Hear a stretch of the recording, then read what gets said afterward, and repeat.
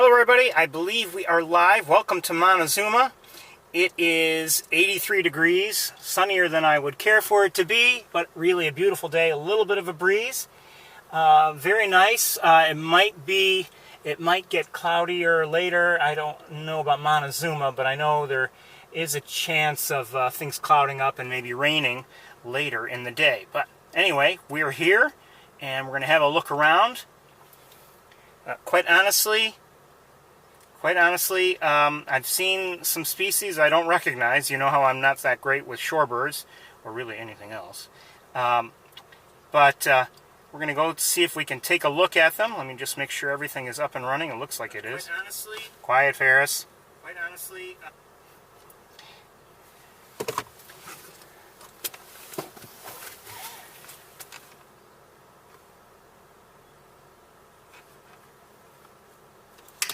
Oops, hold on.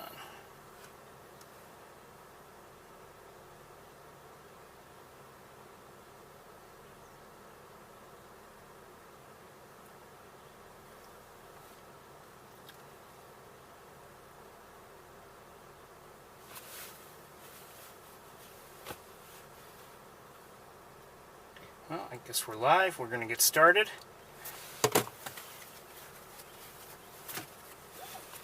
So, as I said, welcome to Montezuma. Let's see if we can have a look around.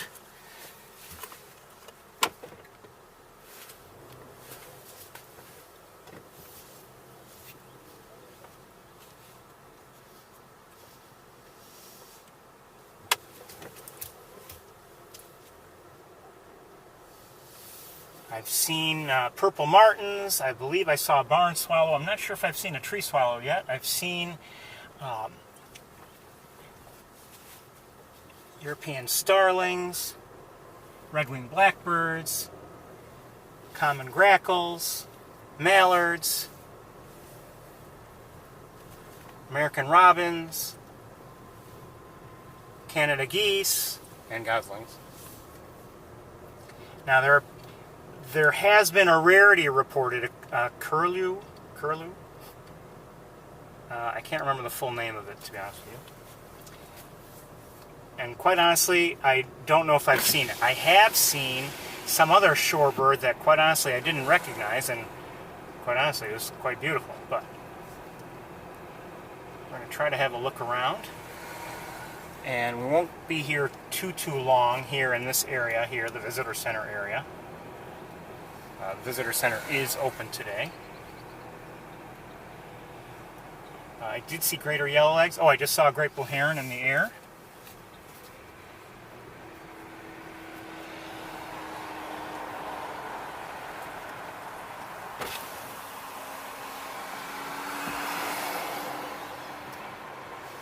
That breeze feels good. It's quite warm here in the car. Oh, I think I did hear, I just heard a song sparrow.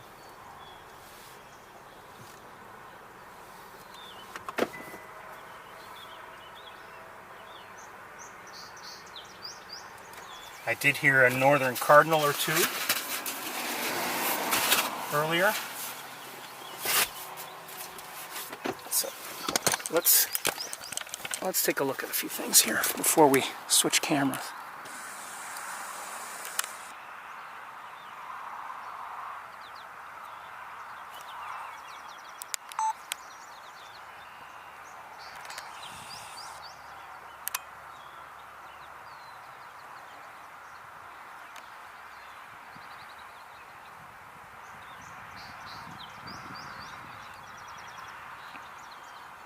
I did see dunlins earlier. I'm not sure if these smaller these smaller shorebirds are like maybe least sandpipers. I'm not sure.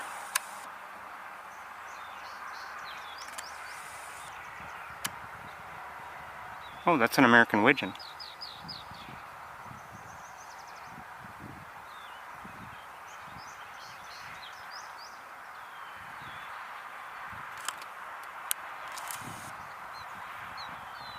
I did see killdeer earlier. I saw some plovers. I'm not sure what they were. We'll see if we can find out together.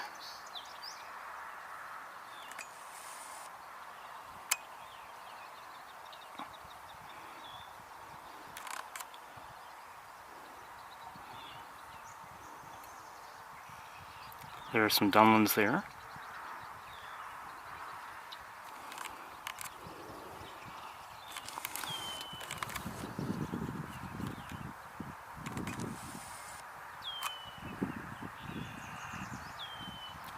I think I just heard a yellow warbler.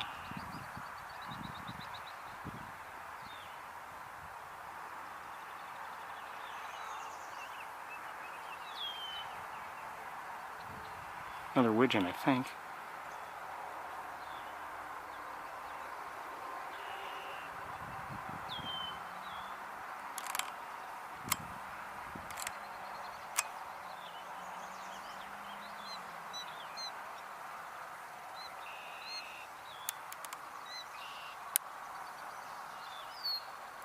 So there are a few widgeons around them. Oh, and those are, I see a green-winged teal. I'm not sure who this is with the very light breast.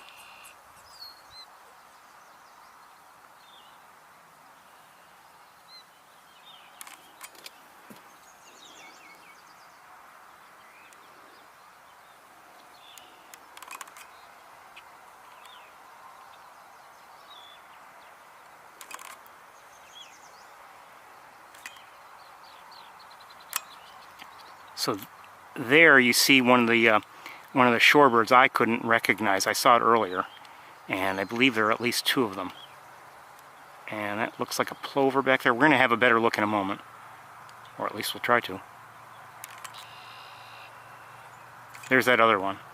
Okay, let's let me get my bearings here, and we'll switch cameras. We may need to move a little bit too.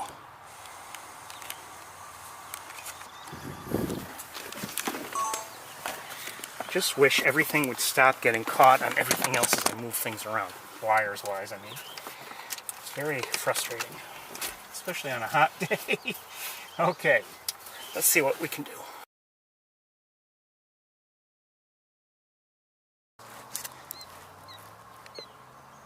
You're hearing a killdeer.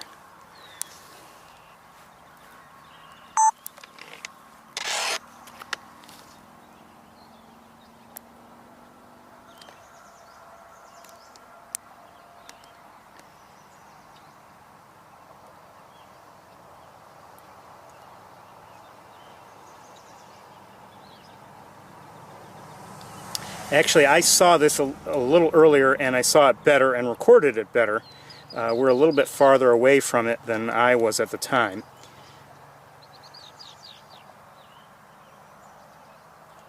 I think we should move and maybe improve our view. Let's try that. Oh wait, hold on one second.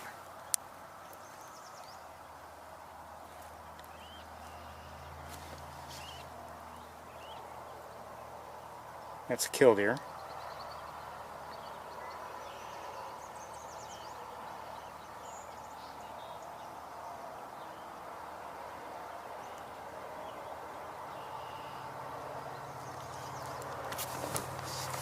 And near it, I'm not sure if these are least sandpipers or not. There's the killdeer again. You can see how small they are. The killdeer is roughly the size of a robin, and they're that much smaller, so they're small sandpipers, or small shorebirds, I should say. Well, they are sandpipers. Anyway, let's take a quick look at the... Just heard that yellow warbler again.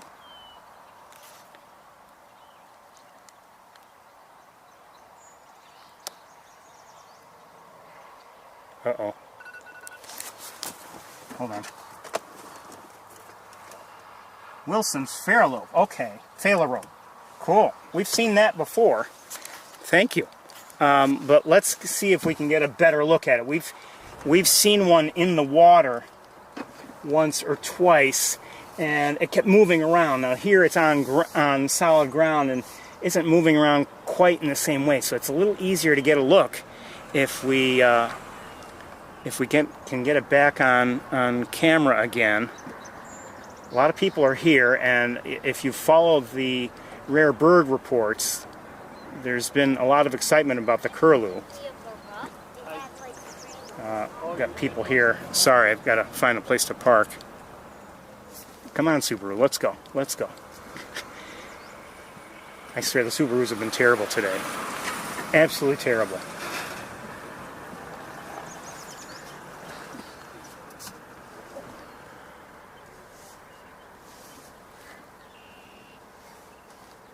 Hold on one second.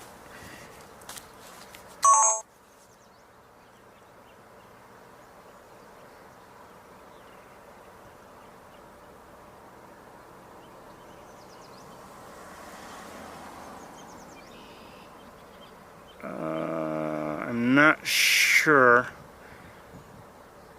where the failer rope was. Oh yeah, I see it. Hold on. Okay, let's try again. I think the failer rope is just a gorgeous bird.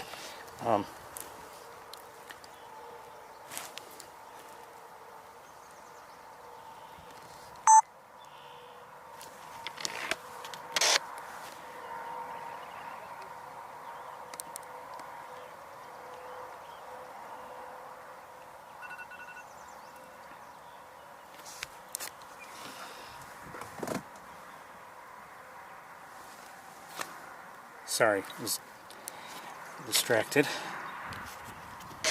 Okay, so we see this one here. I believe there are two of them. And this one of them, oh there's the other one.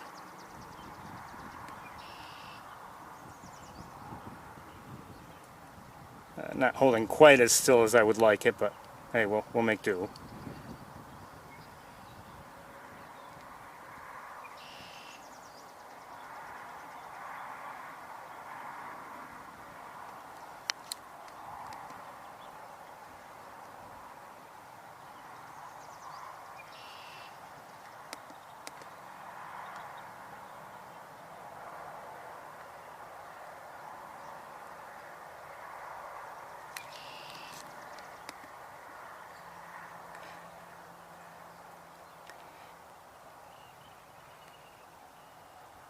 Now these, that was a greater yellow eggs on the back, I believe now. This is a plover of some sort. If I had to guess, semi-palmated, but I'm not sure. And there's a dunlin there in the foreground.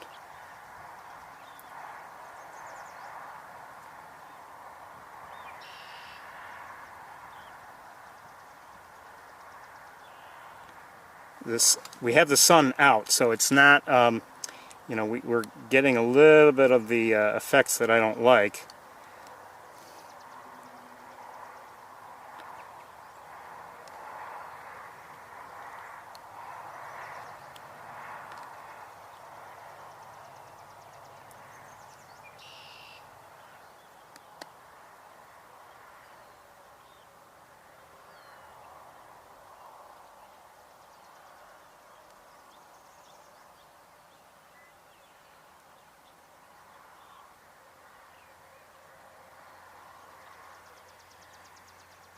That's a killdeer. Notice how, at least from a distance, if you don't get a good look, that might look like a plover. It is not.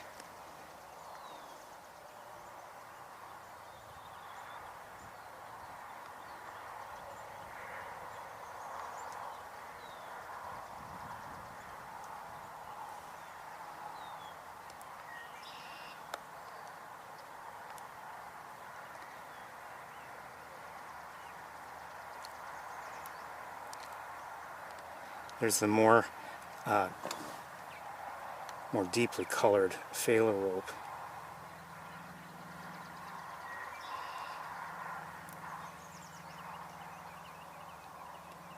I believe I'm hearing, I don't know if that was greater yellow legs or lesser, sounding an alarm or something.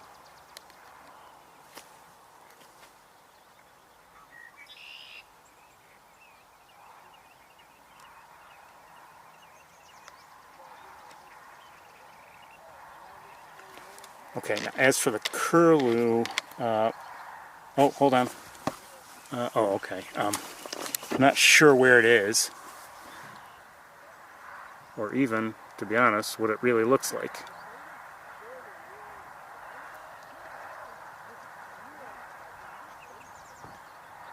Just looking around with binoculars a bit. Oh, we do have shovelers here with us as well. northern shovelers. Green-winged teal also, mallard. Great blue heron coming through, just so you know, in flight.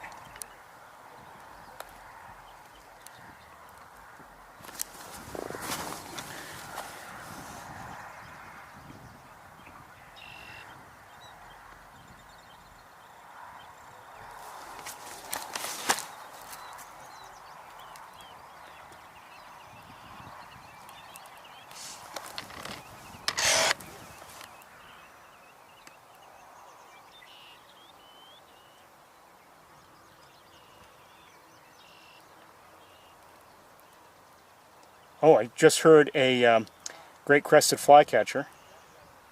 Sounded like it was behind us.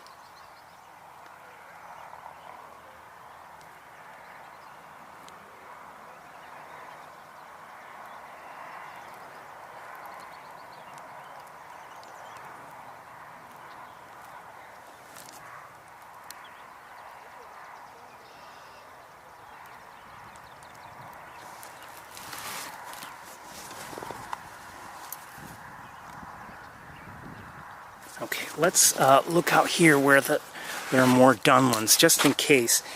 Many of the reports had said that, you know, it was with the Dunlins, and oh, hold on, the Canada geese are on the move a little bit.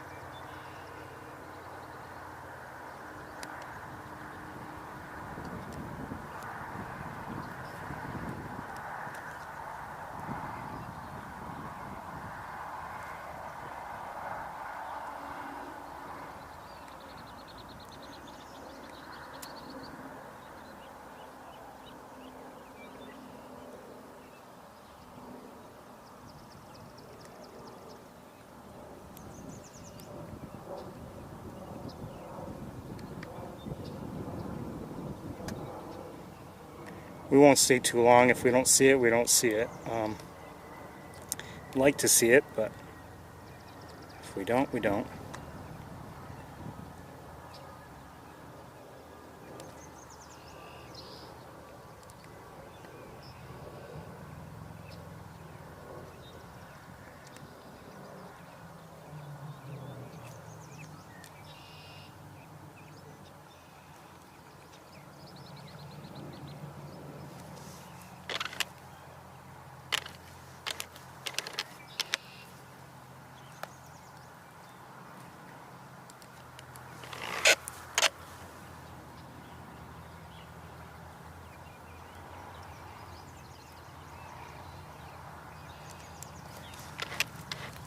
Okay, let me just look around with binoculars a bit. Well, we're looking at something anyway.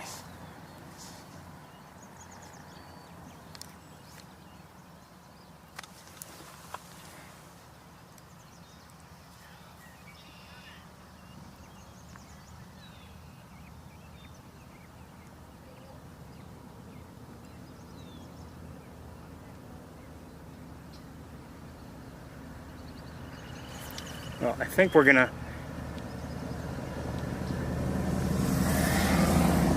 head towards Wildlife Drive.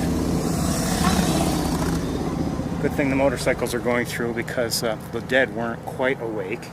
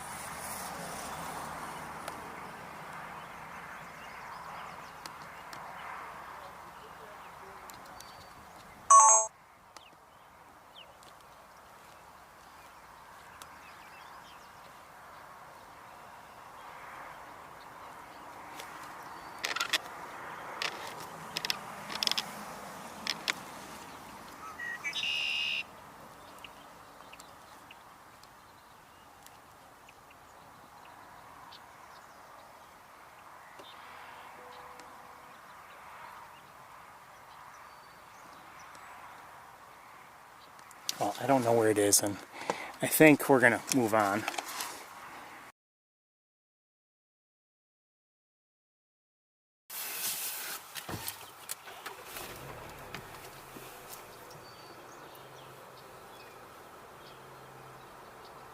One second here. Yeah, what people had seen was a Curlew sandpiper, and I have not seen it. I don't know where it is. I did not turn the music on. Did not turn it on, and that's really annoying. But anyway, hold on.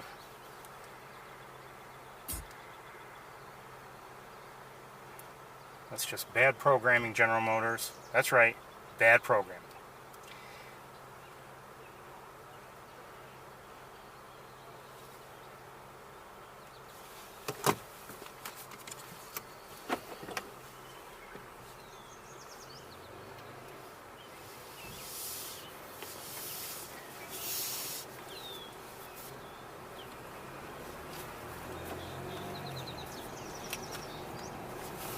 Quite honestly, I mean, I like the Curlew sandpiper just fine. I've never seen one, and I wouldn't mind seeing one, but I think the phalaropes were more beautiful. At least they had a more elaborate color scheme. I just saw a tree swallow, and I see a cowbird.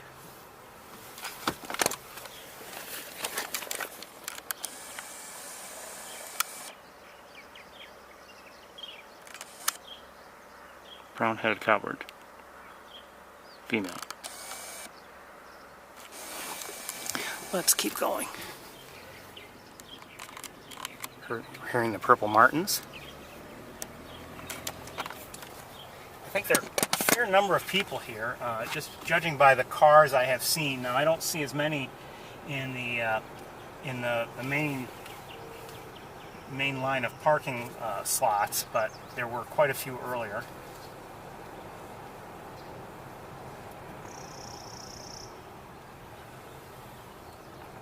Is that a chipping sparrow we just heard? Maybe.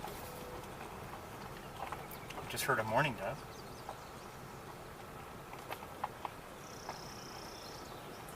And I believe warbling vireo.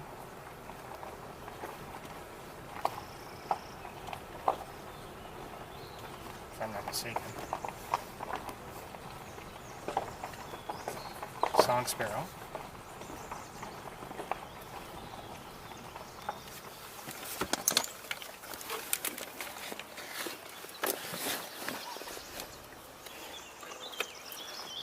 I swear.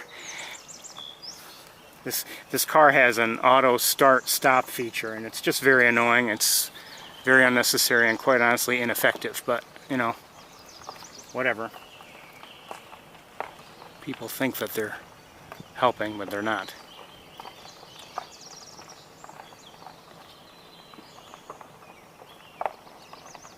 The auto start or whatever, that's supposed to save fuel. It doesn't.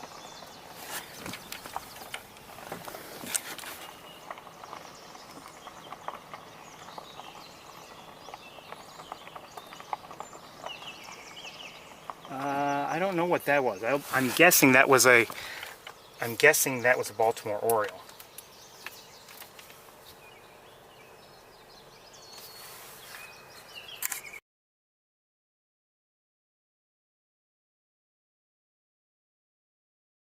Sorry about that.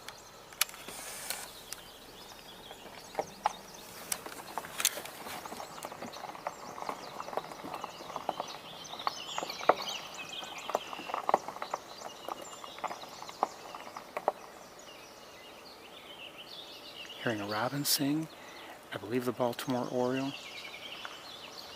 Might be hearing American redstart, I'm not sure. I saw one last night, it was beautiful. Didn't have a camera with me.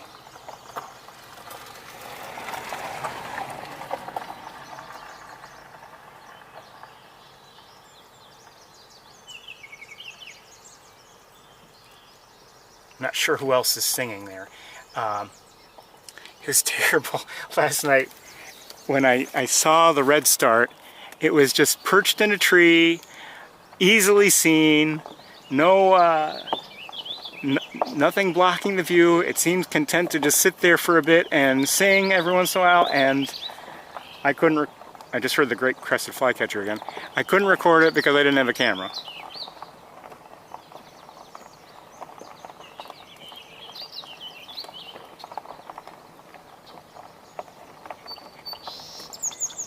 That's a song sparrow.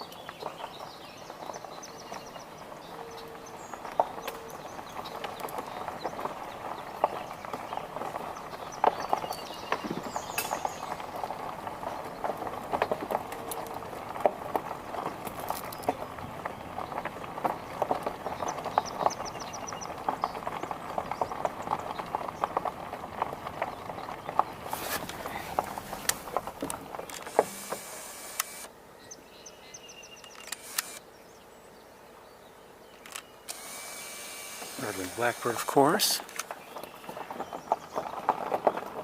Just heard yellow warbler.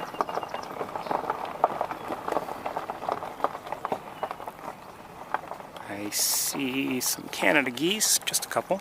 I don't know if they have any goslings with them. I don't believe so.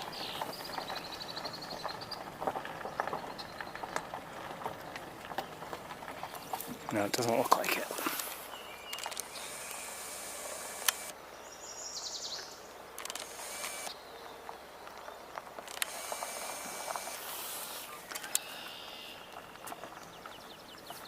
So often with an American redstart, you know, it keeps moving around, it's hard to see, so, you know, the fact that that one was stationary and singing, just heard a northern flicker.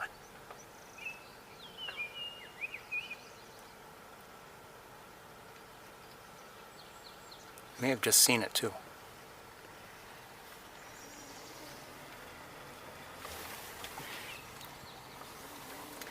The ibises have been around also. You know, last week we saw 4, and people have reported as many as 7.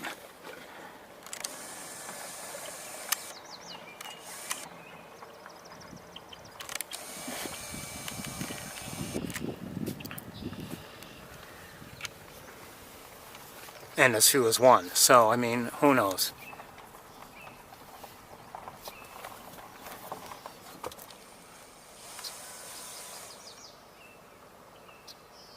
I think I just heard American redstart again. That sounded like an American redstart. Not sure where it would be, but I doubt it was close to the road.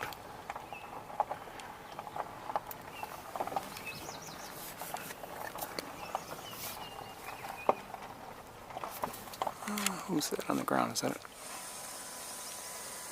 Okay.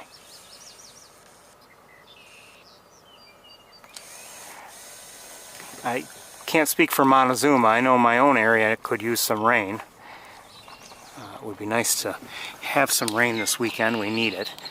We've had beautiful weather all week long, but you know, that dries things out and we don't want that to happen.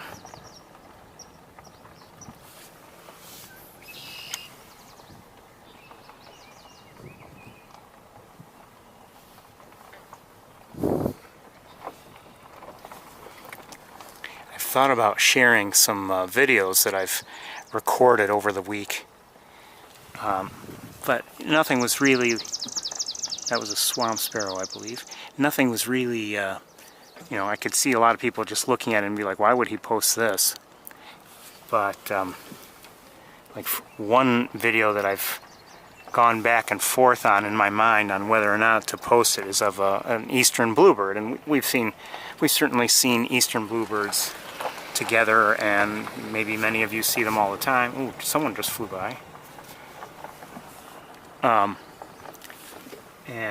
I have to tell you, it was a video I recorded late in the day during the week, and you know, the lighting was not ideal. Well, at least I didn't think so. But I'll tell you, it was the blue of that bluebird was just gorgeous, and just came out so nicely. And it eventually moved to another branch, and the camera treated things differently and wasn't as good. But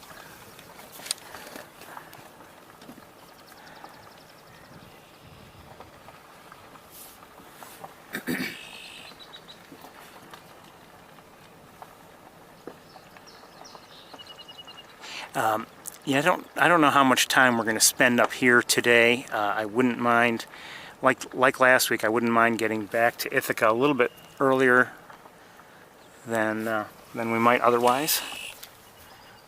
So it's going to be, I'm guessing, primarily Wildlife Drive, and I don't know if we'll go too many other places up here. We might look around a bit, but yellow warbler.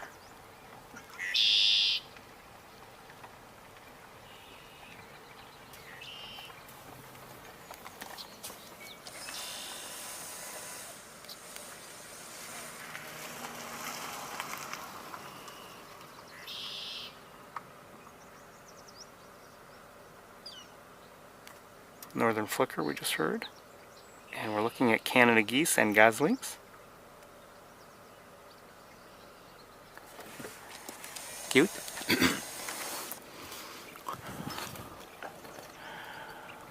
I haven't seen, you know, maybe I haven't been looking, but I have not seen any raptors whatsoever.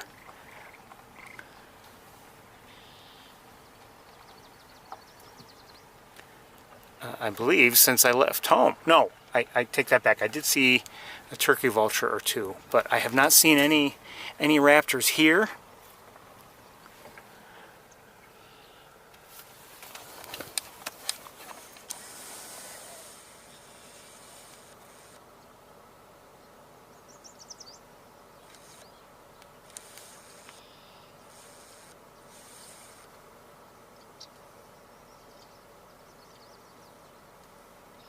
I would show you, might spend more time on them, but we've got heat, shimmer, and everything, so we're going to keep moving.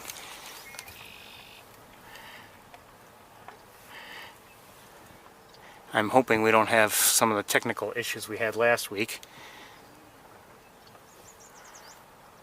but we'll see. Hold on, I want to look at something with binoculars.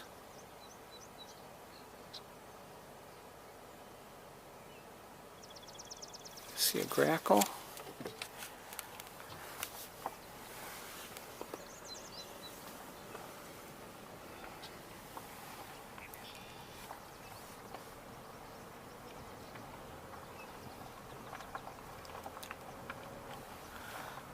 Now, I don't believe, I mean, unless I really see a benefit in doing so, I don't believe I'll be getting out of the car here on Wildlife Drive today. Again, if I see a real benefit in doing so, I will, sure, but I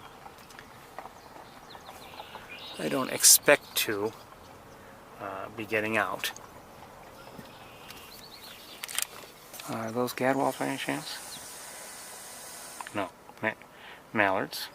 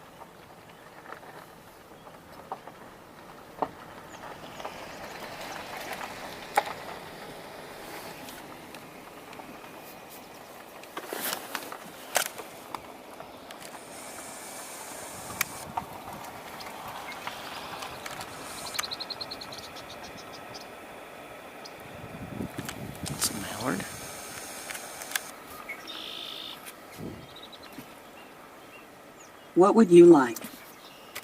Okay. Speech session canceled. My car has some glitches. Or something.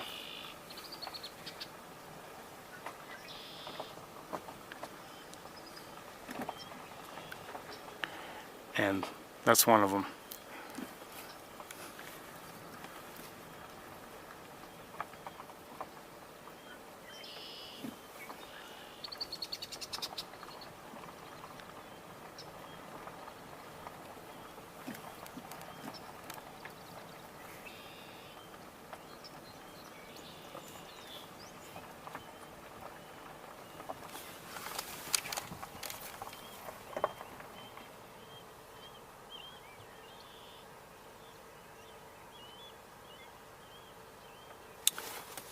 I'm not sure what I'm hearing. It sounds like, I don't know. It sounds like someone food begging, but oh, I think it's an osprey. And probably, well, I don't know.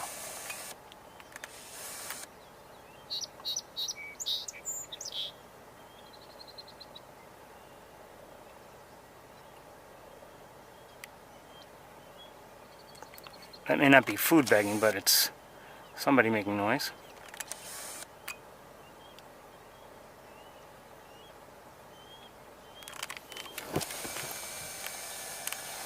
Hold on.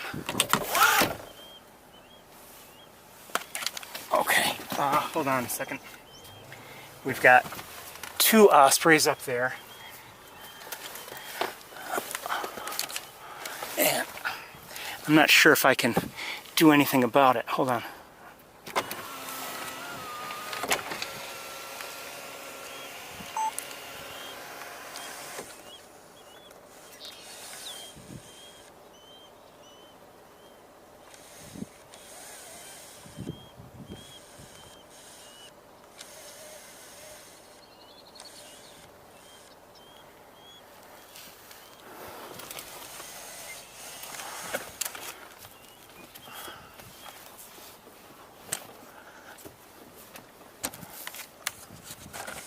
I can't see them.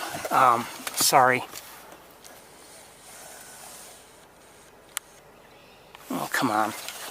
Autofocus.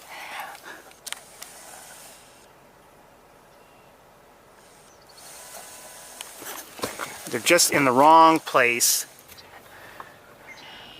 for me to see them. Oh, that's a turkey vulture closer by. Okay.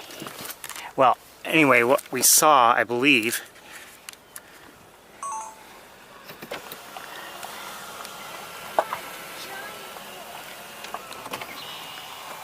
we saw a just a courtship display on the by the ospreys.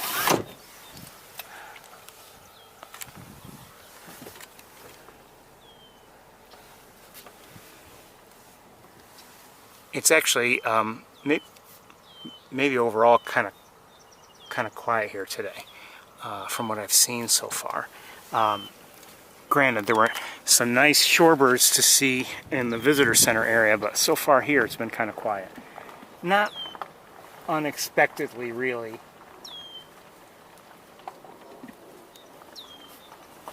If you think about it.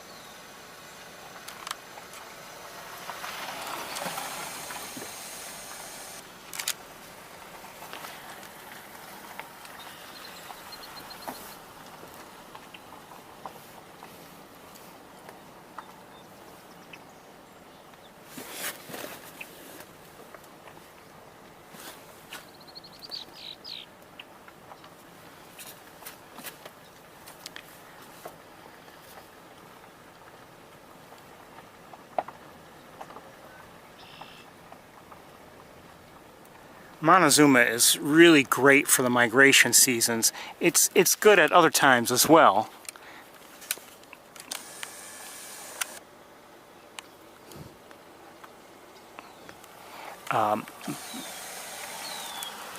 But the migration seasons, I mean, overall, that's when you're going to see, you know, some of the best sightings you might have. But certainly, we've over the years seen good things once migration's over, and migration's not really over. You know, we're at a different stage of it now.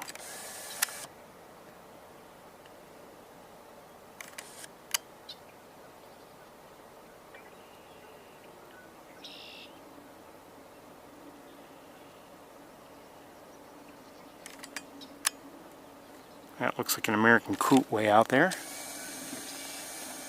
Have some more Canada geese here on this side.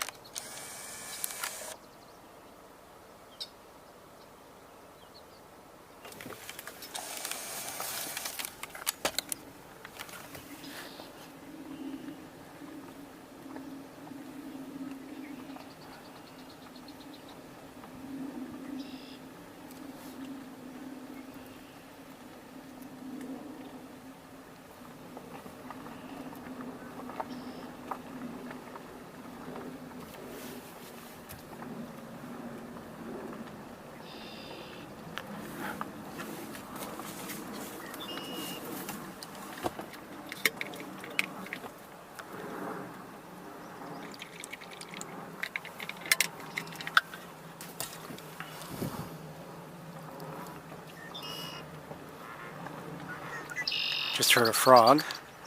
Sounded like a bullfrog.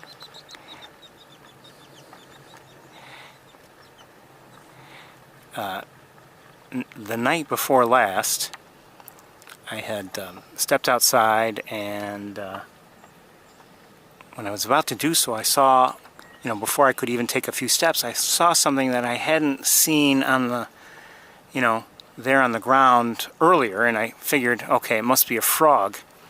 And it was. And then as I continued out, there's a great blue heron. As I continued out, I saw frogs here and there. You know, just guessing something, the conditions, something had them, you know, out and about. Okay. And I saw, like in a, you know, next door, you know, same thing, frogs. Okay. Yesterday morning, the following morning, looking out in my view, I saw, you know, in the water below me, frogs all over the place, including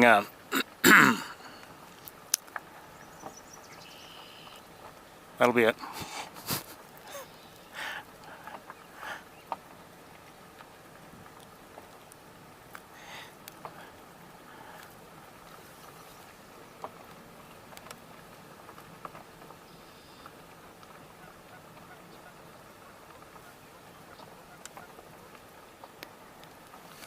So nothing's really catching me in terms of seeing it with the naked eye. Let me look around with the binoculars just a bit.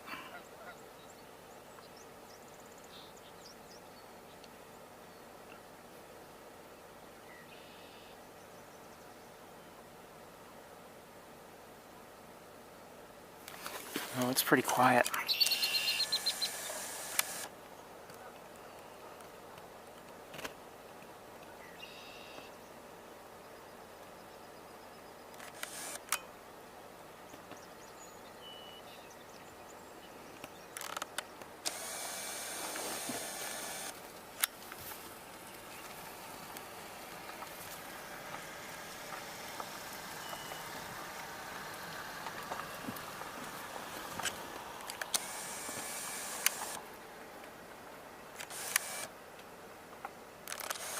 Yeah, it's hot.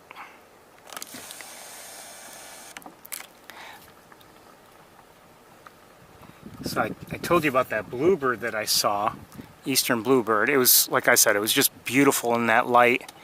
And it was late in the day. It wasn't like late afternoon sunshine. It was just nice. Not perfect in terms of background and everything. I had to move once or twice, and by the time I did, it was only there briefly.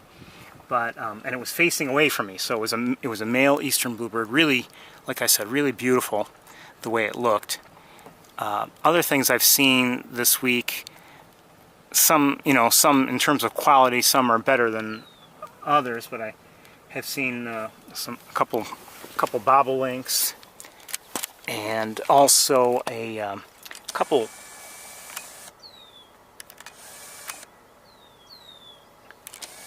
that looked like, I'm not sure what that was, maybe a grackle up there. A couple Baltimore Orioles, were two males, were like right near each other, and they weren't like attacking each other or anything, but they were both like singing occasionally, and they seemed to be interacting in one way or another. I didn't quite understand it. And the other thing I saw, and I deleted this footage, I saw an orchard oriole, something I don't normally get to see, but I happened to catch sight of it.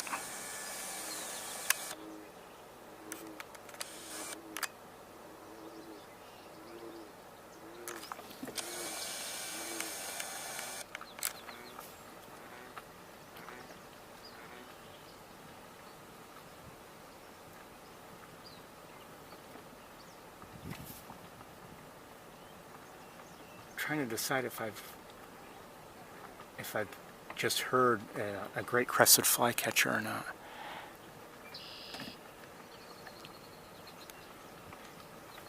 Not sure. So anyway, an orchard oriole is not something I ordinarily get to see. So that was it was nice. And then but again, the quality of my footage, I had hoped it was better than it ended up being, and so I think I deleted it.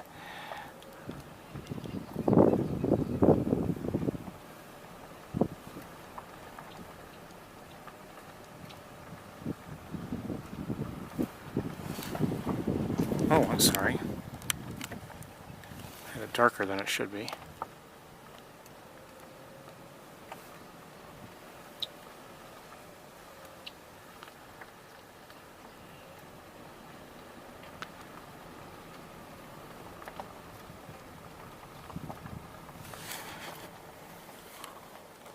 Another great blue heron out here.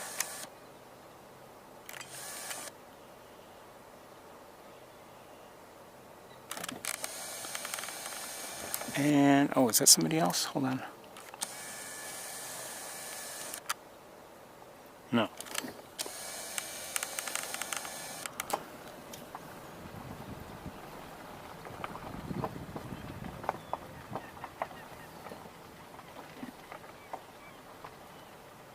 Someone's making noise out there.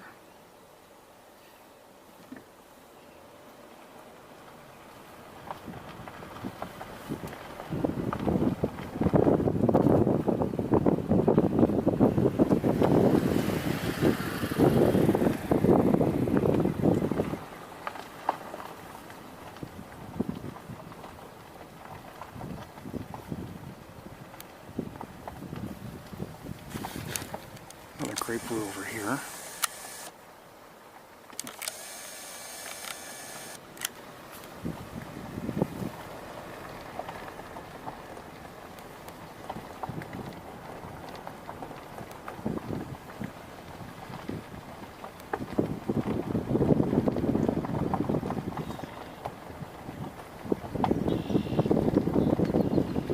I had thought we would see more today than we have so far, but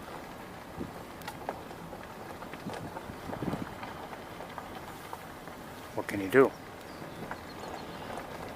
Maybe if I had been here earlier, I don't know.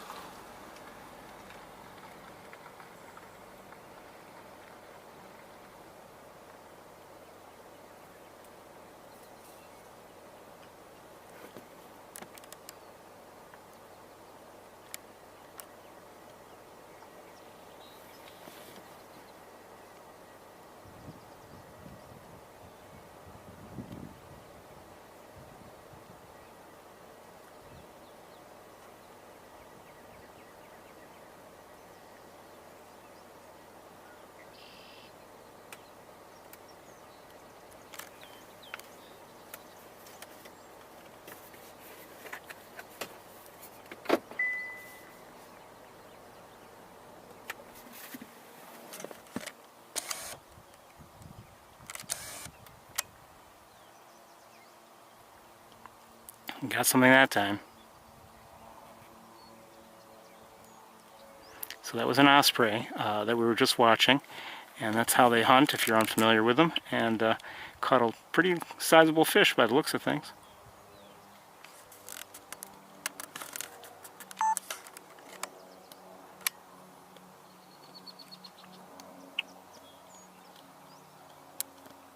Not going to be able to stay with it given where its course.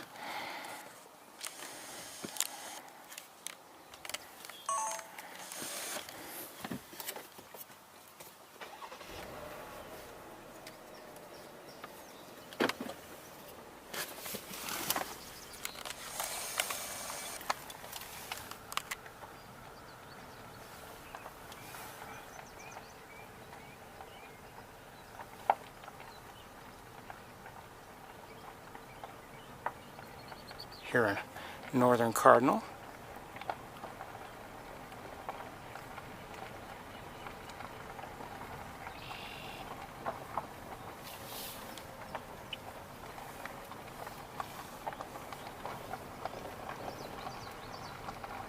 Oh, did I just hear a, I may have just heard a common yellowthroat.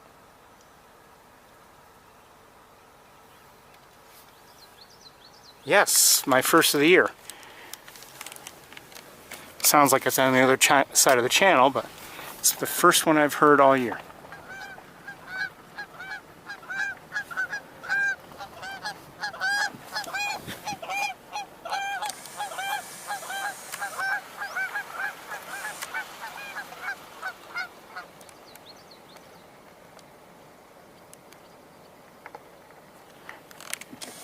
Great blue herons and some Canada geese over there.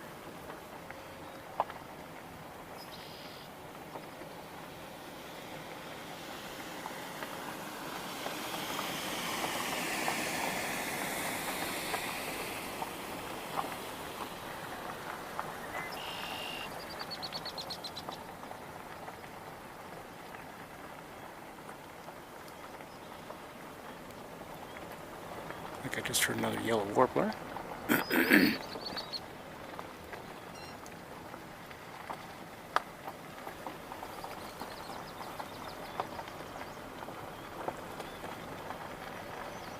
Still reading 83 degrees. It's warm.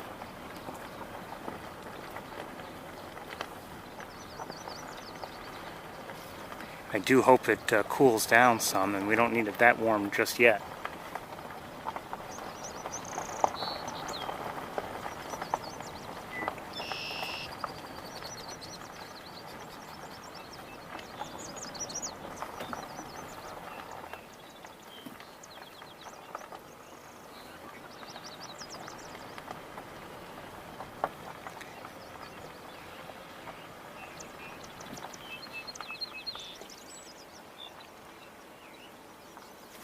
Sounds like a robin, but sounds a little bit hoarse.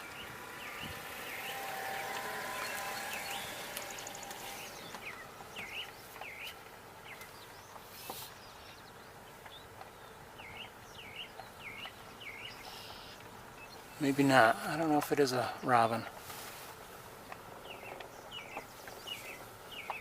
Oh, maybe.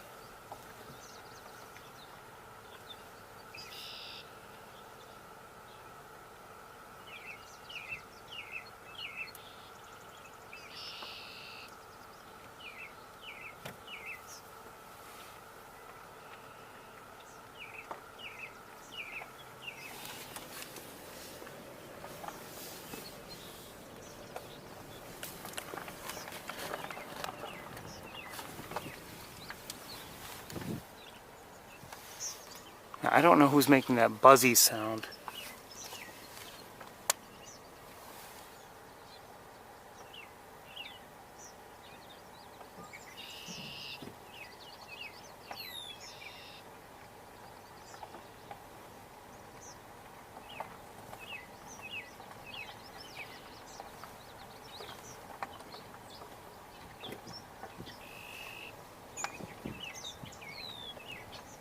Oh, I think I hear a catbird.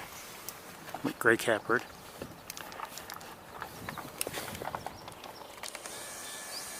Just heard a song sparrow.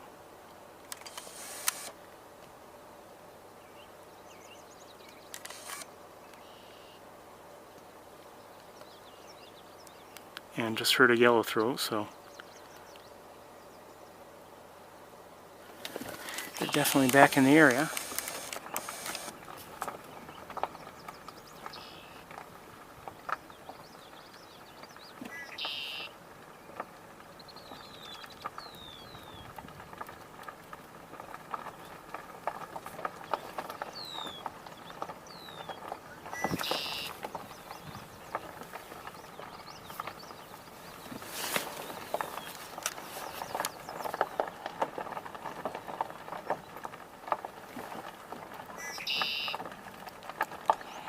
For me, the night I probably have more to do than any other night is the night before the tour, whenever the tour is. And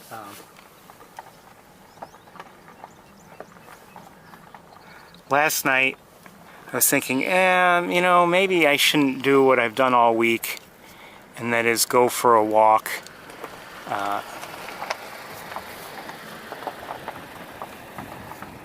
You know, maybe I don't have the time for that.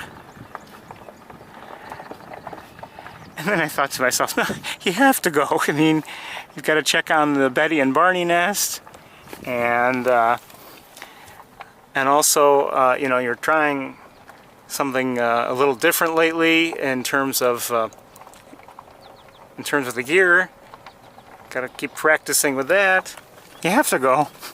So I did. Just a short walk, and maybe it was shorter, but not short.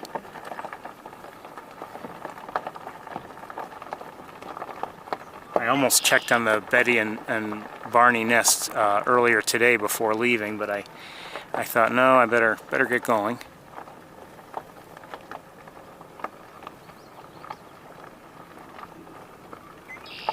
The common yellowthroat, or wickety. I mean, that's the sound we've been hearing on occasion today, since we. There it goes again. Boy, things have dried up here quite a bit. I don't know if you can tell, but they certainly have. There's a lot less water here now. So I bet they need rain up here as well.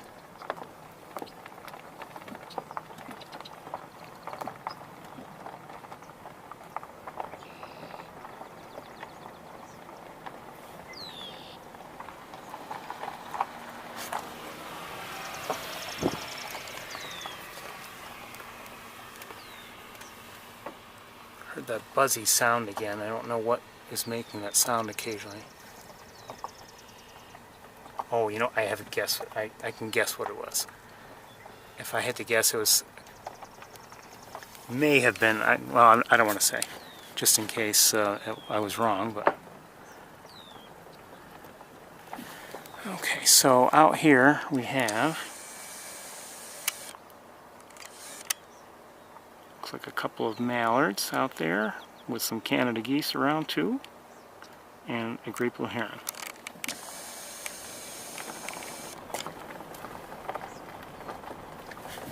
Did you hear that? I wonder, is that by any chance a kingbird? It might be. And I may have just seen one.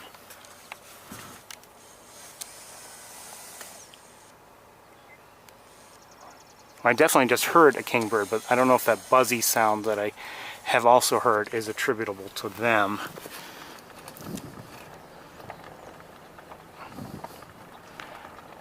I'm guessing it is.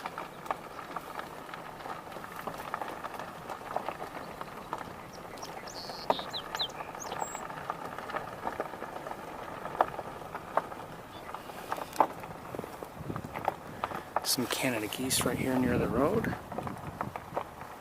No goslings that oh, there are goslings. Well done. Good job. I don't want to bother them. I've been, when going to the Betty and Barney nest, and for those who don't know, they are red-tailed hawks that live near me. When I've been visiting their nests, you have to be mindful of, what bothers or doesn't bother a bird you're trying to observe. And I just am concerned that they may not be, you know, they're not as accustomed to human beings, and certainly not human beings looking up at their nest like, you know, Big Red and Arthur might be. So, you know, Big Red and Arthur are the hawks that live on the Cornell campus with people walking by all the time.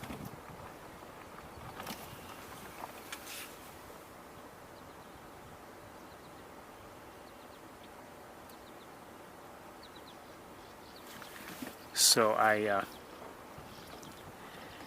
try to be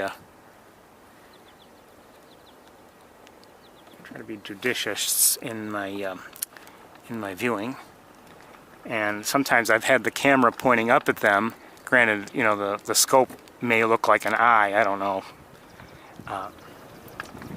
but I'll have the camera pointed up at them, and I will be like, I'll be looking away, pretending.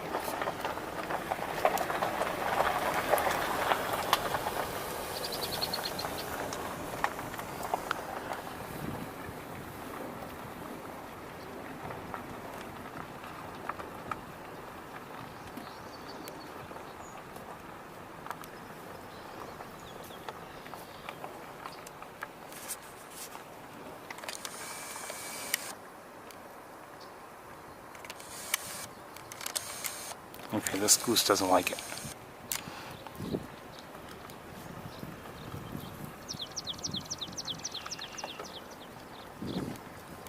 More goslings here and there, but I don't want to hang around. Oh, hold on.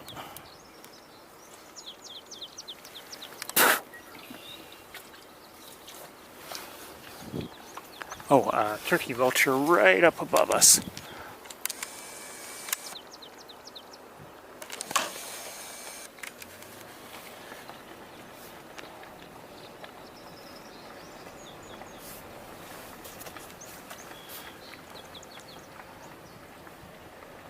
And some shorebirds are flying in the area. Hold on.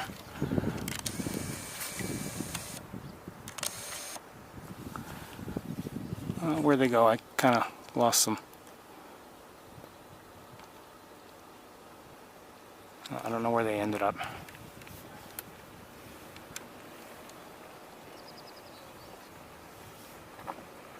So this is, I don't know if they're draining anything deliberately or if it's just running low on water, but this is drying up quite a bit. And they drained things last year, but again, I don't know if they're draining this year. They may have posted whatever they have decided to drain, if they're draining anything at all.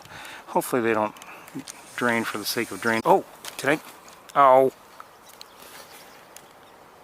Oh, come on. Something was just on the reeds. I don't know what it was, but we probably have a common yellowthroat nearby. And I believe I may be hearing American goldfinch as well.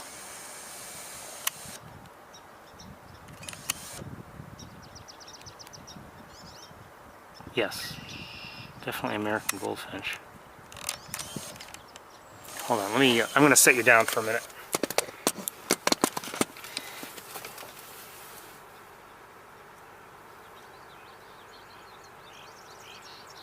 And I'm hearing again great crested flycatcher, but sounds like it's over on the other side of the pond.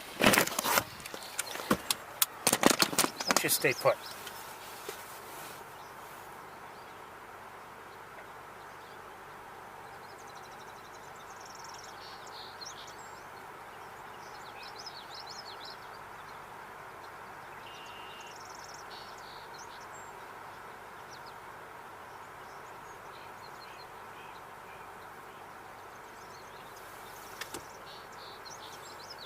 Well, I'm hearing birds, but I'm not seeing them.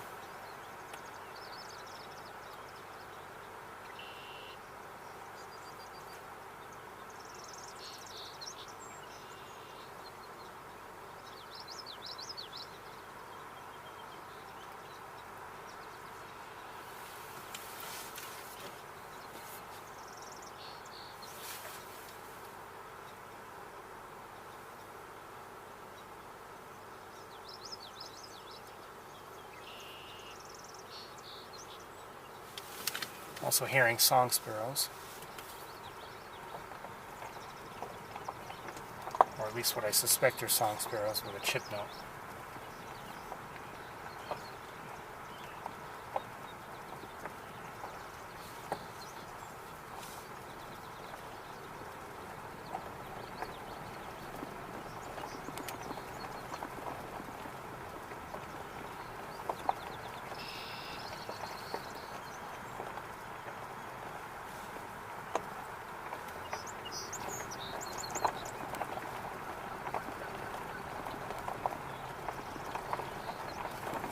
So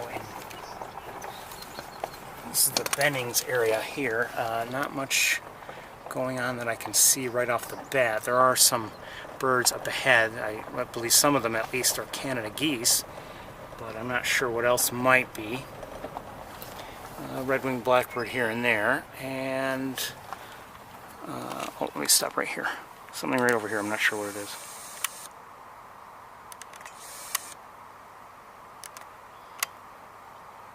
That is a ring-necked duck, all by itself. I hope it's okay.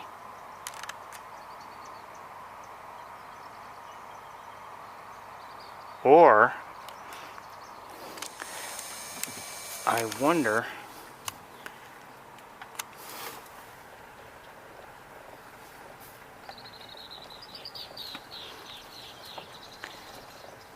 I don't know much about the mating habits of ring-necked ducks, but I wonder if by any chance it has a mate that is on a nest.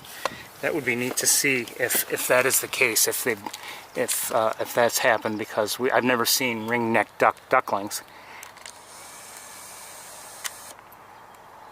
So that is a male ring-necked duck.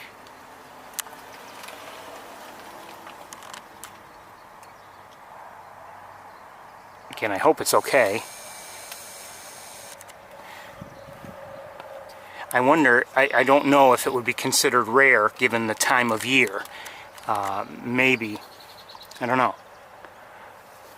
Probably at least uncommon, if I had to guess, for this area for this time of year. Again, that's just pure guess on my part, but I don't know. And there could be more nearby. I don't know. That's the only one I've seen to this point. That breeze feels good.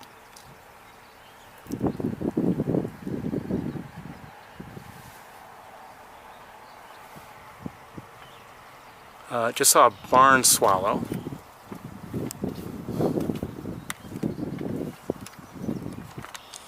Some Canada geese out here, like I had said.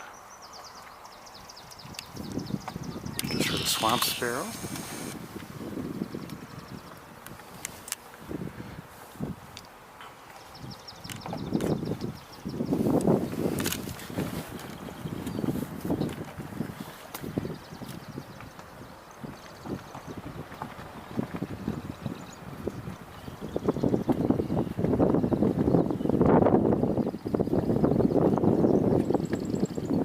Oh, just for the marsh wren.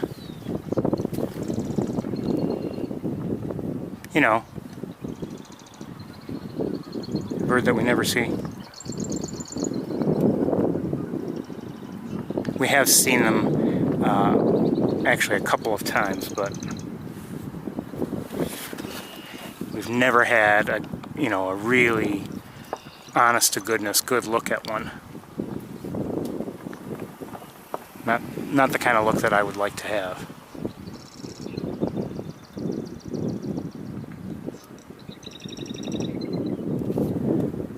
Not sure where, if it's on this side of the water or the other side.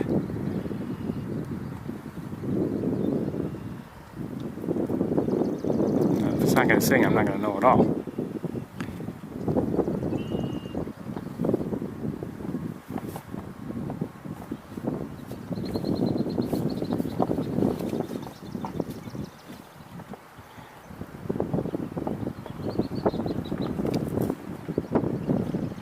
But we heard marsh wrens in this stretch last week, and you know, haven't really heard much from them yet. Certainly not at the beginning of Wildlife Drive like we normally would. So, and I wonder why. I think we'd start hearing them there too.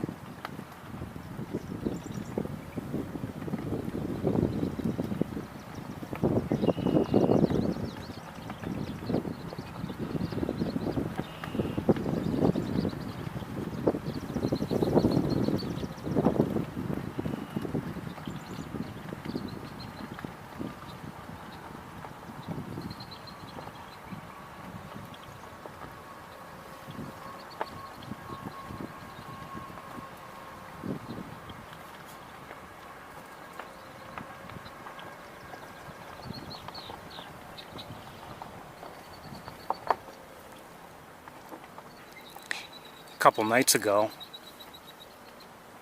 you know, I was taking my evening bird watching walk, and I was nearly done. I was actually on my way back, but I had stopped one more time, and you know, one of my neighbors approached me. And I have to admit, I don't know him well, and he just started inquiring about things, and he might take an interest in bird watching. And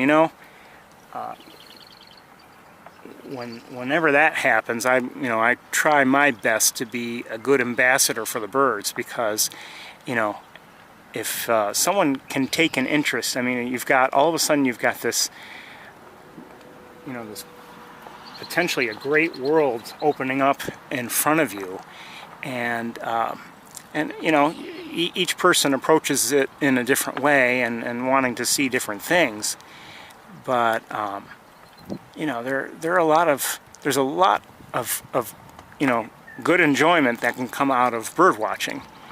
And I would encourage anybody to, you don't want to force it on people, but like if you think someone might have an interest,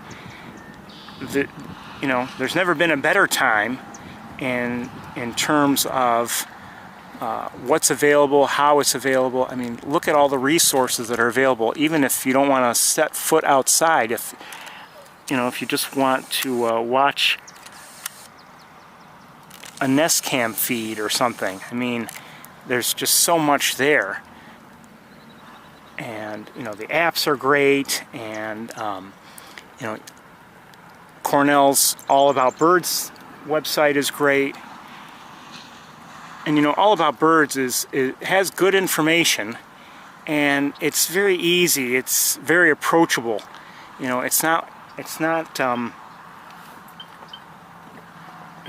clearly not a scientific journal. It's something meant for people to easily read and understand. And it may not provide every answer for every bird, every answer to every question, but it has such good information in it, and even if it doesn't answer your questions, it can at least have you start thinking about, okay, what other questions could I ask or should I ask, and you can look for them online elsewhere, but anyway, like I said, if anyone has an interest, by all means encourage them.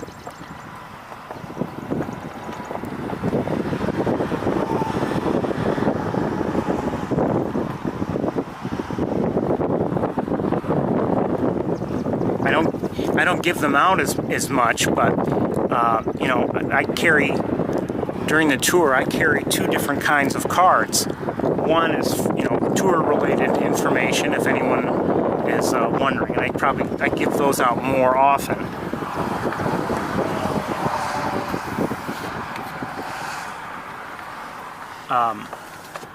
And simply because that's, someone wants to see exactly what I am seeing, that's the best way to share it sometimes.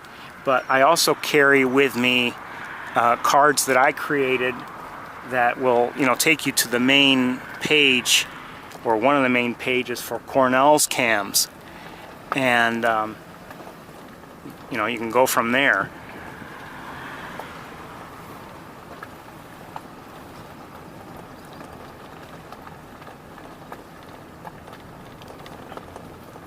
think I'd probably give those out more often when, you know, of course the only area where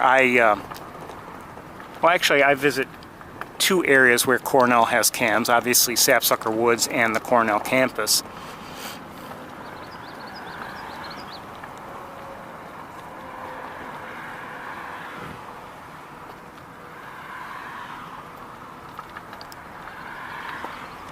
Now, you know, they don't have the pond cam anymore, and they don't have the great blue heron cam anymore. I don't know if they're going to get rid of the pond cam, and they just haven't come around to fixing it. I have no idea, but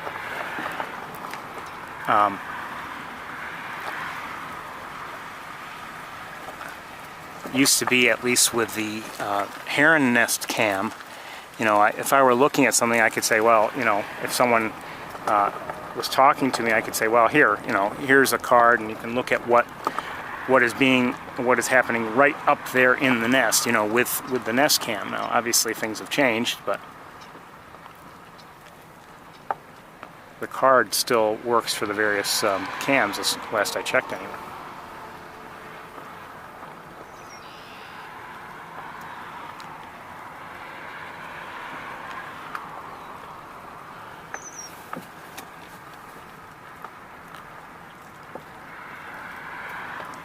I'm going to have to open up one of the windows on the other side. It's just too hot.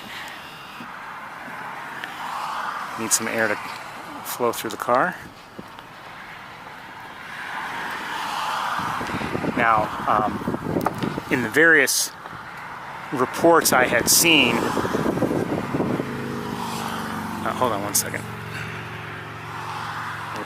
In the various reports I had seen, people were saying the ibises were in this area. Some were, at least, but I had seen two different things. You know, some you know, well, various different locations, including the stretches we've already passed through. You know, where we had seen them last week, and also in this stretch here, especially as we get closer to the eagle statue. We're getting there.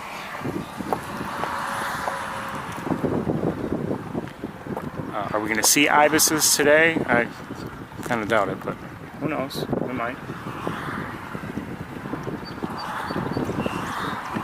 Will the lighting be good? That I don't know.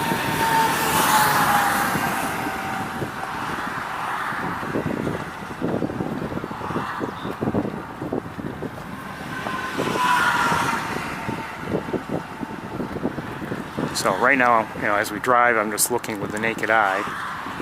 Nothing is standing out.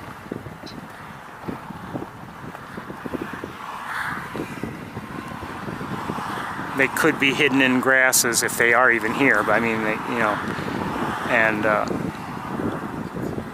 could be very easy to miss them.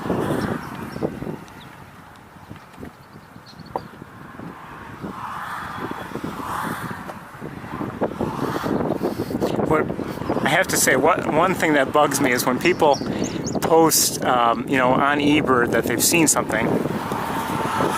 And it's wonderful that they do that, but then they say, like in their comments, they'll say photos, and then there's no photo.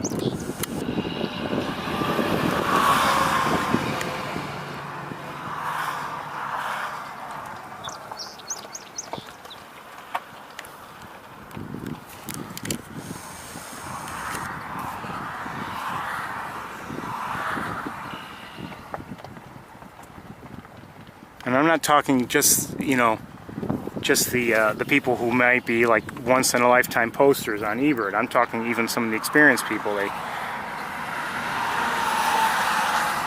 Maybe they just mean to post later, but you know, when the alert comes through, there are no photos.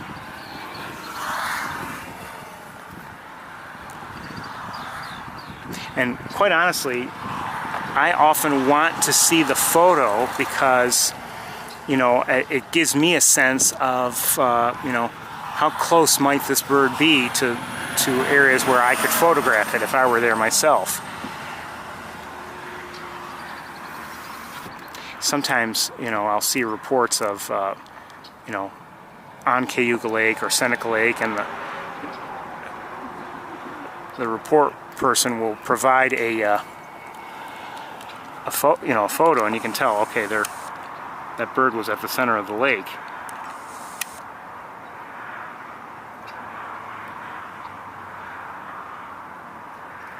Ooh, that's a mink. That was not a muskrat, that was a mink. Uh-oh.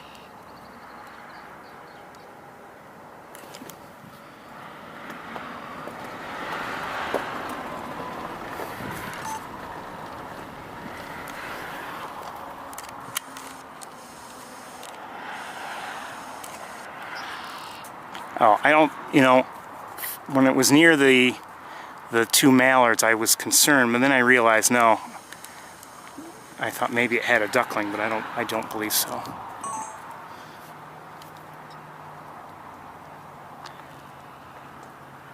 What it does have now, without any doubt, is cover where I can't see it. Oh, there it is.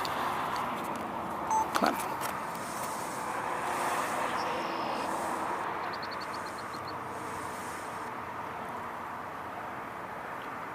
Oh, wait a minute.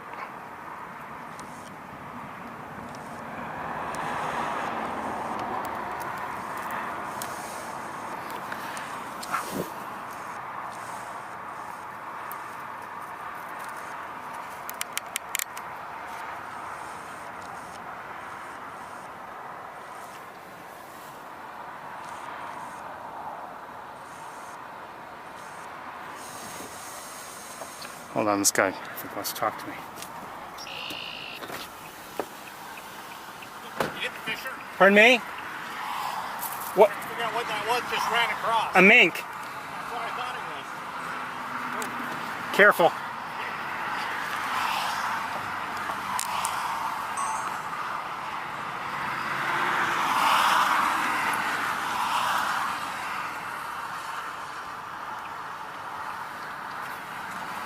Okay, because of that guy, I lost sight of it.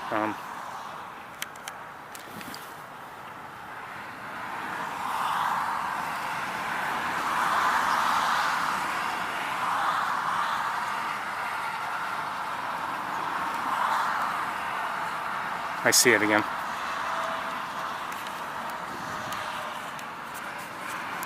I saw it again. I don't see it now. Oh, there it is. It's not convenient.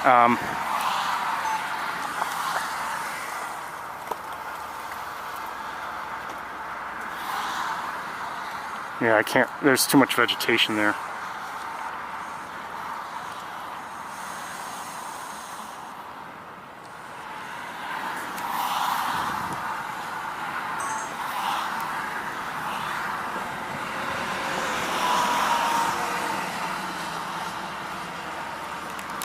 I don't know what it had. I didn't get a good look at it. Maybe if I look at it, we did have whatever it was on camera briefly, and maybe a slowed down, enhanced look at it might reveal what it was, but I don't know. Then again, if it's been moving it along, it may have accumulated some mud on it or something, so it may be next to impossible to determine what it was, but I don't know. Maybe a rodent? I really don't know.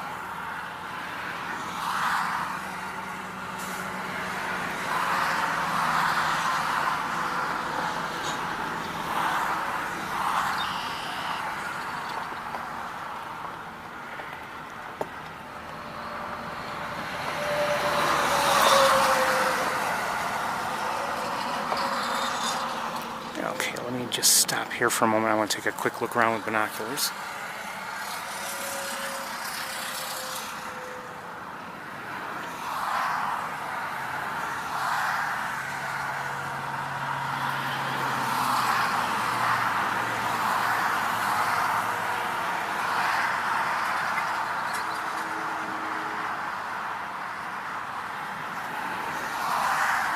See some gadwalls.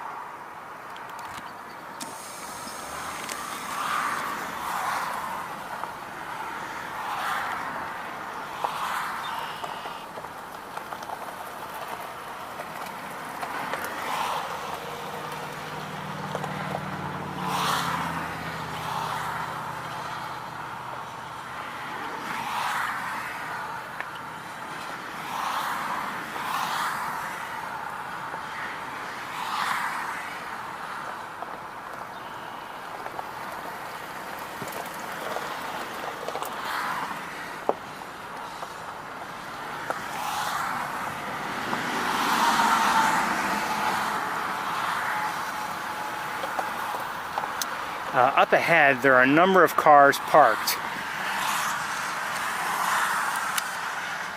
They're not parked there, they're parked up ahead, so I wonder if the ibises are visible up there. I wouldn't be surprised.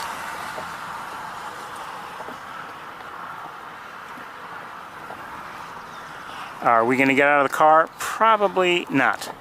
Maybe. Probably not. Like I said, I'm concerned about time.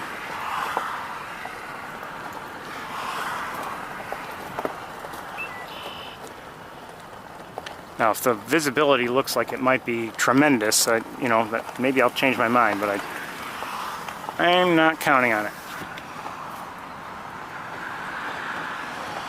And you know, well, some cars are parked, some are moving on ahead. I don't know.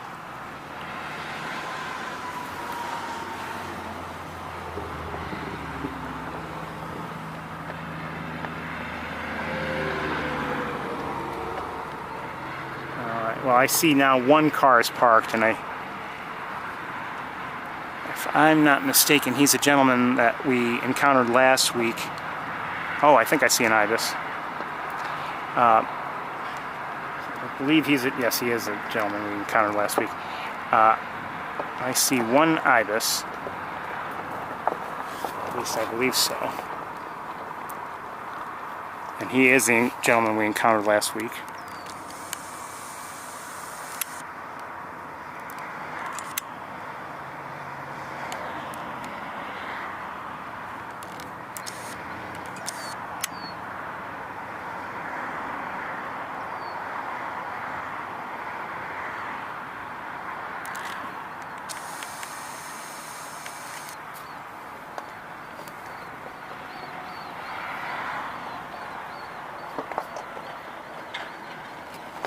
Hello. I think I might be hearing a killdeer as well. We're going to take a quick look as best we can. Is it just one ibis? I believe so.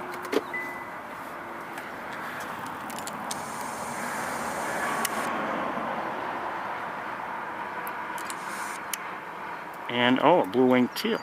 Is there anybody else nearby? A blackbird in the back. So, okay, let's quickly take a look, and then we're going to move on.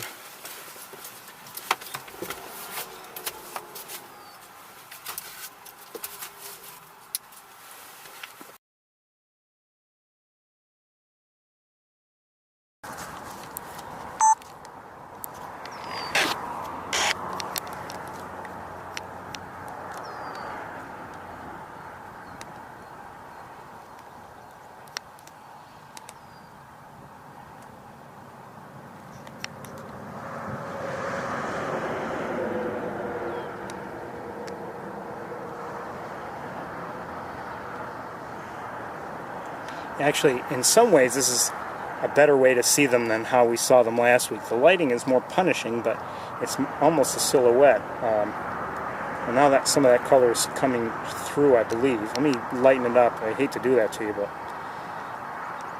it might help give you a better sense of that iridescence. So this is a glossy ibis, and it's you know, from here it looks like just a dark, almost black bird, but you can see that it's got a lot of, you know, to the naked eye I should say, but it's got a lot of color if you actually look more closely. But unfortunately it's backlit, so I'm having a hard time showing you exactly, you know, how beautiful this bird can be.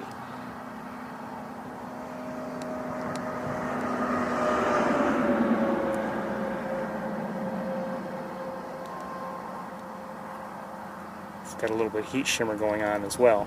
So we're going to move on very shortly, but it's still nice to see the glossy ibis. They're considered rare for the area. And we're going to move on.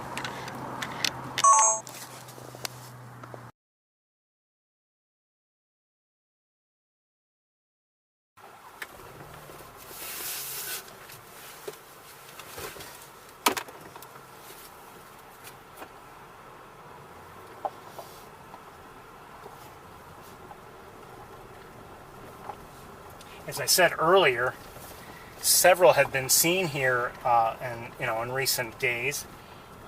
I've seen one or two reports of as many as 7, but I've seen 4, I've seen 1, I've seen 6. Last week we actually ourselves saw 4.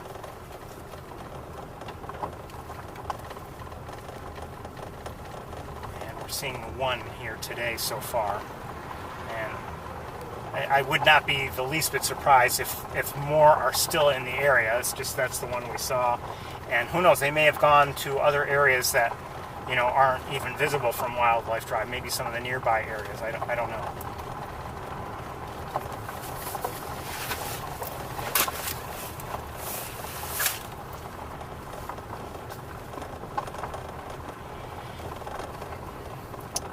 Still reporting 83 degrees. Here in the car it's warmer than that, I can tell you that.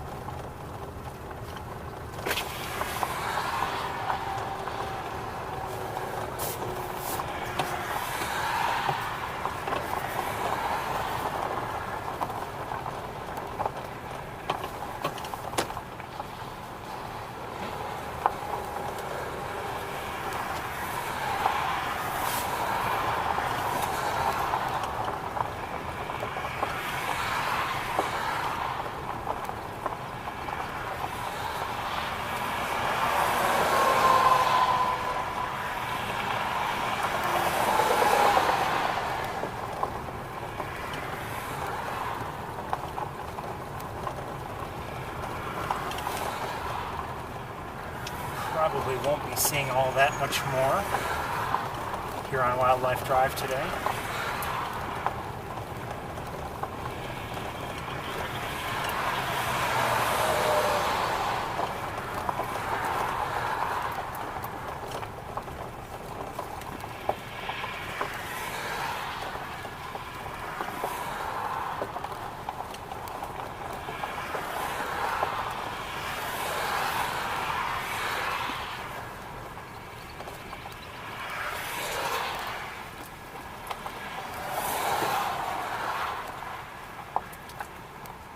Canada geese to our left and some goslings, and well, I can see they don't like me, so we're going to keep moving.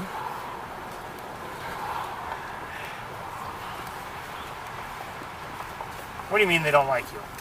Well, I watch, just heard a yellow warbler, I watch Canada geese enough that, I believe, I could be wrong, but I believe I'm able to recognize some of their their gestures and motions that indicate one thing or another. And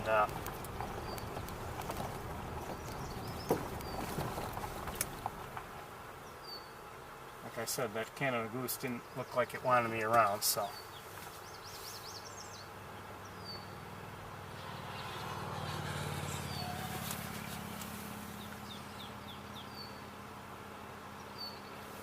See a yellow warbler, maybe we can get it.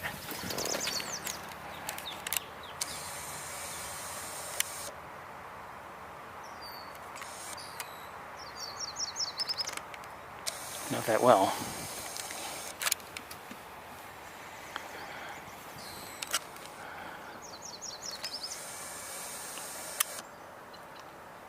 Oh, okay, that's that.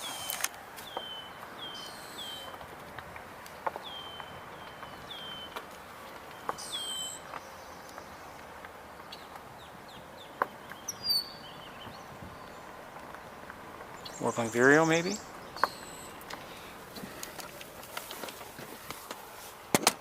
Okay, that is it for Wildlife Drive.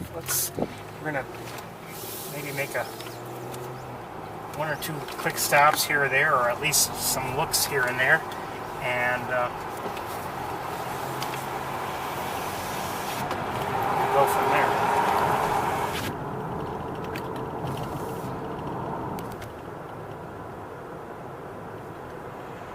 Now, again, another sunny day, and Actually, the area where the heron rookery is, great blue heron rookery is, well, it's still largely free of leaves, but it's distant, and with this kind of sun, I don't think we're going to bother to really try to spend much time looking at it, if any time looking at it.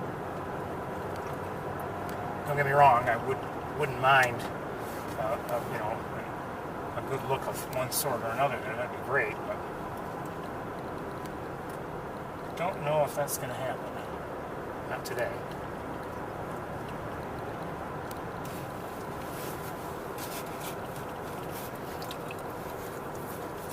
Now, last week I saw some, I'm not seeing anything on, from here anyway, on Maze Point. We'll maybe go back there, but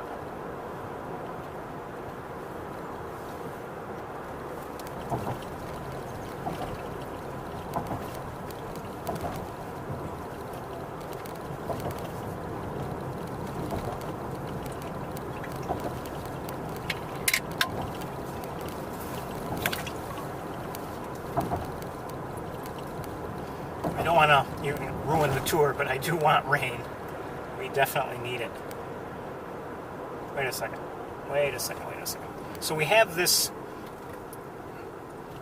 That is new. Okay, we have this. That is brand new. Again, another new nest. Osprey nest. So we have this one that I'm kind of showing to you. We've looked at it in the past a number of occasions, but I see one here now, which I've never seen before.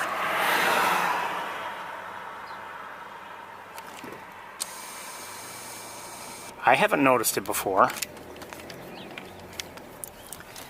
And, you know, I don't know if that other one, no, it looks, hold on, let me look at the other one with binoculars. Yeah, there's somebody up in the other one. So it's not like it's somebody else's is I don't know. Well, anyway, we're going to look at this osprey nest because it, let me guess. Come on, go by me. Go by me. Oh, that's nice.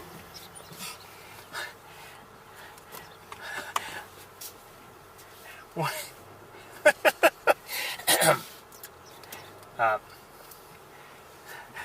So a vehicle's kind of stopped as I pulled over here, and it was like trying to get around me, and although it should have been able to. And as I was watching, the young child, or relatively young person in the passenger seat was picking his nose. All right, let's have a look at this osprey nest.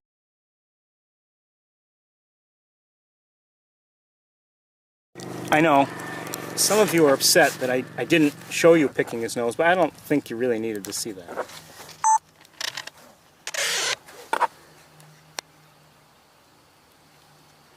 In some ways, this is much better because it's a little closer, I think, and also the lighting is a little different.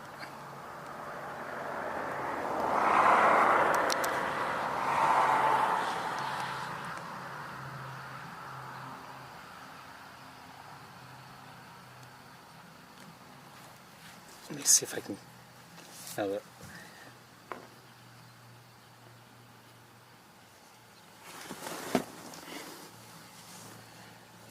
Oops, sorry.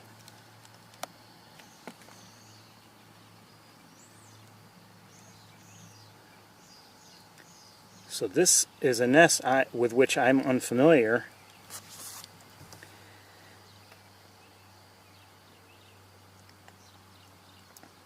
Have not seen this before. We're near East Road.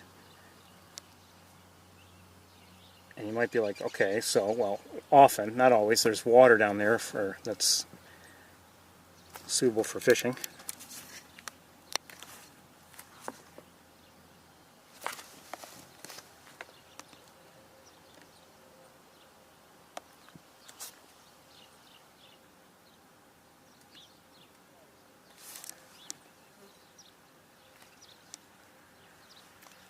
Sorry.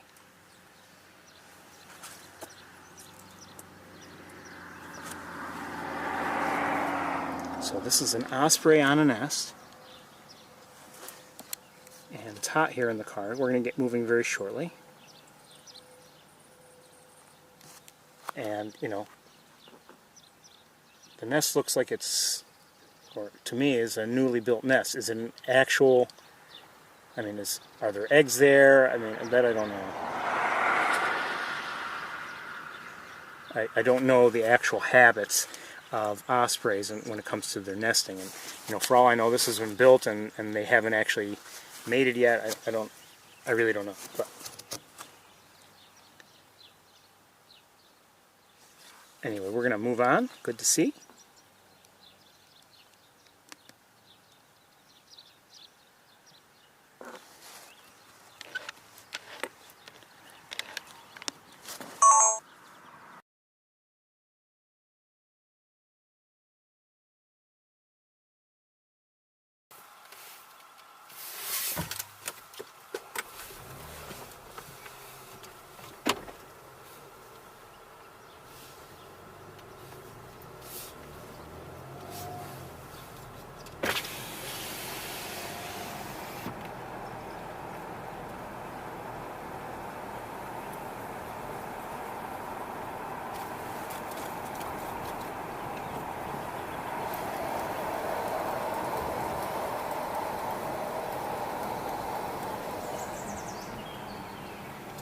Yellow warbler.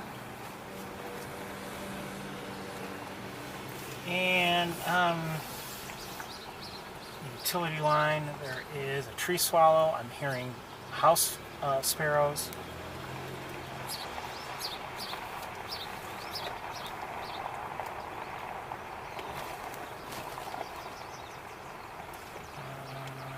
Hold on, I think I see a couple of mourning doves on the lines up above.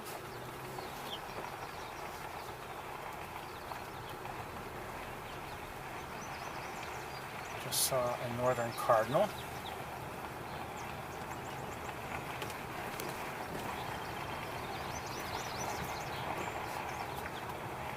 A tree swallow. I think that was a tree swallow.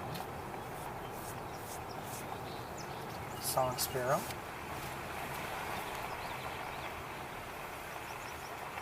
Starling.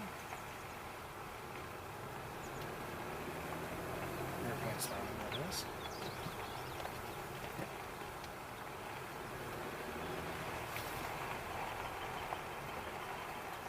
You're hearing a northern flicker.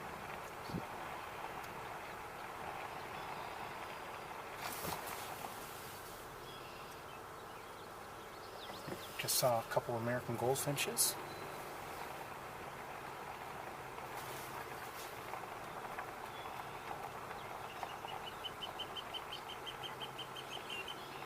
That was the flicker again, northern flicker. I see an osprey up ahead on that new nest, so a couple new nests in the area.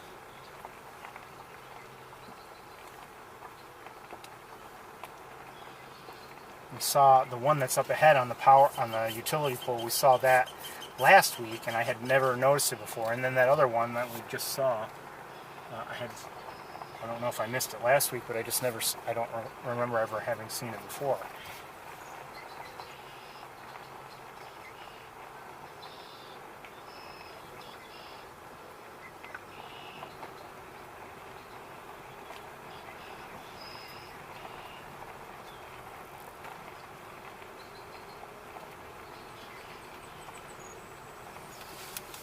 Song sparrow again. I think I've been hearing also red-winged blackbirds.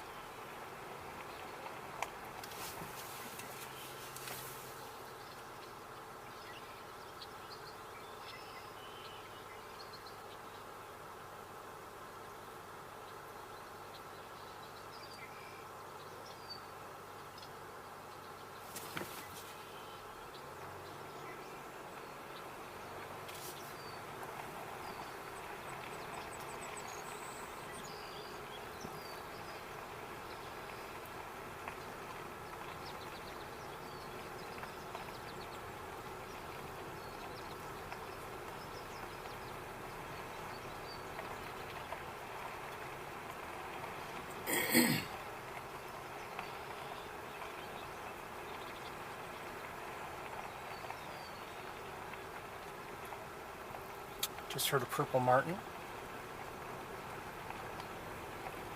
Just wondering if they're around.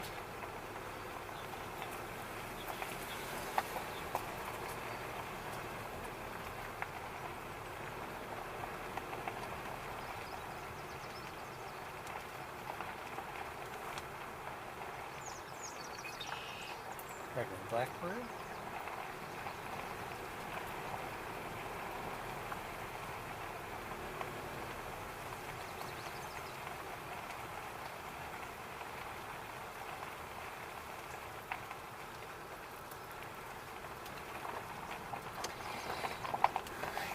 You know, this area is going to be tough if we're hoping to see anything, just because of the distances involved and the fact that it's currently fairly sunny. So we may, if there's anything down there, and the water is clearly diminishing.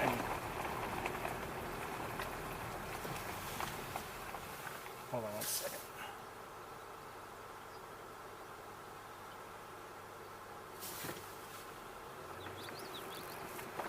I may have just heard a yellowthroat, common yellowthroat.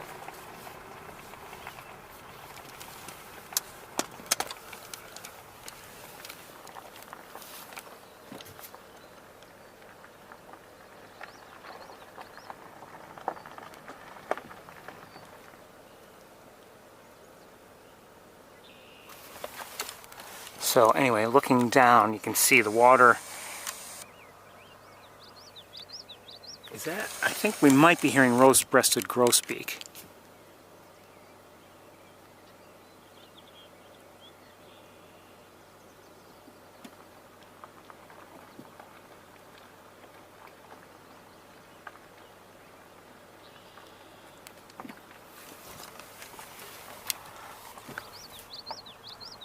Yep, definitely heard a common yellowthroat. Anyway, the water is down considerably. That's a concern, certainly.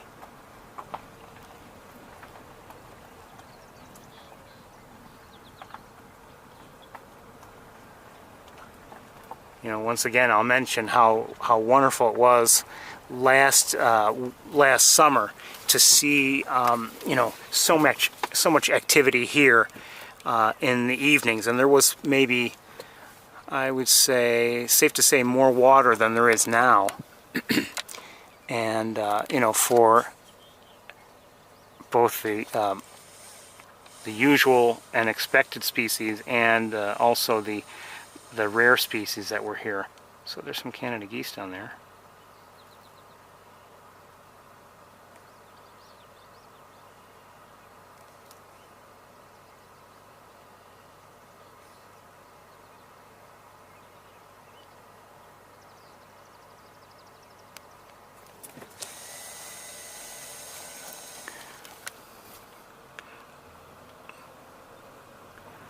I don't think we're going to stay here at all.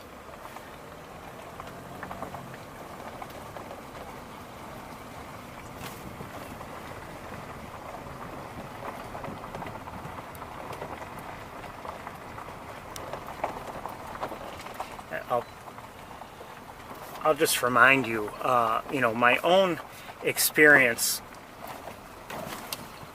over the years that I've had, even you know, even coming here before the tour began, was that, you know, this area here, this, you know, East Road, Knox Marcellus, wasn't all that good in the spring. And, you know, it's proving true right now. And then it might have, you know, activity with lots of herons and egrets, you know, later on, if there was still water. Now, if there's not going to be water, they're going to have to go elsewhere, the birds.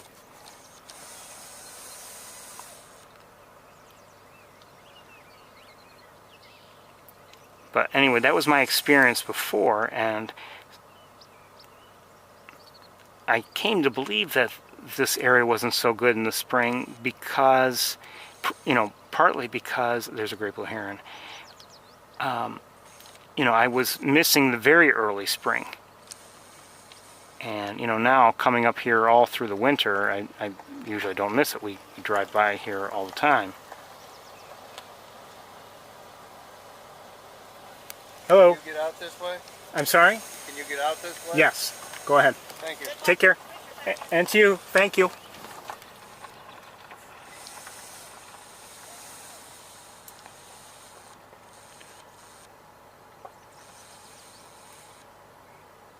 Oh, I just heard a great crested flycatcher.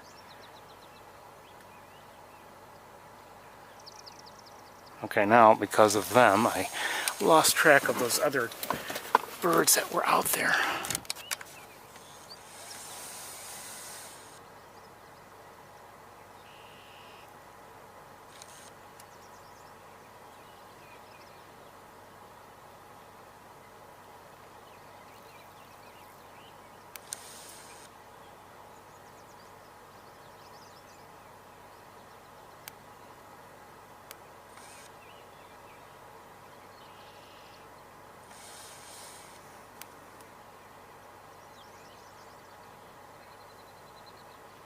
Thinking mallard.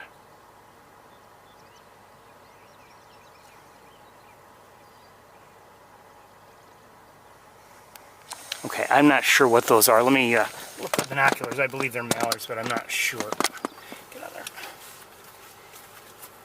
I do know this. We're not going to get a good look at them no matter what we do. Oh, I can't see. They're too far away.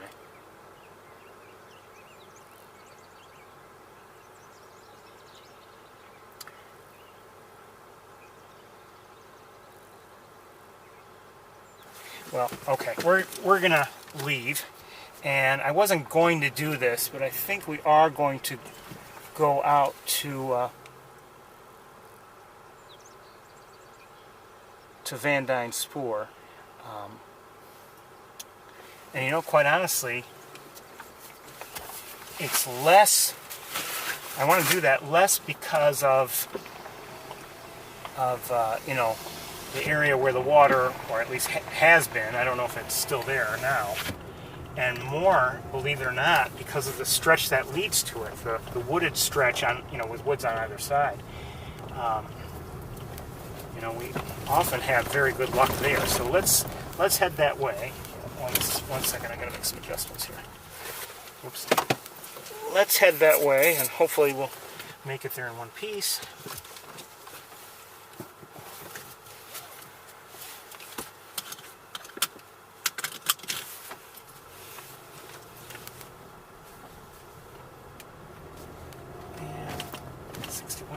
Raise the temperature.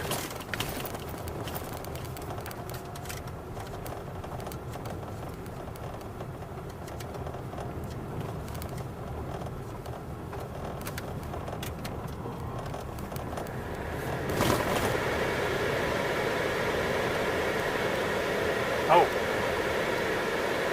Hold on, that was, I think, that may have been a kestrel. Shoot.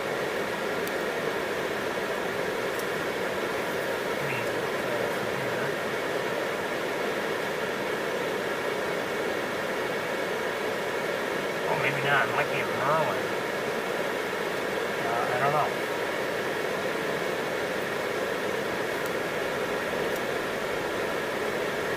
Sorry, I've got the air conditioning on because it's hot.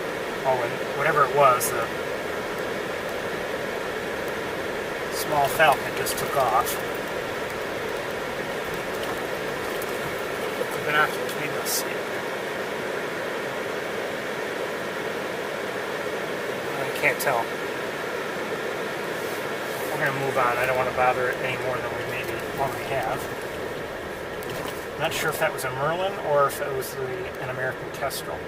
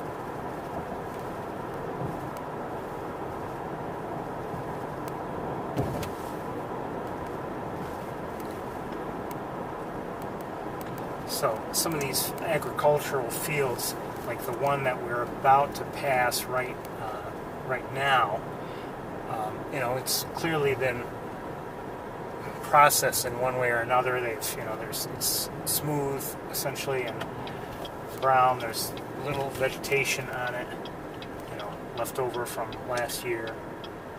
So I mean, these areas are, oh wait 1 second. Okay, that's not it. These fields where we spent some time during the winter, they're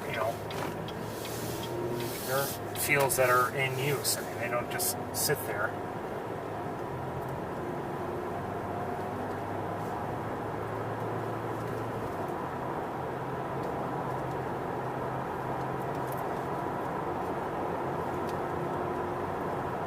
And you might say, well, okay, so what's the point? Well, my point is,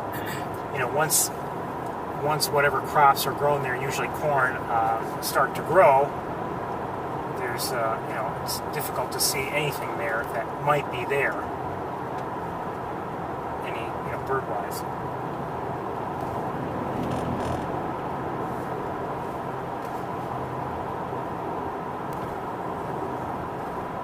So we're heading to Van Dyne Spoor right now.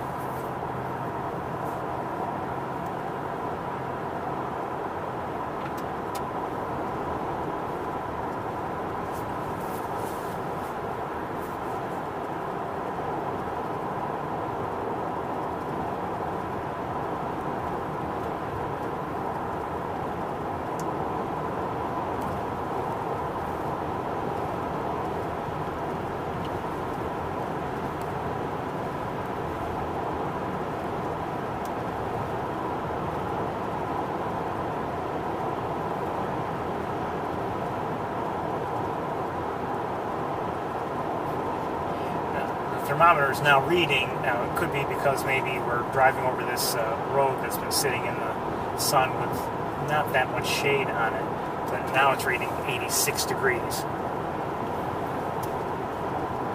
I'm guessing as soon as we're off the road it'll be, we'll see the temperature drop a bit.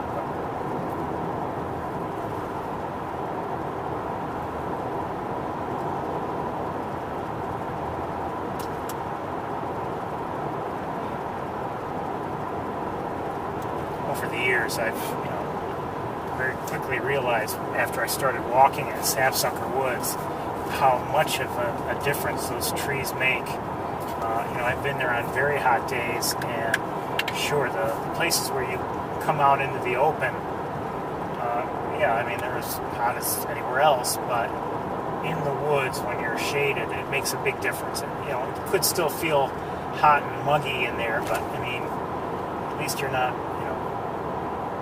fully baking.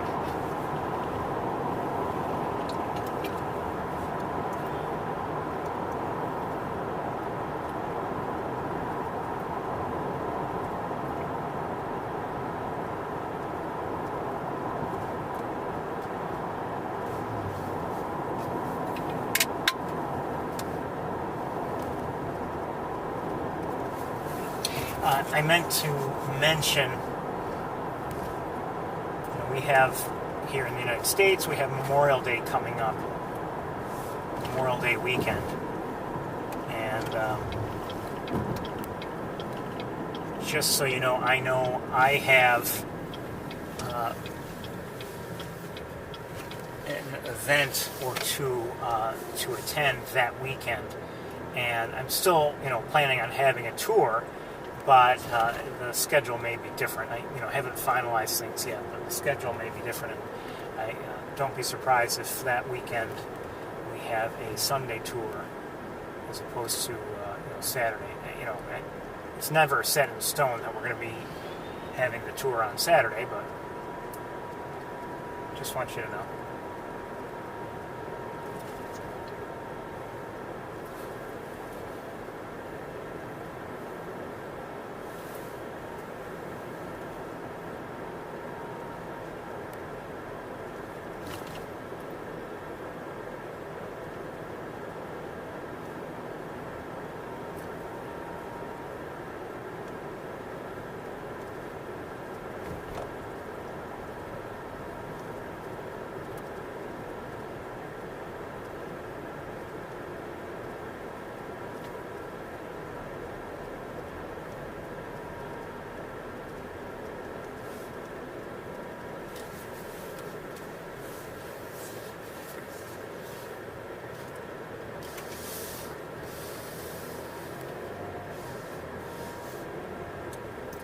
We're on Van Dyke Sport now.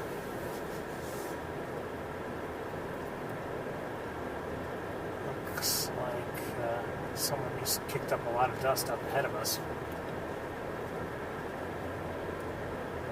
I don't know if they're where that dust came from, but I see a lot in the air.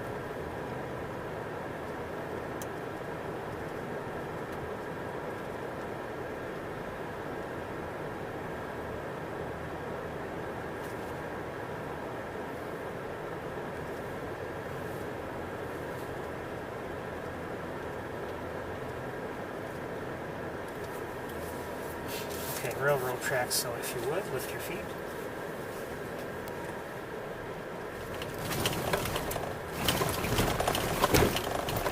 Thank you.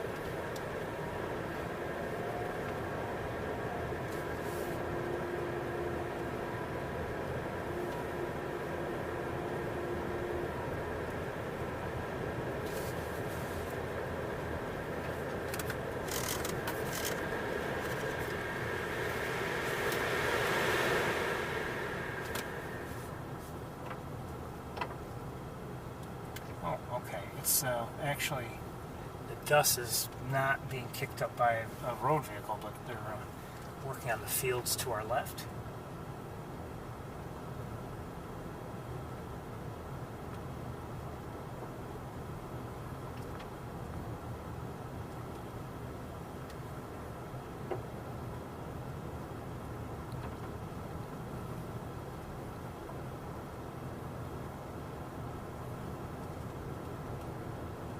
Saw red and blackbird.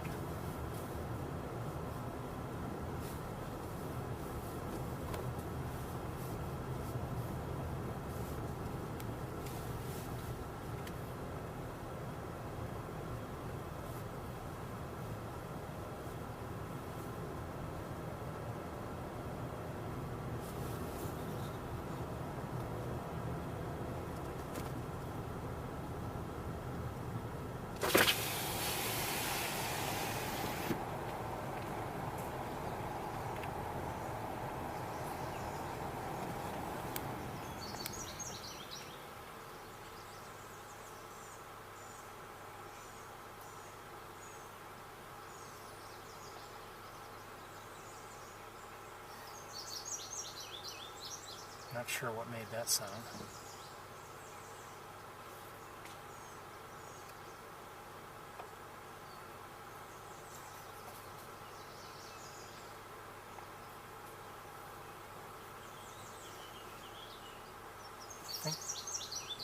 Yeah, I'm not sure who's making that sound, but I believe I also heard a warbling vireo.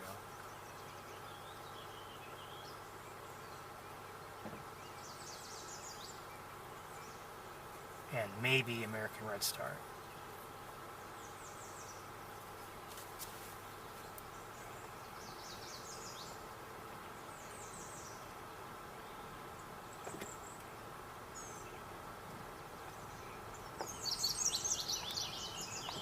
Yeah, I don't know who's doing that. That was American redstart.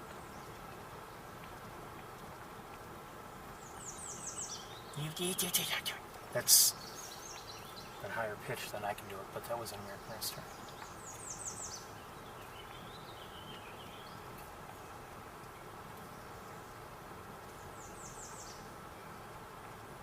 And you know what? That wasn't warbling vireo. I don't know what it was. I don't think it was warbling.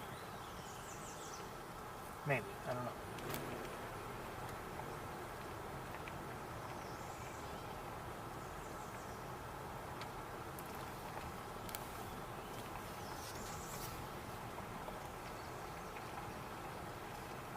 Looks like they've treated the road a bit. That was redstart.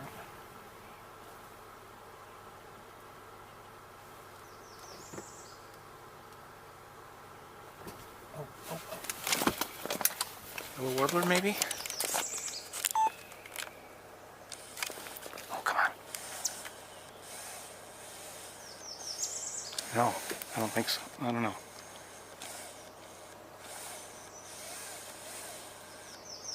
Probably.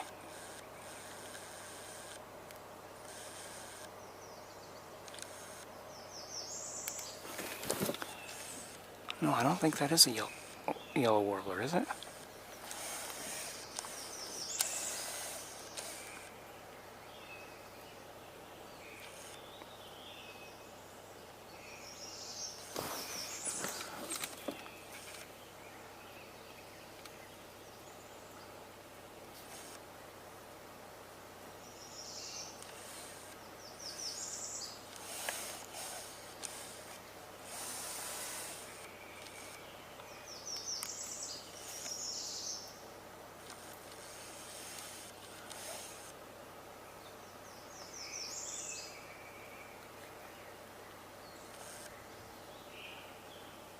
Just heard a great crested flycatcher.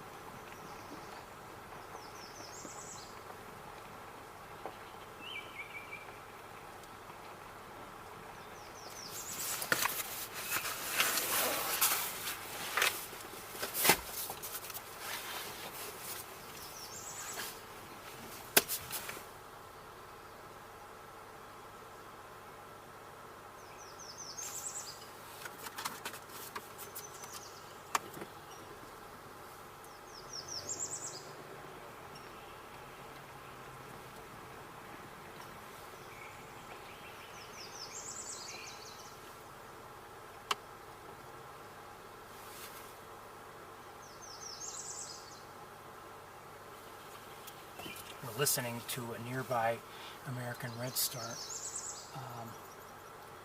Don't know where it is.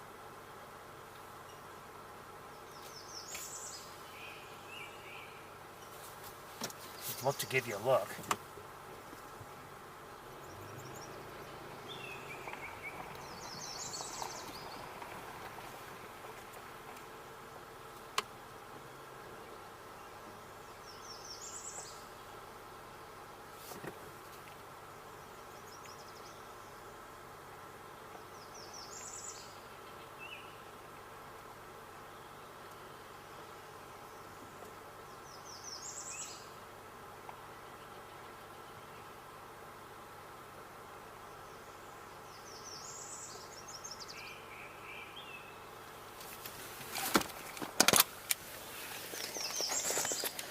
I'm not sure what else we might be hearing.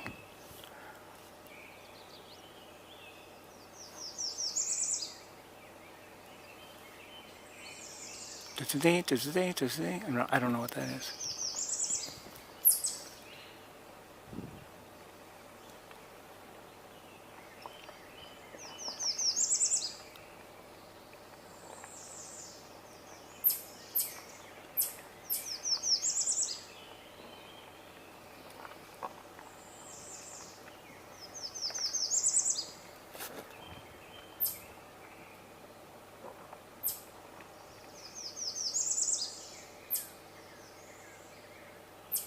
believe I'm hearing a cardinal, northern cardinal.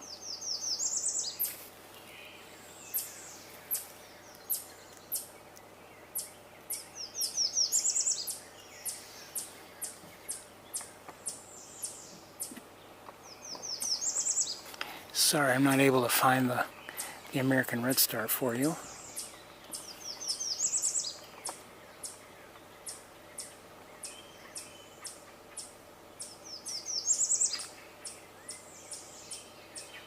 I'm also hearing red-bellied woodpecker.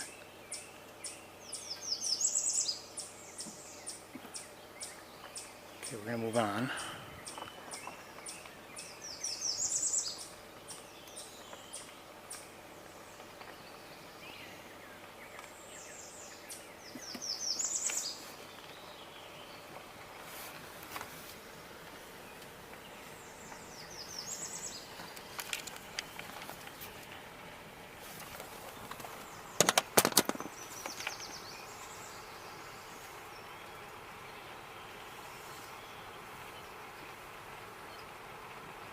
There's, on a relative basis, I would say a lot of water to our right. Don't know if I've ever seen more than that. And to me, that just means Mosquito City.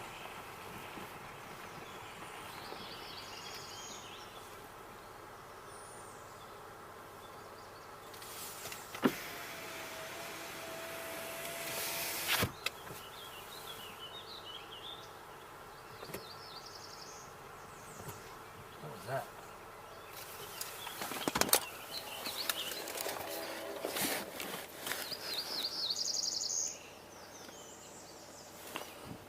Oh, hold on. Did it fly away? I think it did. I may have seen a redstart. It was up here, but it flew away.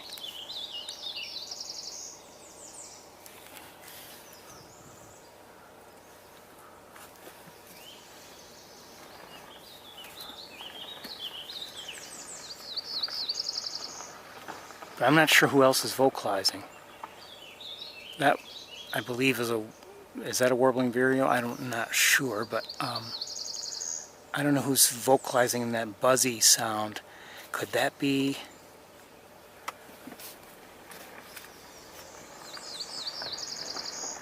I don't know what that is.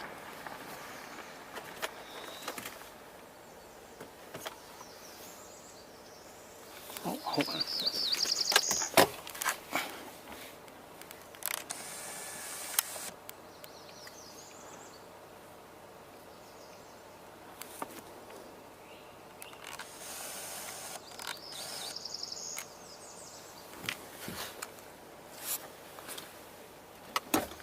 And the transmission equipment is being uncooperative, but we'll do our best. But what are we hearing? We're hearing a robin, and we're hearing something else.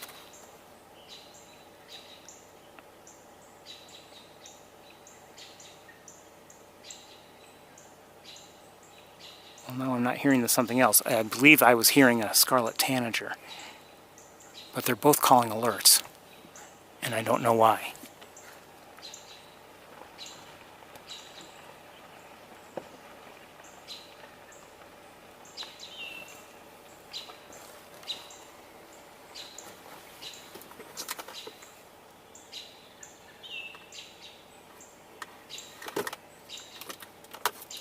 The best, by the way, the best thing to say whenever we have an outage or something and we come back is just say live.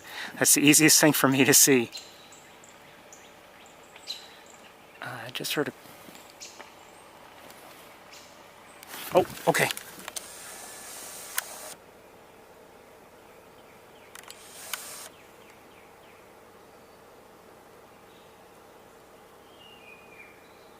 Looked like a red-tailed hawk to me, and that was the cause, I'm guessing, of the disturbance.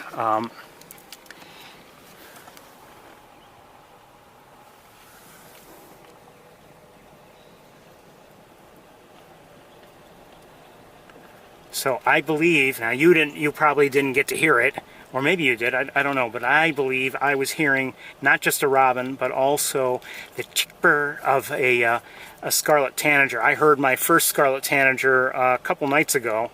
Never saw it. Maybe saw it, I don't know. But I heard my first of the season a couple nights ago.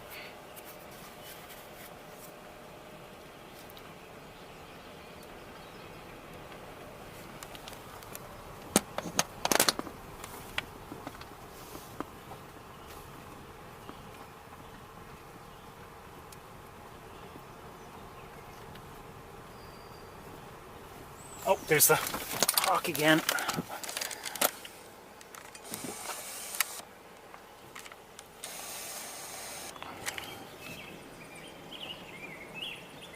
So that sounds like similar to a robin, but that sounds more like rose-breasted grosbeak. Can I find it? That's a different question.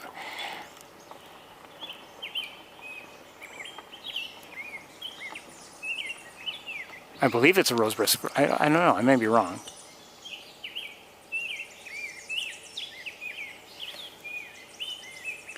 It's obviously it's similar to a robin, but a little bit, just a little bit softer, smoother. I see the hawk again, but I'm not going to be able to show it to you. It's soaring, and I believe that may have been a juvenile. I'm not sure.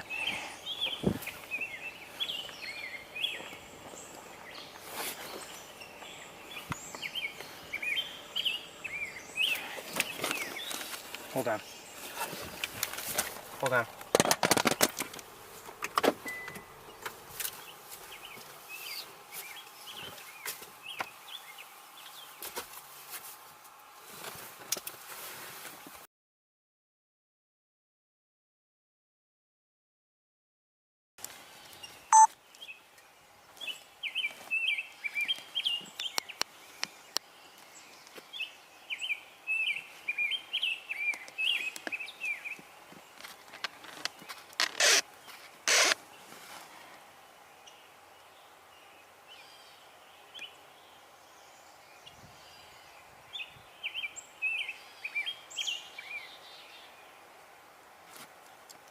Just heard a black-capped chickadee, but we're looking at a rose-breasted grosbeak.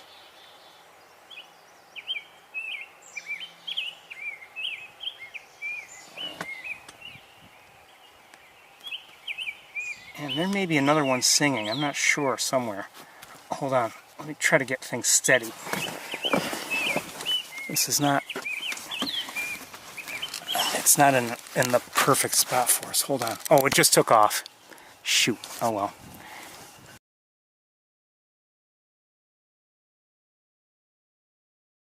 Black-capped chickadee, but sorry about that. I had hoped to see that even better, but...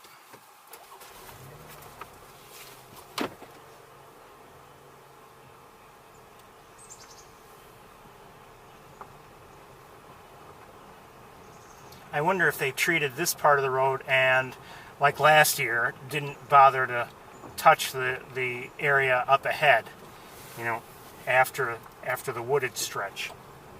Last year they didn't seem to touch it, and oh, there's a robin, and on the ground, that is, and it just flew across the road.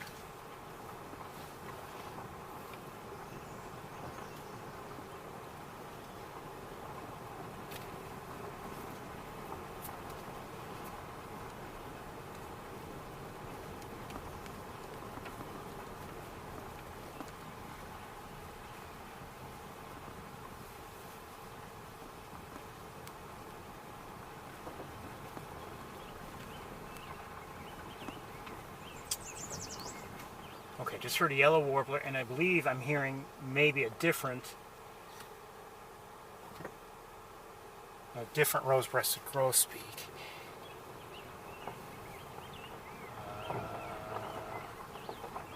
It sounds like it's a little farther away. Just heard a gray catbird.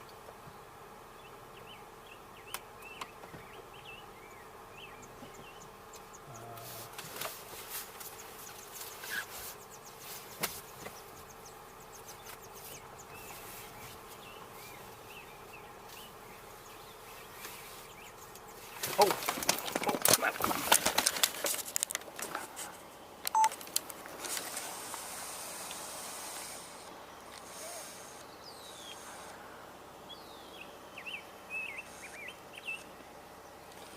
Thought I saw something of interest.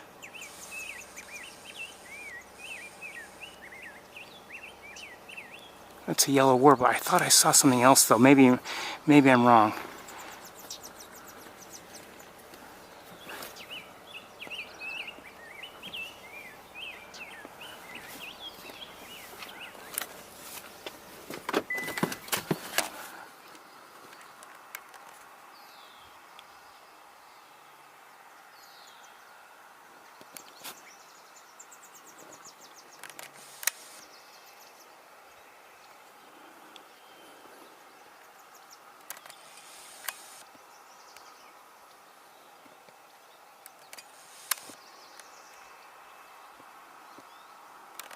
So it's a yellow warbler.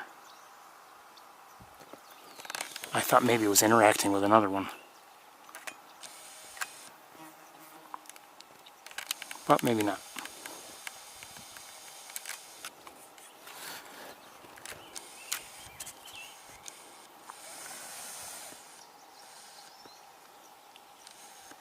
Just heard an American goldfinch. Gray catbird.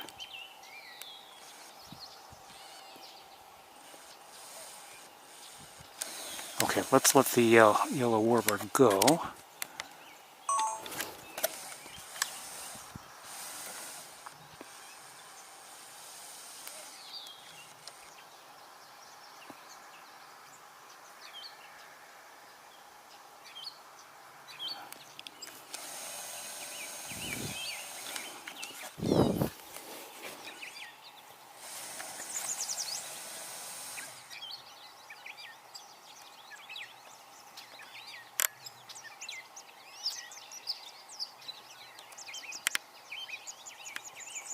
That was the gray catbird. Okay, let's go.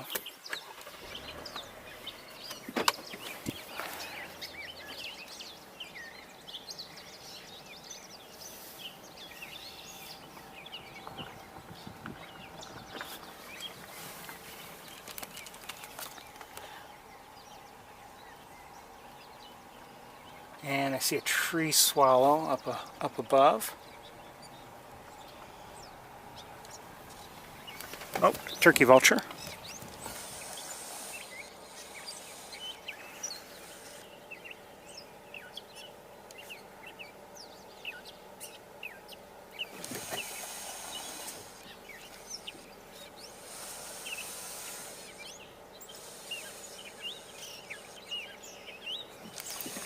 Red-winged blackbirds there on the ground.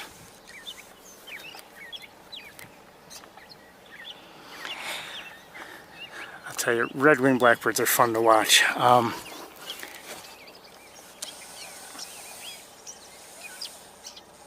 Somebody just flew up to that tree, but I don't see it. It's a small bird.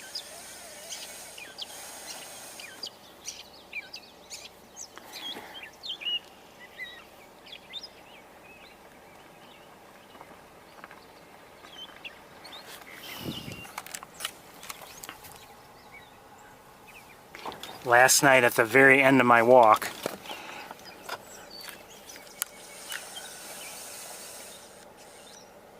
just about to walk inside, there's a, I don't know if that's the same turkey vulture or not, but it's a turkey vulture. I was just about to step back inside when it's a different turkey. Well, I don't know.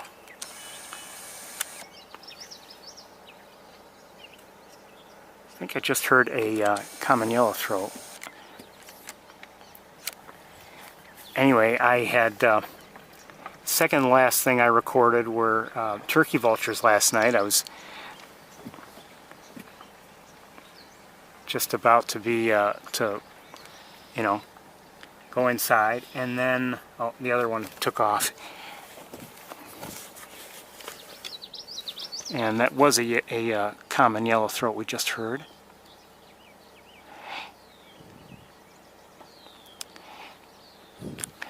And then, you know, my neighbor has a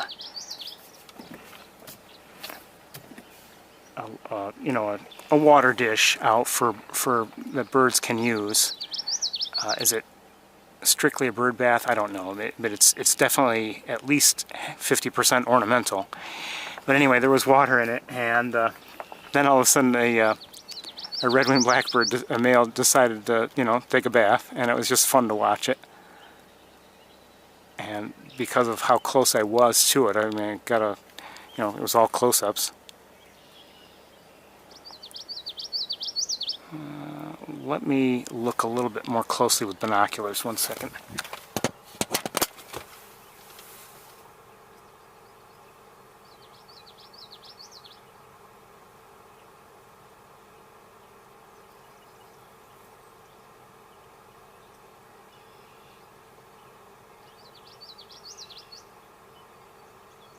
It doesn't sound like it's moving around, but I can't see it. I'm talking about the common yellow throat.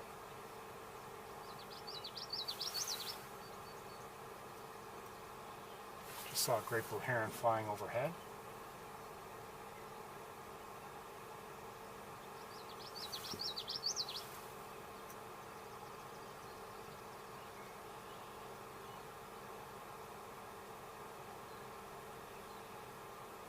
Oh, I don't see it. Let's keep going.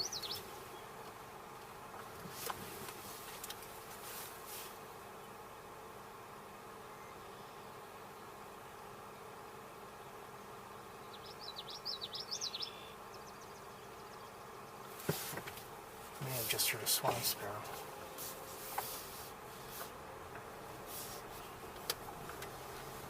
Yep, lots of potholes are here. I don't know if they've touched anything up or not, but you know, last year they did that first stretch and they never came through here. It looks like they really haven't come through here. Come on, let's get with the program.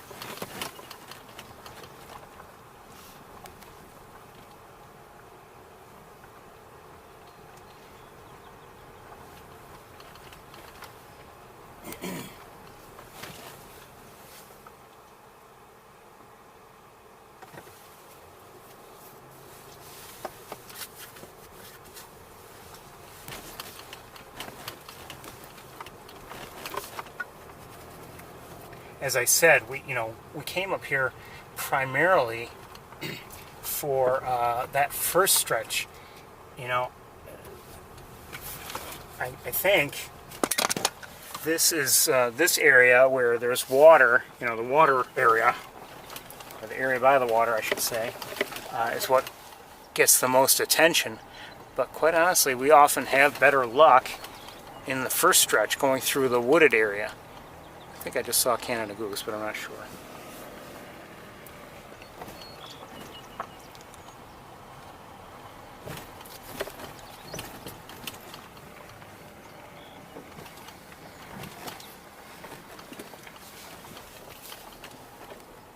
Tempted to turn around right now.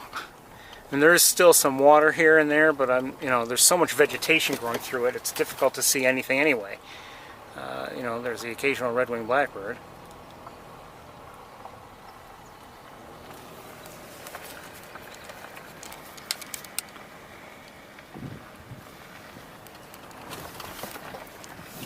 But the road is in such poor shape. I've been on worse, but I mean, this is really, I would say, inexcusable.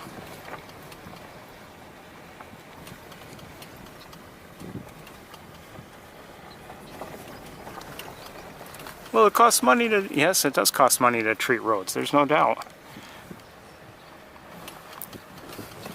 But they waste a lot of money on other things. They could probably reallocate song sparrow and do things more efficiently.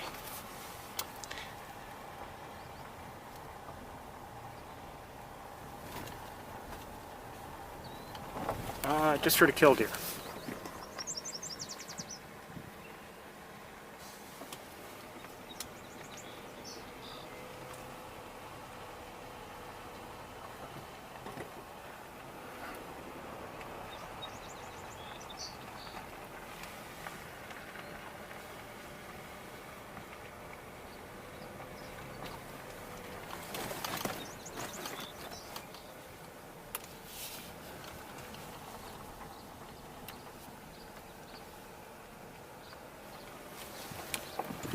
I continue to, you know, we're continuing here just in case we do happen to see anything out of the ordinary. Or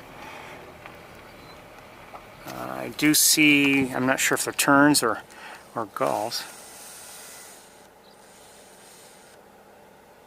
That looks like a tern, maybe probably a Caspian. We didn't see any on Wildlife Drive. And I believe there was another tern, but I don't see it now.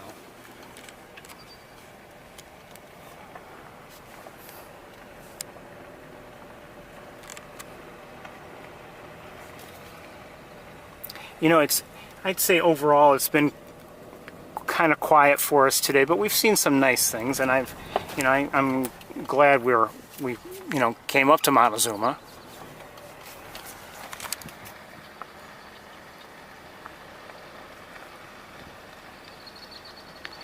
Did we see anything yet that has me thinking, oh, I can't wait to put this on YouTube? No. No, definitely not. Ducks of some sort in the air. I'm not sure what.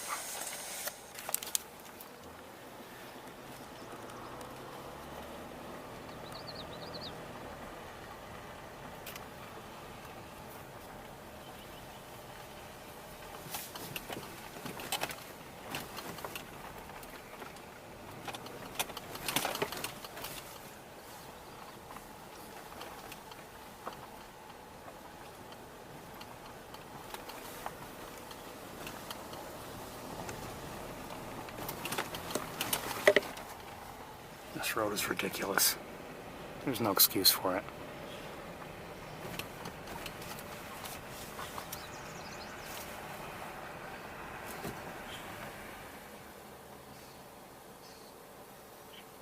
Thought I may have just seen something.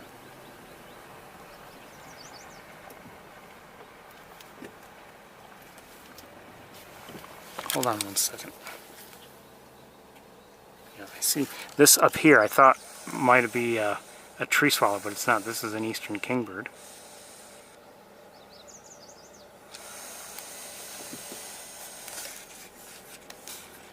I just heard a common grackle.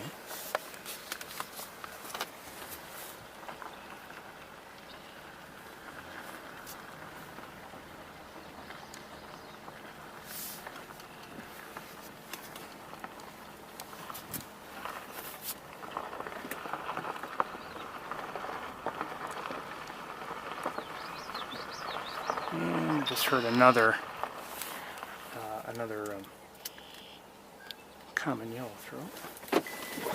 Let me just look here. What do we have here?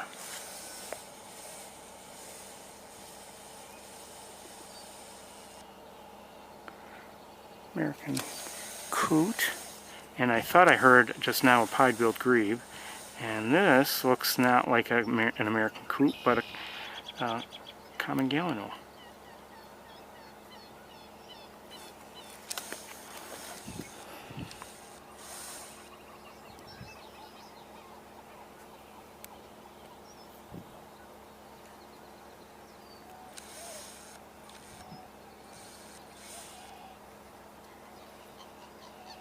Coot. Sorry, the lighting's not great.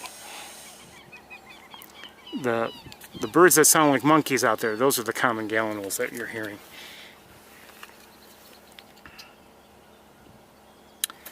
And I think I see a ruddy duck.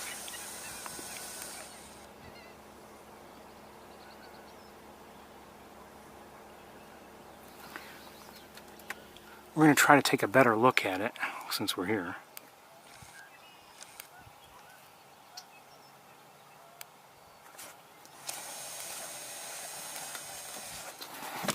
It's not close, so we're not going to get a great look, I don't believe. But I wish this wire would not get caught on things as I try to move things around.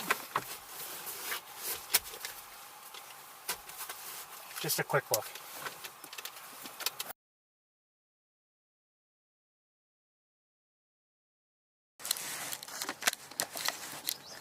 Hold on.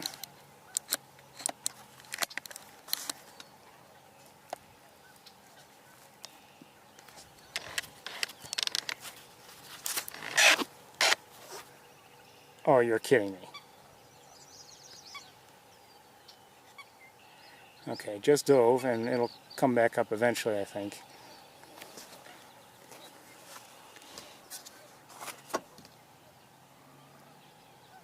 I do hear some Canada geese.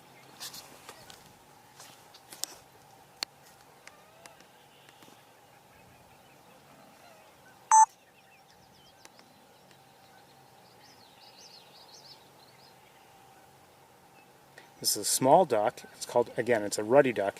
But look at that blue bill. This is in breeding colors. The white cheek. And it often will have, at least from my observation, will likely often have that tail pointed, you know, rather straight up. It's one of the ways I can identify them. And it's the only one I've seen here so far.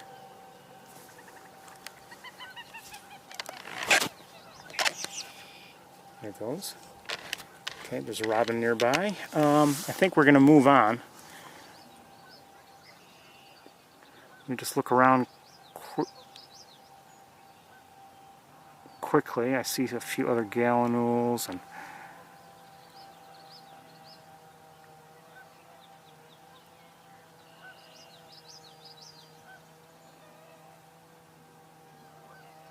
a couple ducks just flew by.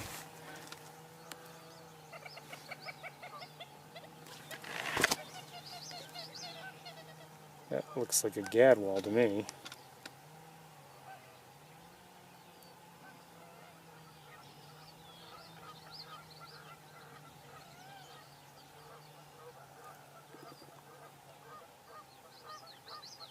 If I'm not mistaken.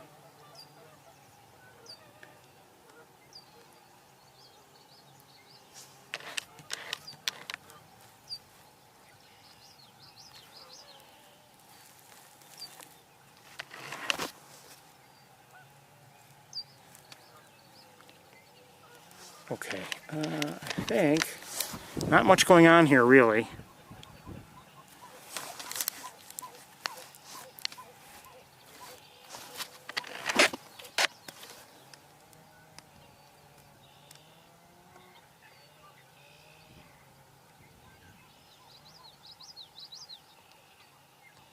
So we're going to start making our way back.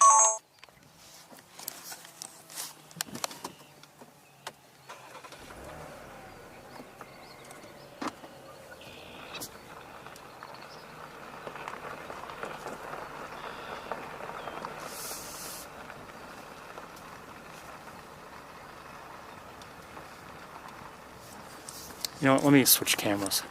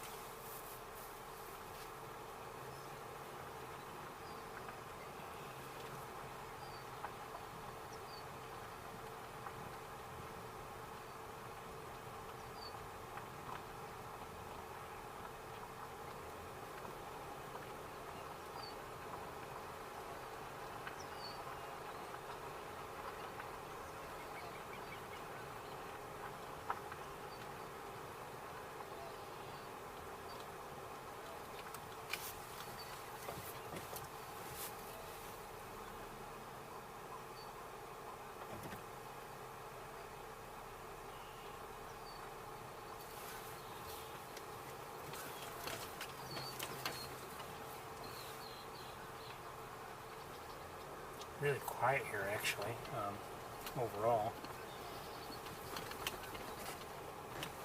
I'm not saying I expected to see huge flocks of ducks, but I was hoping to see something. Maybe a lot of herons or something, but no.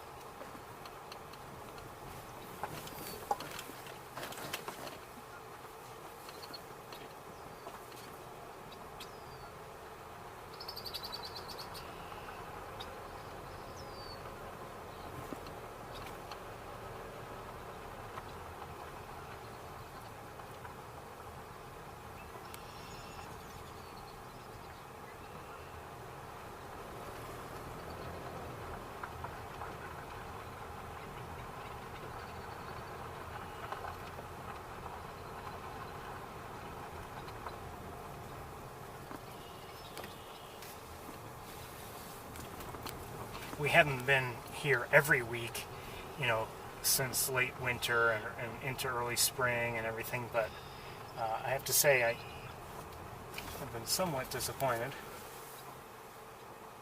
I do see a pied-billed grebe. We've had, I'd say, better luck here in prior years.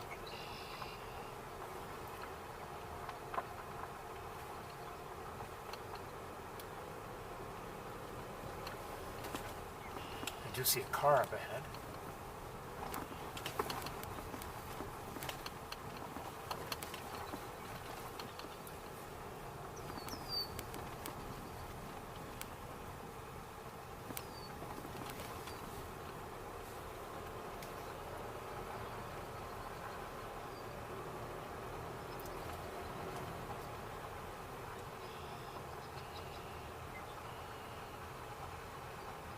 I think what we're going to do is, you know, we're obviously heading out of the area.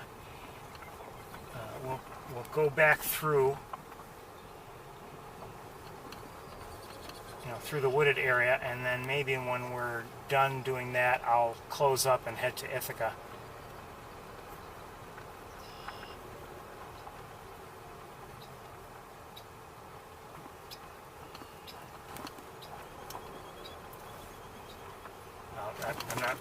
I'm not saying there's nothing else to see up here, or that other areas like Mace Point or Shockey Pool, or there are other areas too, would not be good to visit, but I do see a great blue heron. Oh, I don't want to frighten it. It's got a fairly large fish. I'll leave it alone.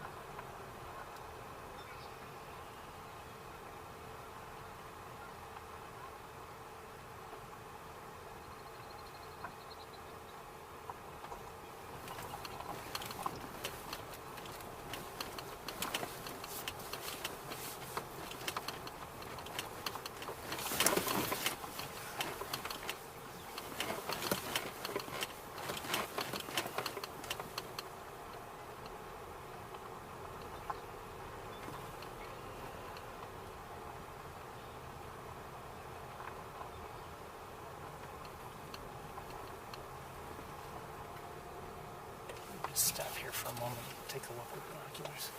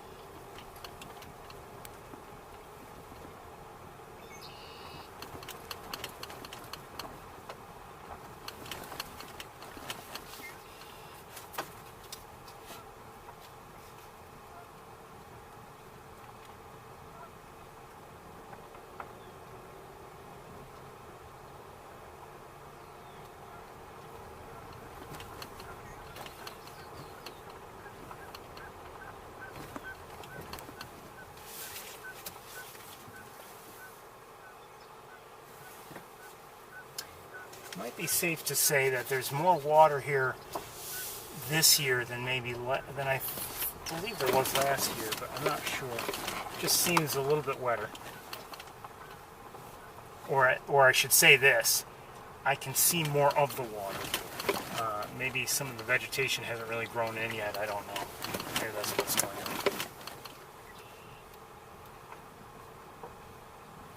Maybe it's about the same.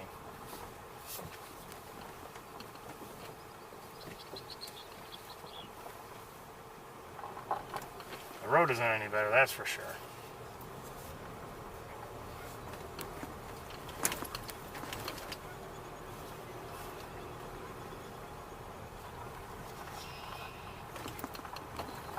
skipped it last year, and so far they've skipped it this year.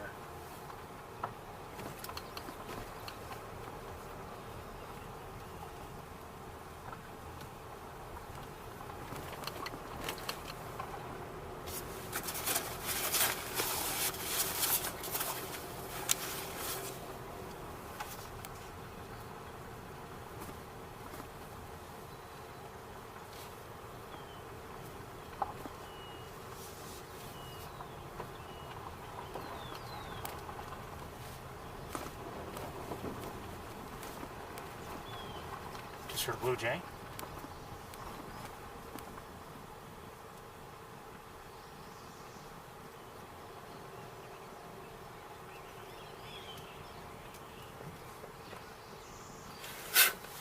Jeez.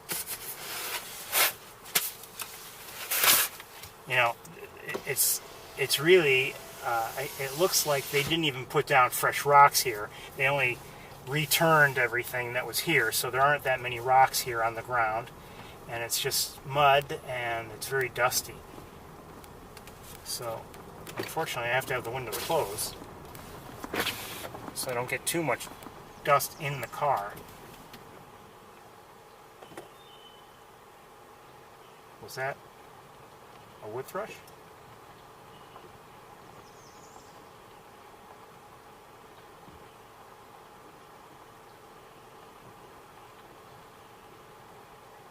Yes, hi wood thrush. One of my favorites. I don't know where it is, but that is a beautiful thing to hear. We saw one last week. We never heard it. Never sang for us. We did hear it. It was making some sounds, but we didn't hear it sing.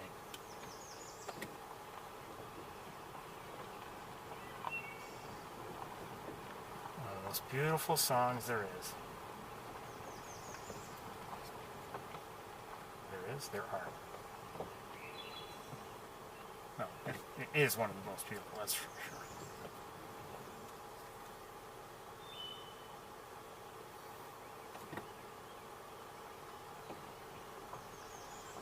Yeah, definitely one of the most beautiful.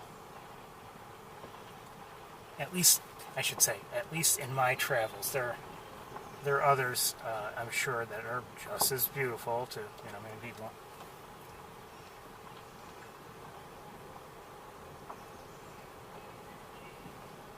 That may have been, I'm not sure if that was the second one or not. Maybe not. It's funny though, I mean, there's some... Oh, hold on. Oh, shoot, look at all this dust.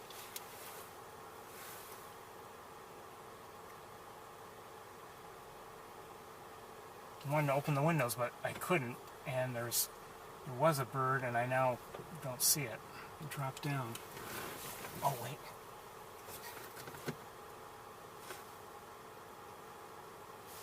It may have been a chickadee, I'm not sure. I think it was.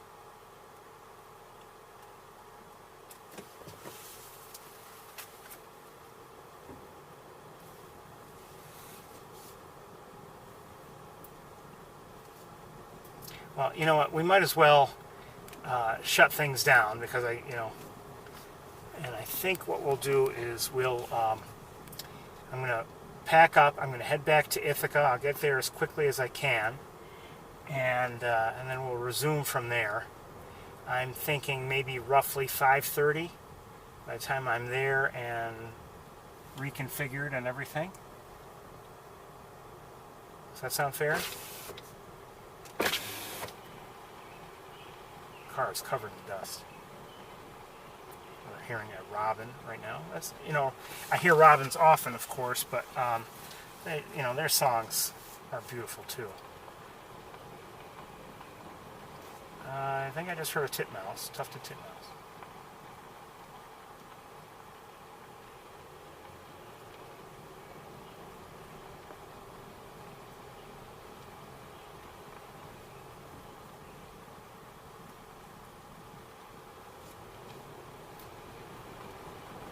Actually, if you think about it, we have seen or heard a nice variety here today. Robin, rose-breasted grosbeak, black-capped chickadee, ruddy duck, red-tailed hawk, great blue heron, red-winged blackbird, common grackle, turkey vulture, wood thrush, veery, yellow warbler, American redstart, scarlet tanager,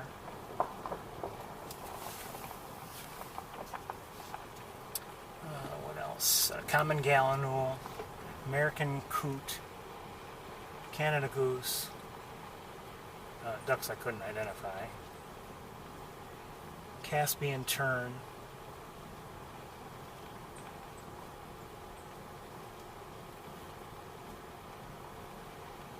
other birds I couldn't identify. So not too bad. I'm glad we came up here.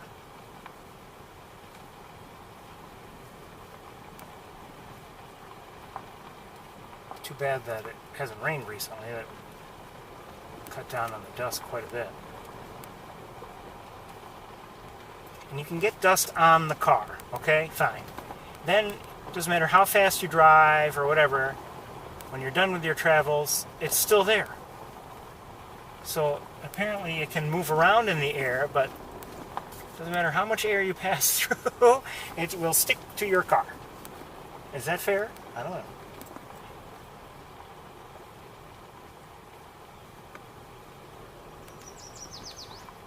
That was the yellow warbler. I think we may have heard, and I think I just heard now, warbling vireo. I mentioned the tufted titmouse. Gray catbird. Just heard one again.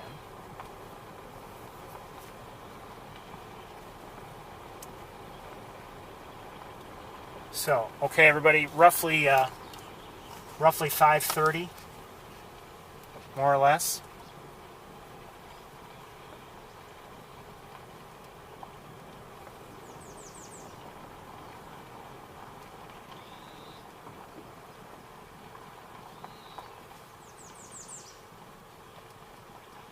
Okay, everybody, I'm gonna close up, and I will see you all in. Thanks. What else did I hear? Oh, catbirds, certainly.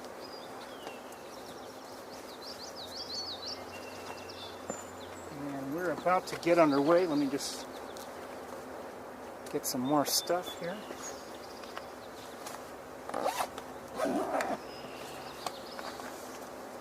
Hope I have all that I need, and I hope we won't have any calamities while we're here. Common yellowthroat, I think, maybe. Song sparrow. Oh, just saw a woodpecker of some sort.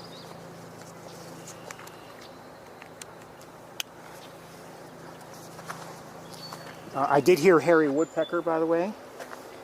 Canada geese. And I'm sure more will come to me. Oh, hey, hold on.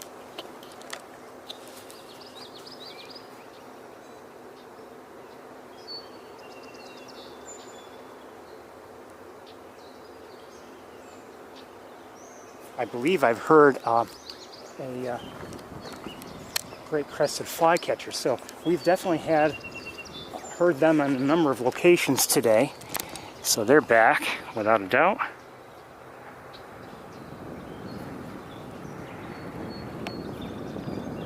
Red-winged blackbird up there, okay.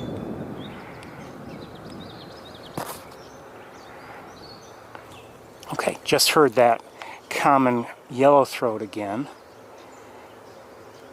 No idea where it is. I have heard American goldfinches, I believe, and I just saw some. They're flying around. I don't know if I'll catch them or not. Probably won't.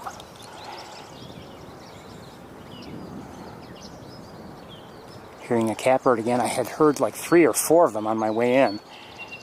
Oh, crow. American crow, I think, and I lost track of it.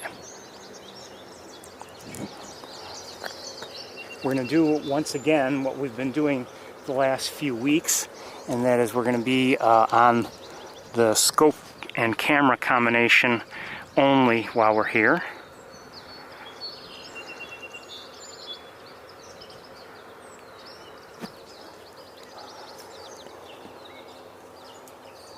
And I know that presents some difficulties, but it also presents some wonderful advantages.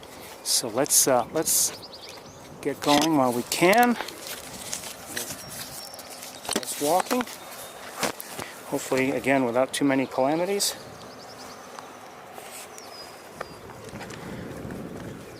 And again, welcome to Sapsucker Woods. Did I mention American Robin?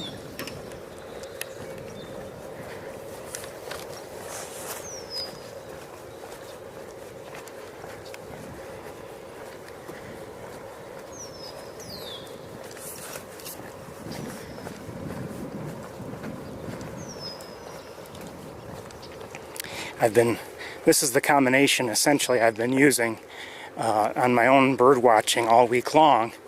The only thing I haven't really done though is worn the Tour connection gear. So that's just an added thing. By the way, the parking lot is more or less officially Goose Poop City. So watch your step.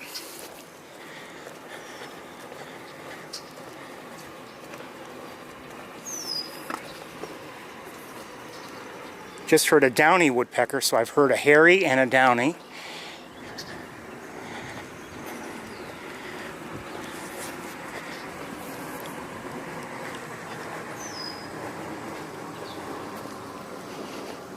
Now we saw goslings last week. So that's probably one of the reasons why it's Goose Poop City. Not just the goslings and their own droppings, but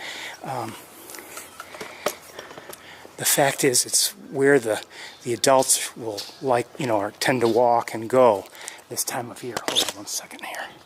Oh, I was going to show you nothing unusual, just a...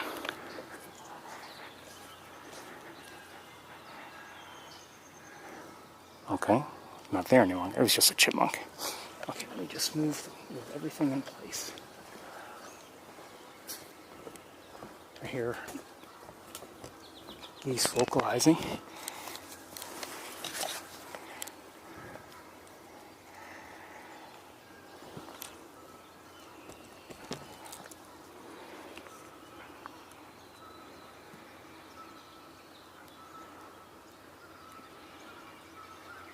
Red squirrel.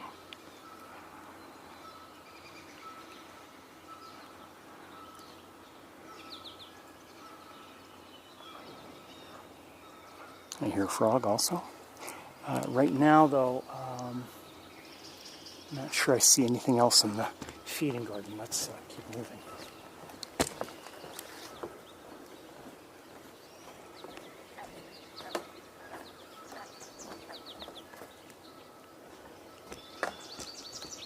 We're hearing American goldfinches also, so the Canada geese and American goldfinches, and a duck of some sorts in the air. Hold on, it's no longer in view. The goose vocalizations sound like they're from elsewhere. They're not from the main pond. I hear a mourning dove. I'm just continue walking here. It's just to look at some birds.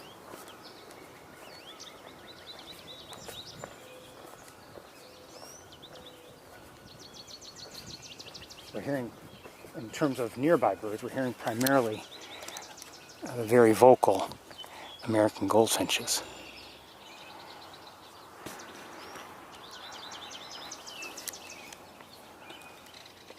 And I missed it, and I wouldn't have been able to see it anyway, but a belted kingfisher just went to the water.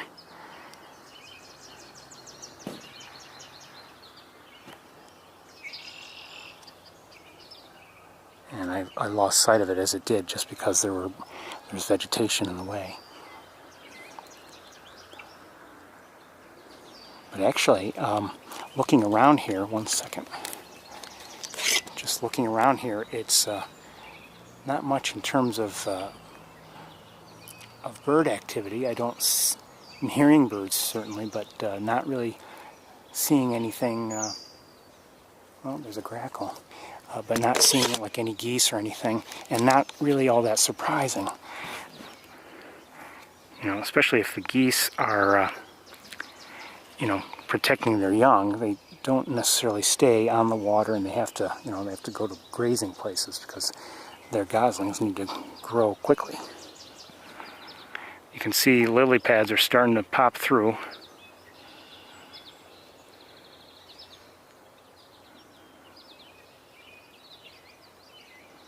Hearing a robin sing now.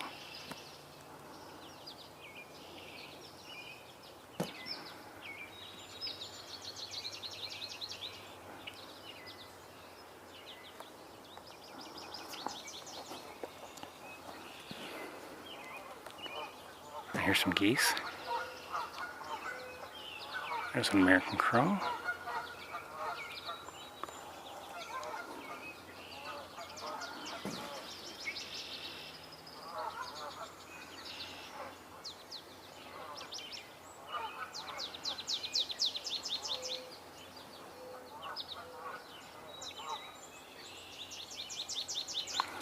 One second, I gotta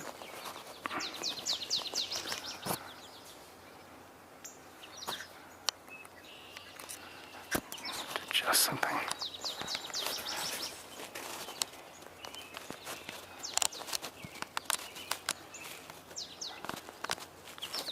Okay.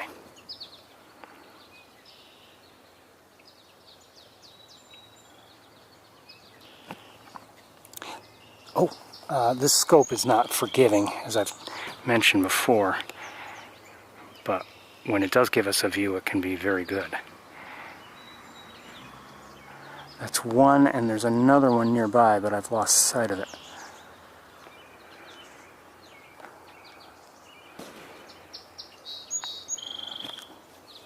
Song sparrow.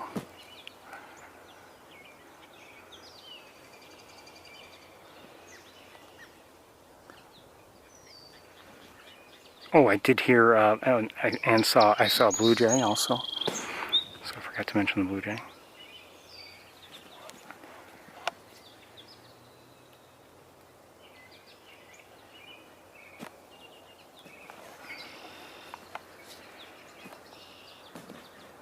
Where'd it go? It's right there.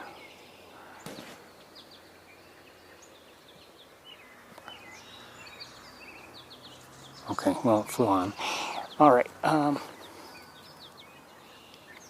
me just look around with binoculars a bit. One second.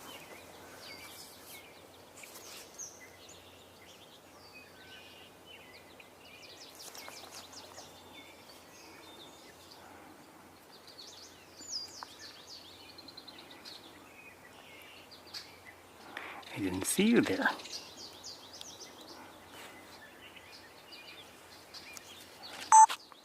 I wonder if that's a nest. If that's a goose on a nest. Well, I know it's a goose, but I don't know if it's on a nest. Given its location, it would seem that it might be a nest.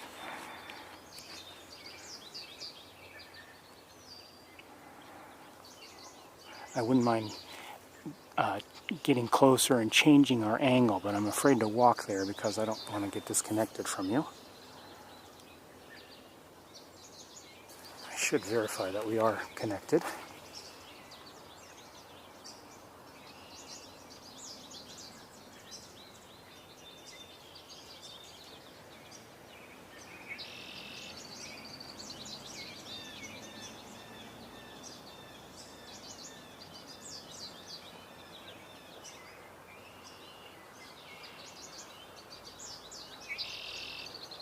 Okay, we are live. Thank you. So, we see this Canada goose. I'm guessing this Canada goose is on a nest.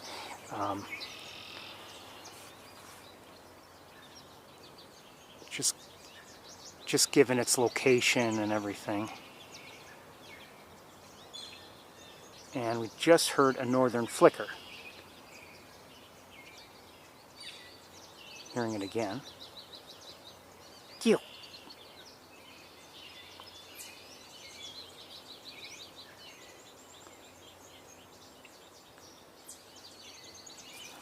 And we're going to get to the trails very shortly, I think.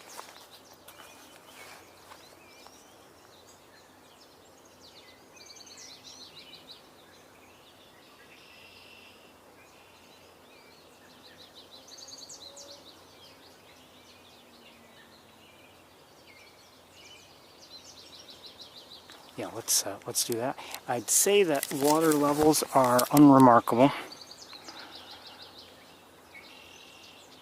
Not particularly special one way or another. Maybe about right.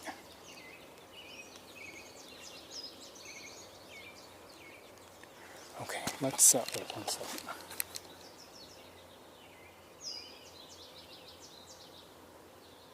Okay, let's go.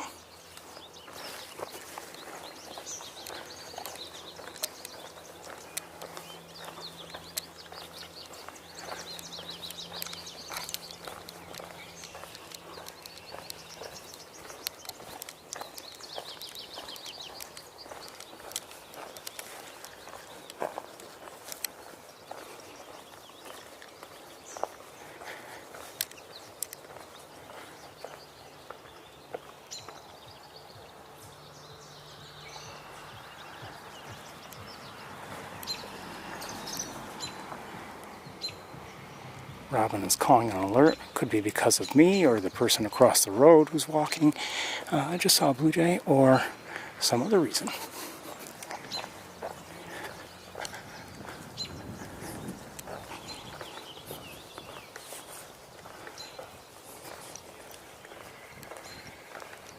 Just heard a hairy woodpecker, I believe.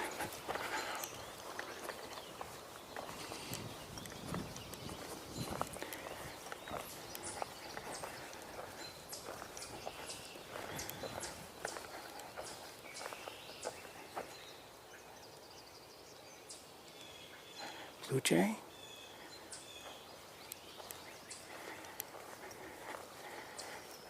And northern cardinal, I heard.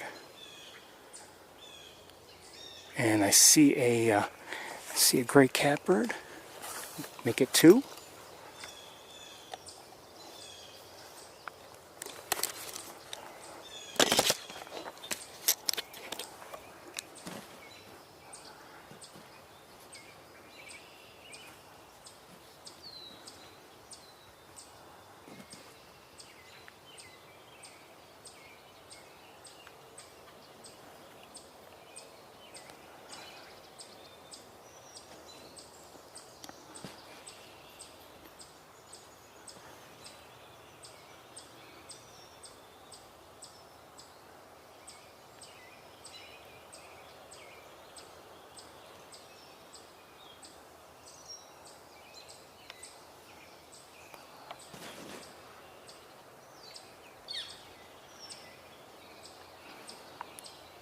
We just heard a northern flicker. I just saw it, but it's beyond our view now.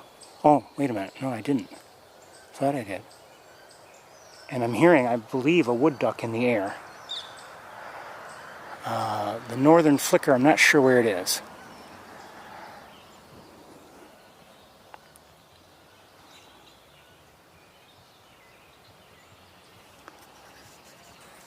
Here, mourning dove.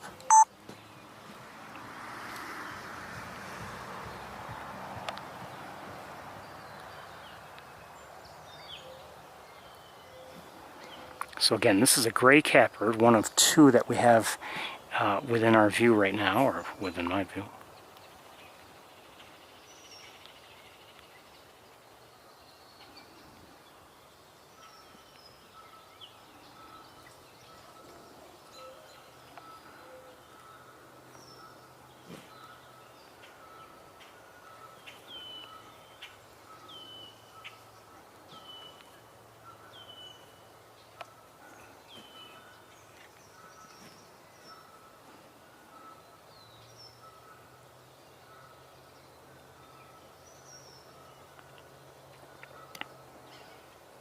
just heard a yellow-bellied sapsucker.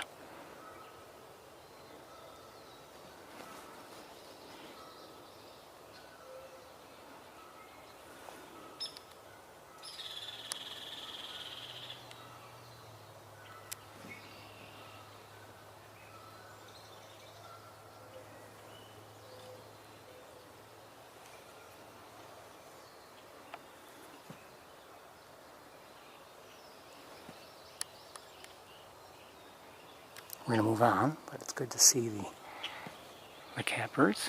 We've got people coming along, so they may be wondering what we're looking at, actually. But I don't know if they'll startle the catbirds or not. Something just...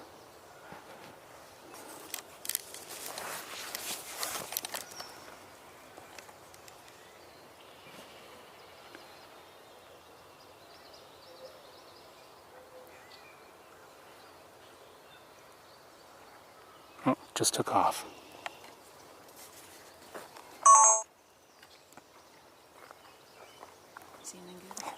Just watching those two catbirds.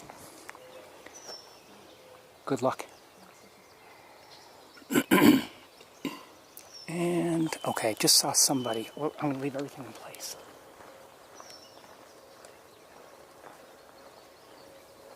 Don't know if I'll see it or not.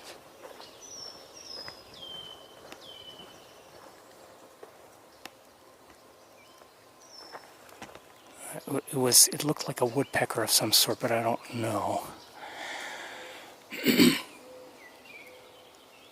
And oh wait, maybe I do see it.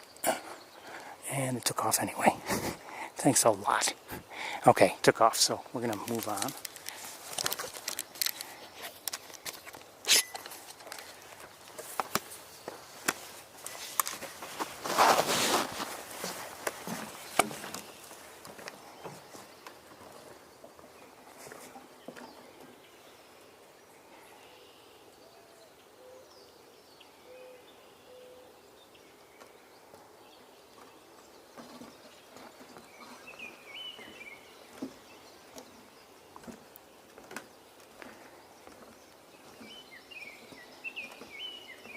That doesn't sound like a robin, it sounds like something else.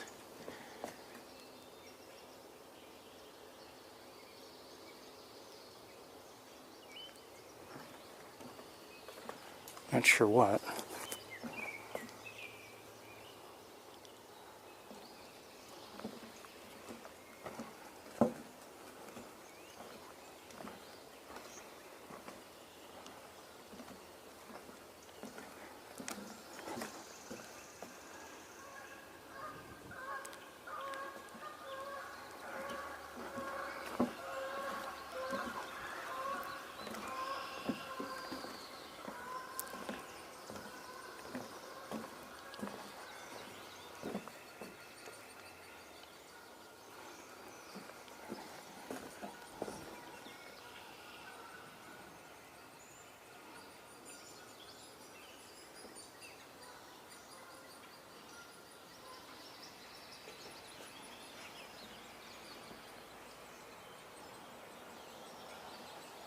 Okay, I hear, I'm guessing I'm hearing young chicks in a nest, but I'm not sure.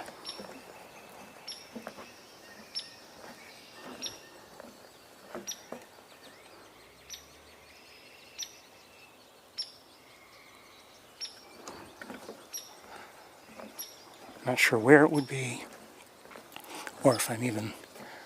or if I'm right anyway.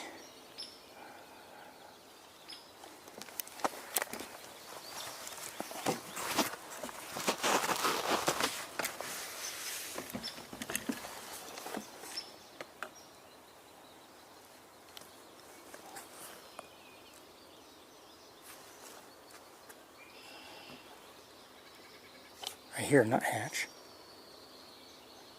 Oh, okay, hold on, I see something. Oh, come on.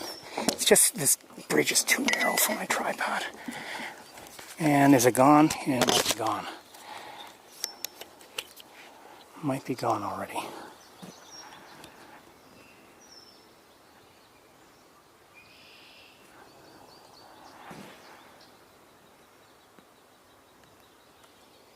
Thought I saw something on the tree trunk in it. I don't know where it was.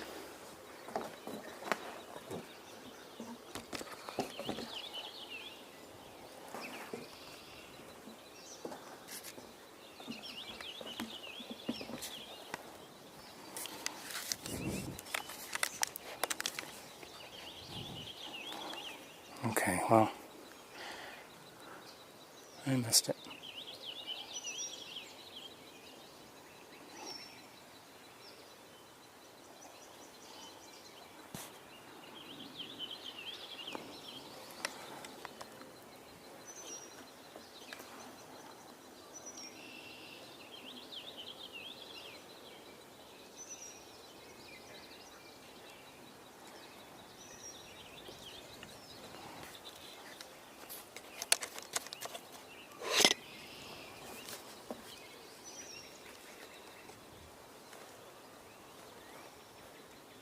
Okay, let's keep going.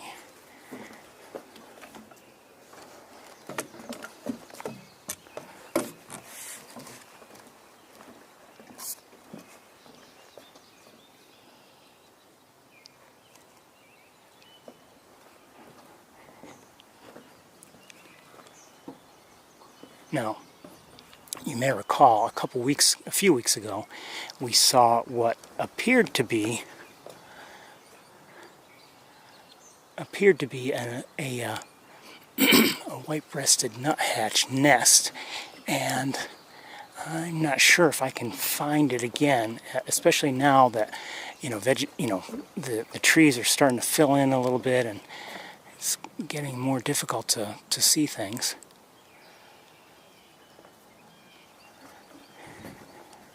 I think I've already passed where it was, and I don't know if it ended up being, an active nest or not.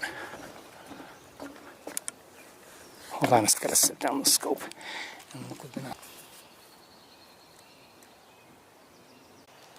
Okay, that's not it.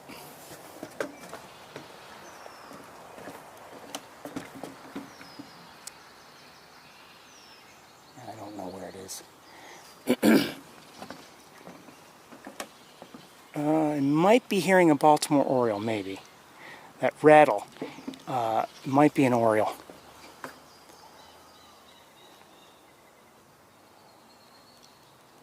Okay, I don't know where that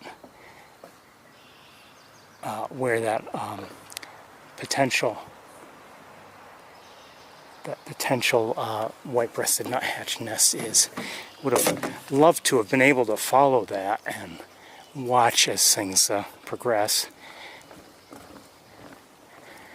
Maybe I'll find it another time, but I don't see it today. And I think I've already walked a little too far. Let me just walk back one more time.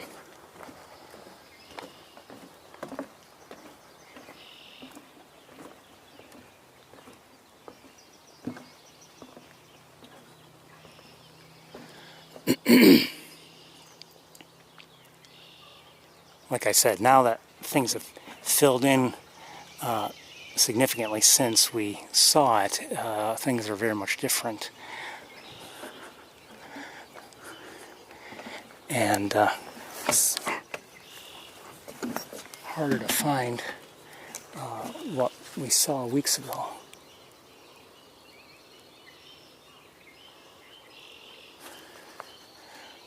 Yeah, we're just gonna, I think, move along.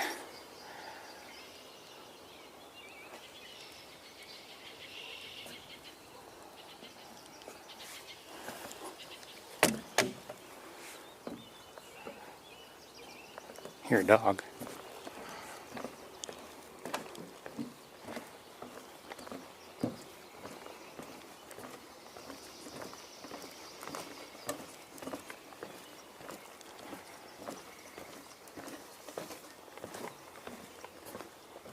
Things are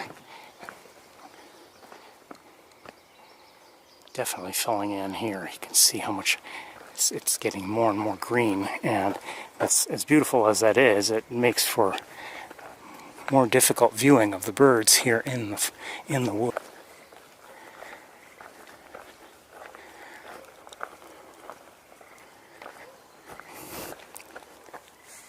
see a yellow-bellied sapsucker, I think.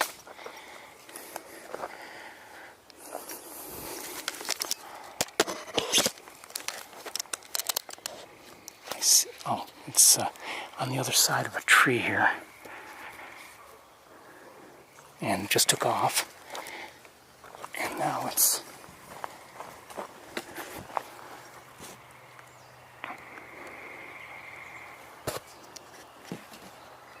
Saw it for a moment.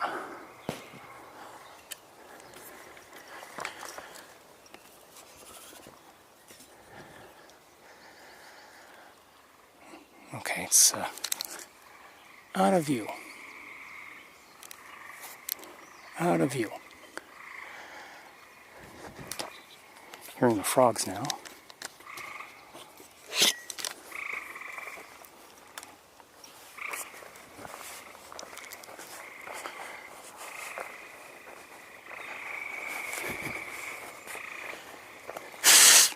Somewhere across the road.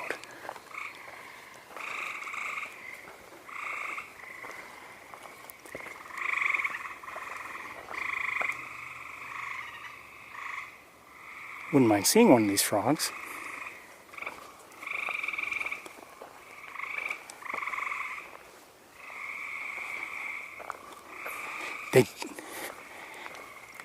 It's hard to tell exactly where the sounds are coming from, but they don't necessarily sound like they're, you know, down near the ground. Many of them do sound like they're elevated at least somewhat.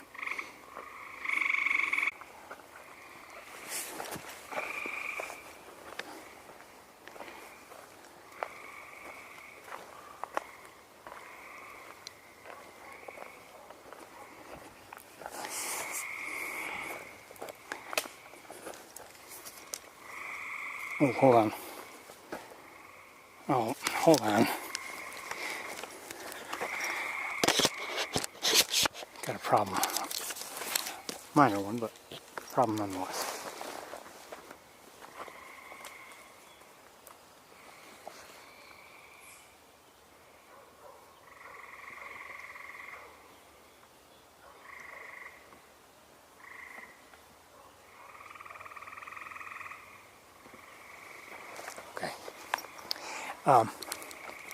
Boy, that's... I hope we're not going to hear that dog barking the whole time. That's just annoying.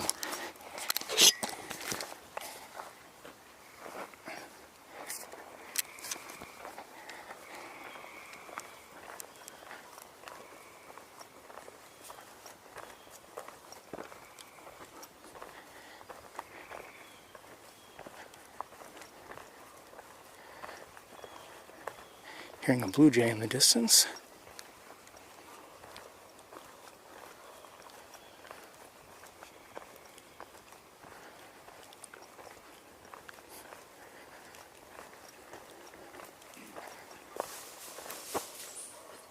A couple squirrels.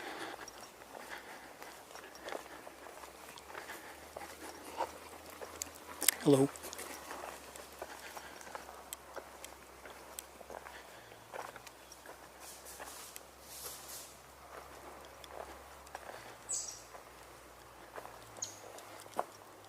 Now, we were here in this area last week when we saw both the wood thrush and the veery. And that was, you know, the wood thrush was a lucky sighting. It just happened to fly up to a branch, and I caught sight of that movement. That was a northern flicker we just heard.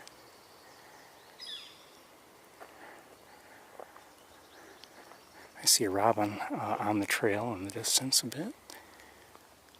It's quiet here, though. We're going to keep moving, I think.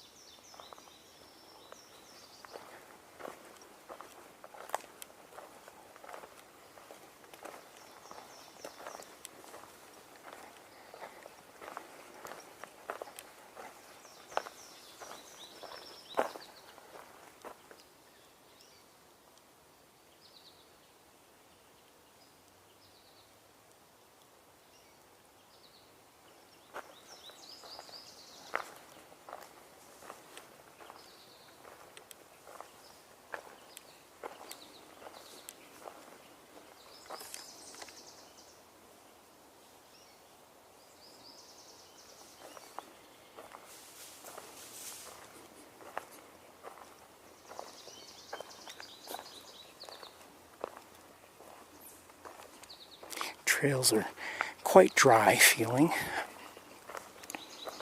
We could use some rain, as I've said earlier today. Oh, I see a squirrel.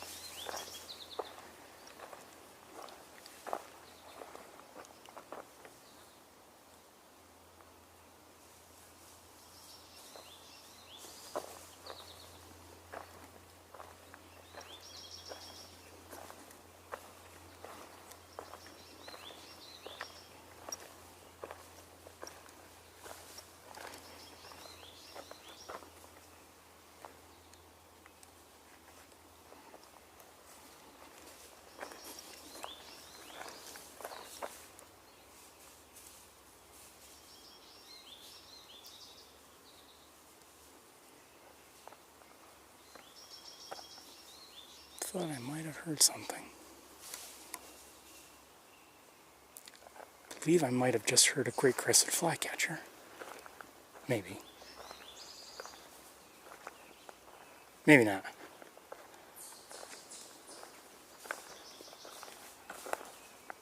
No, probably not.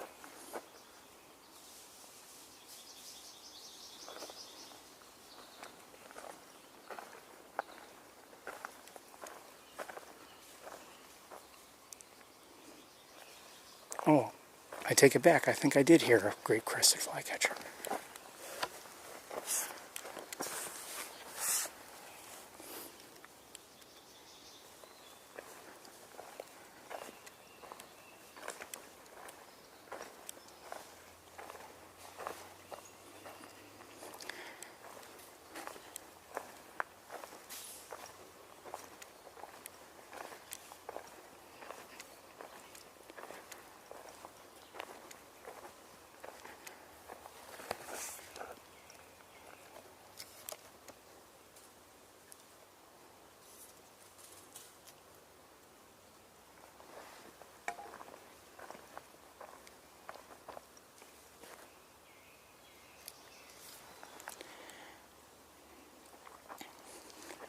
Okay, where are we now? We're here at that point on the Wilson Trail where I begin to start looking,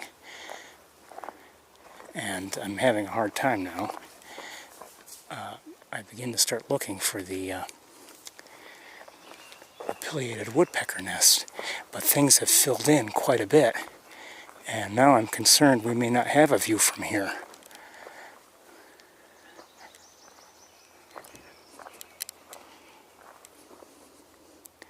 Uh-oh. Uh-oh.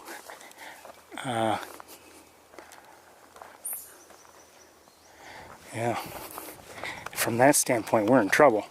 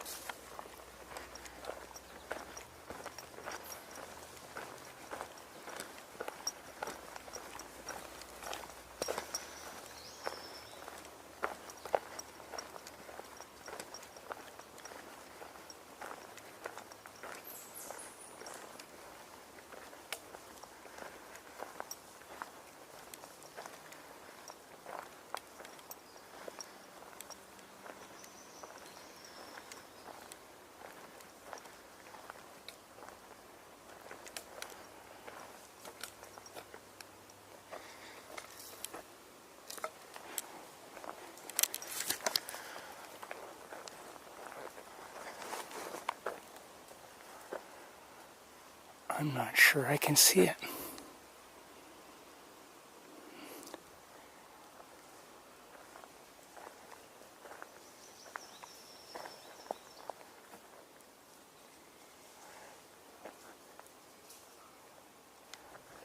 I believe I know roughly where it is, but I don't know if I see it.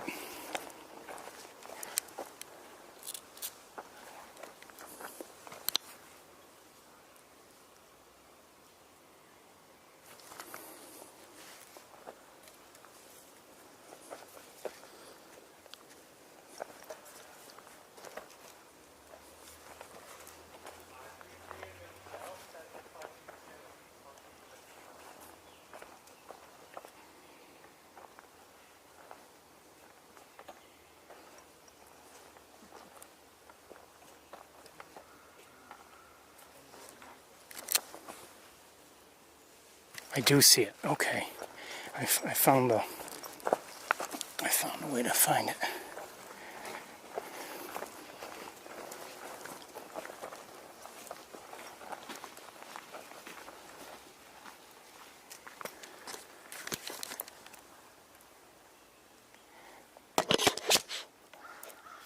Here, crow.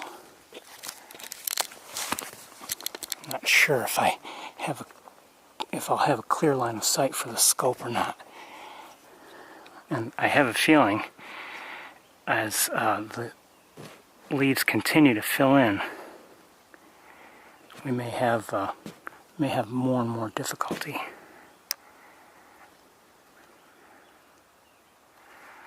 There it is. Okay. Let me move forward just a bit. See if that helps. No, that's going to hurt.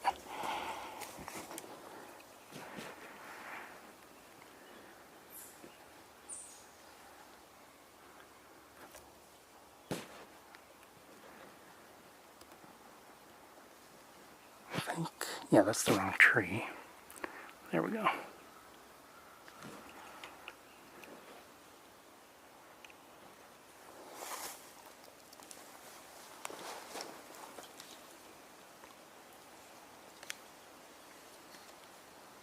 We're going to wait here a while and see what happens, if anything.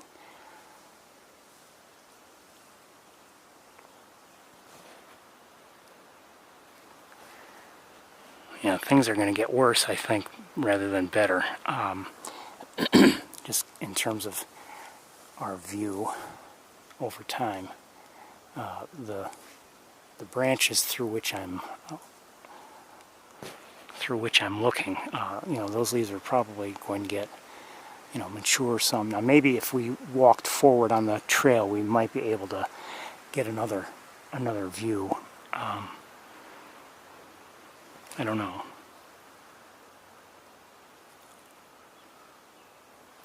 We already have some things obstructing our view a little bit.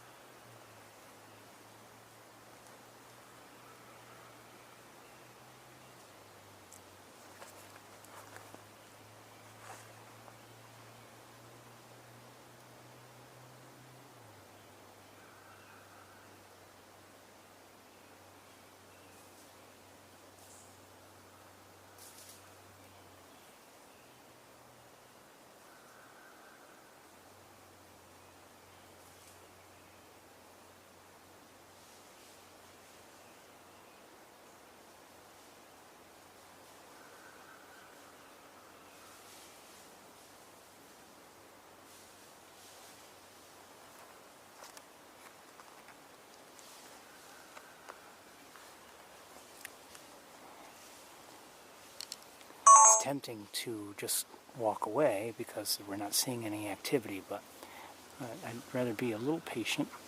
Now, unfortunately, if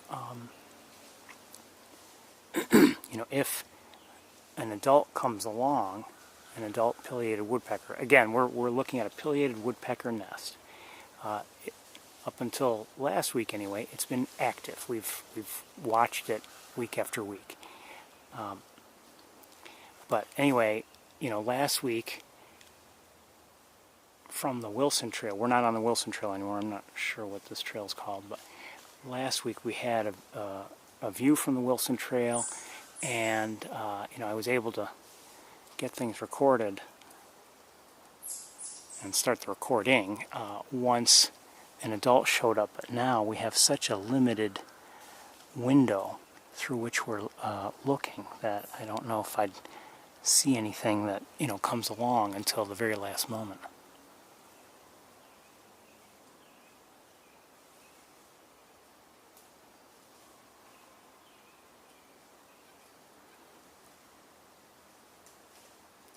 We won't wait here all day, but I like I said, I wouldn't mind seeing some activity.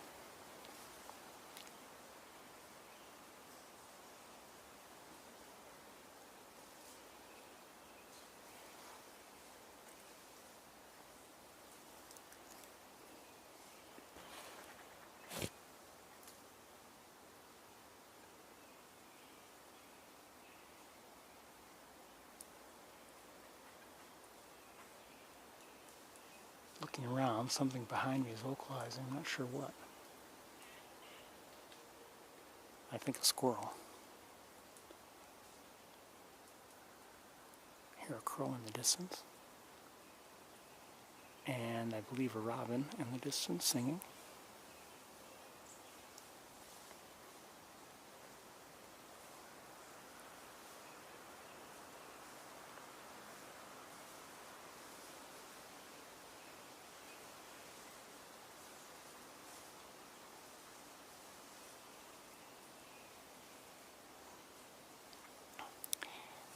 Lately, I have to say, lately when I've, been thinking about sapsucker woods, I've been thinking about these, this very nest that we're looking at.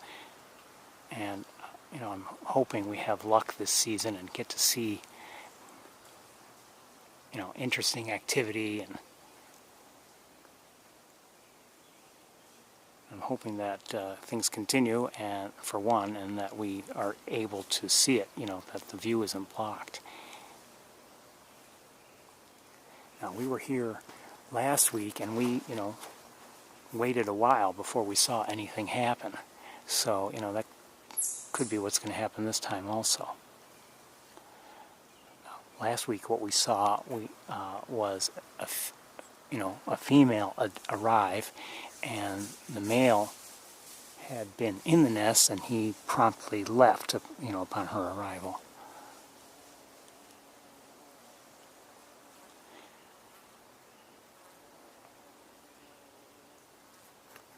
And I realize this could be boring, just sitting here, and we won't wait too long, but...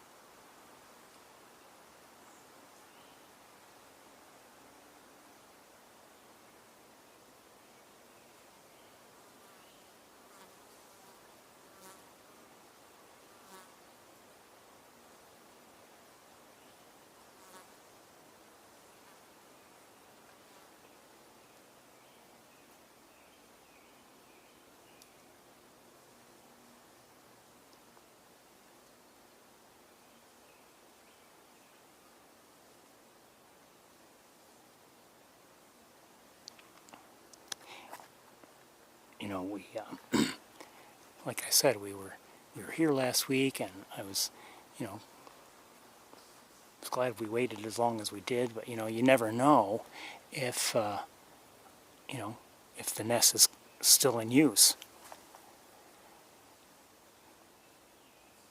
I mean, any number of things can happen. It might have been abandoned. It might be that they've, it was attacked. Something else happened, or everybody fled, and there's no need for it any longer. So you never know.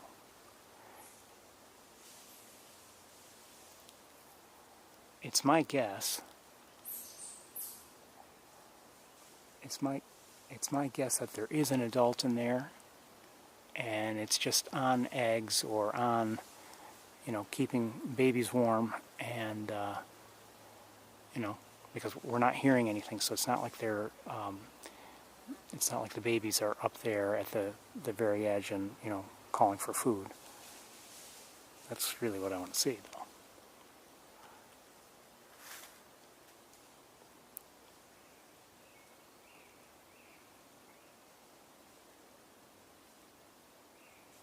So, again, I'm not going to wait forever, but I just want to be patient, and hopefully, if we're lucky, get to see something we'll enjoy.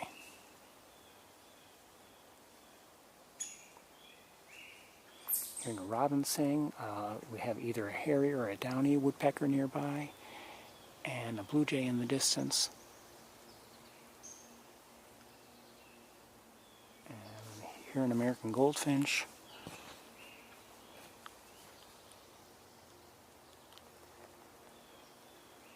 But so far, no sign of any pileated.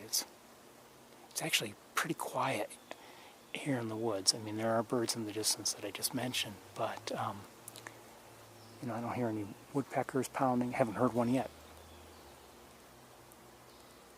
Pounding on a tree.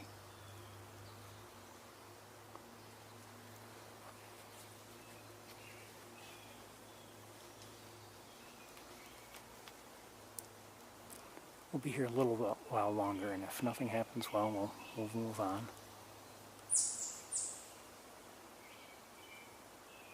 And forgive me if it is boring just to watch no activity.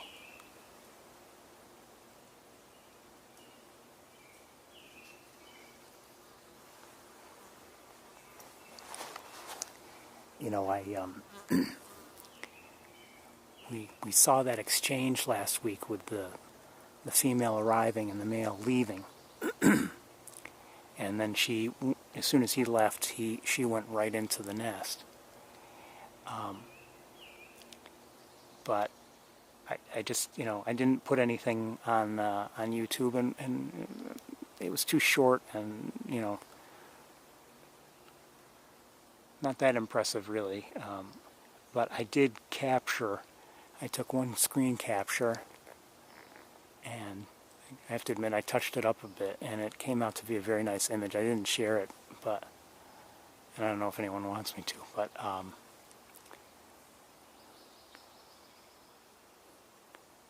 it was a nice look.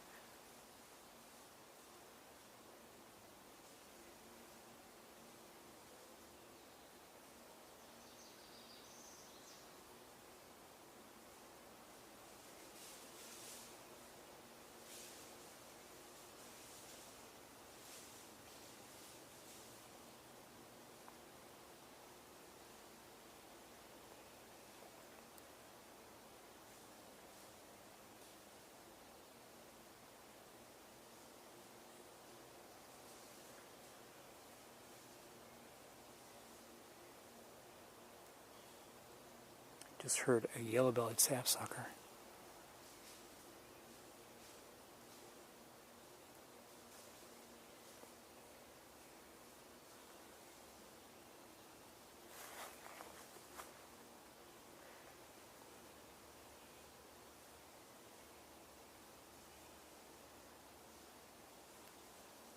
Well, since we've been here today, we have heard northern flicker. I'm not sure if I heard a yellow-bellied. I did hear yellow-bellied sapsucker. I'm not sure about red-bellied woodpecker. I'm not sure. Hairy woodpecker, I believe. Downy woodpecker.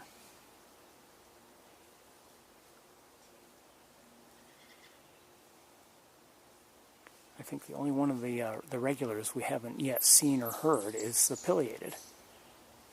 We did hear northern flicker, like I said. But in terms of pounding on trees or, that sort of activity, haven't heard a single pounding of any sort from any woodpecker.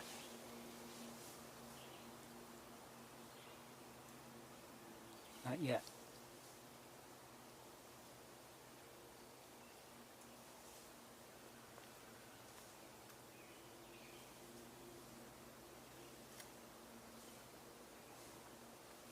You never know. It could be that just before we arrived, they had an exchange or something, and no one's going to be back for a while. That's very possible also.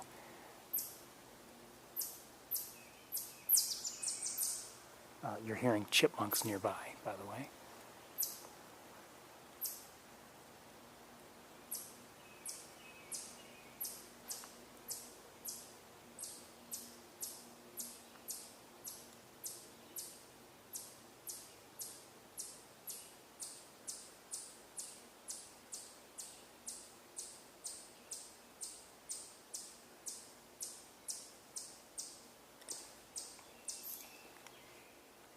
And I'm afraid that maybe if anything happens, it'll be so quick I'll miss it. Right now I'm not recording, and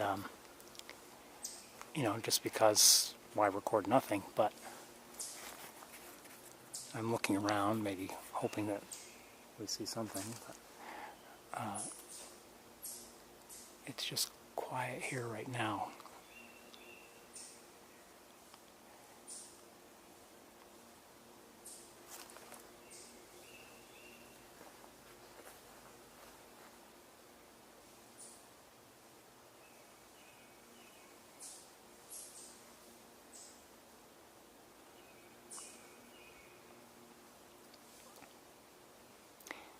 the other night. I was, taking a walk and thought I had seen something. I wasn't sure, and I was hoping to see a bobolink or two, and eventually my patience was rewarded. So.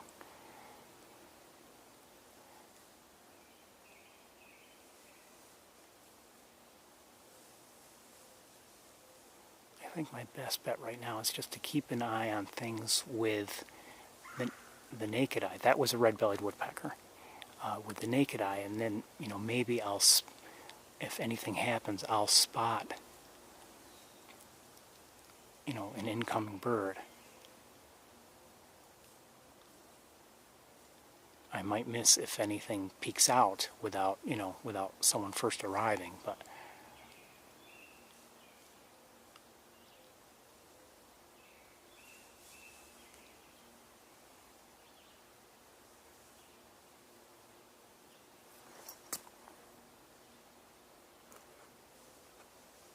I hear mourning dove singing in the distance.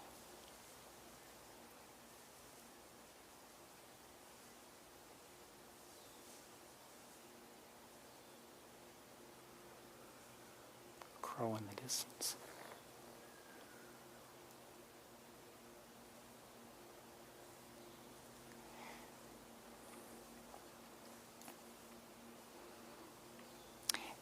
When you are bird watching, it's important to, if you do how I do it, it's important to use all three of the various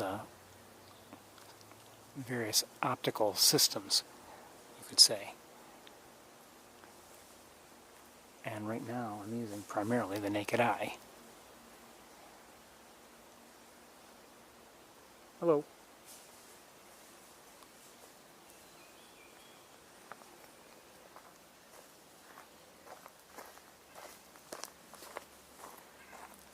Just heard a white-breasted nuthatch.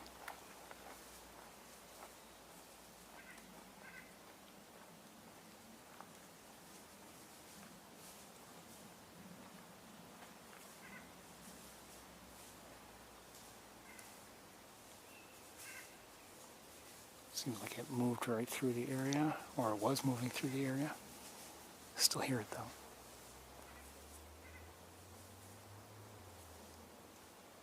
And behind me somewhere there seems to be a noise coming from the ground, but I'm guessing it's a squirrel.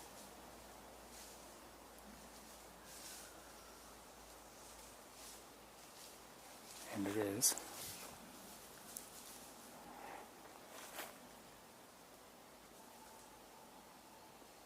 Okay, I may have just heard somebody in the distance pounding on a tree. Good to know. We won't wait too much longer. This is only so exciting.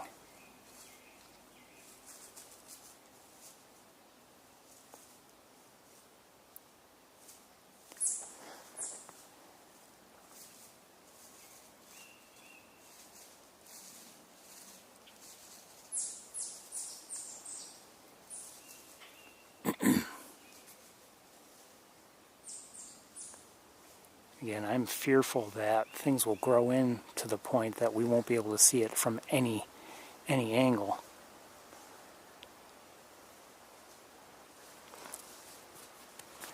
I'd hate to, know that everything is, at its most active in terms of, what you can and cannot see, and but have it all be unavailable to us because of just all the leaves growing in.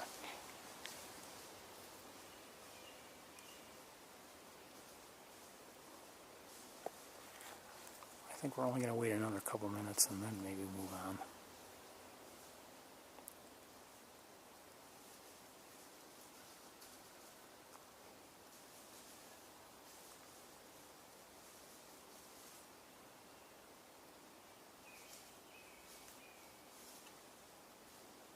We don't even know with certainty that it's still active.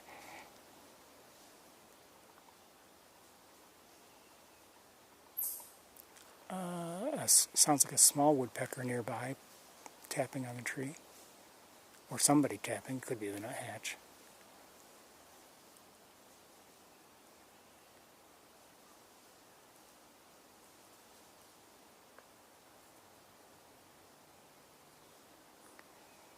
Some of the leaves keep blocking my view with the naked eye.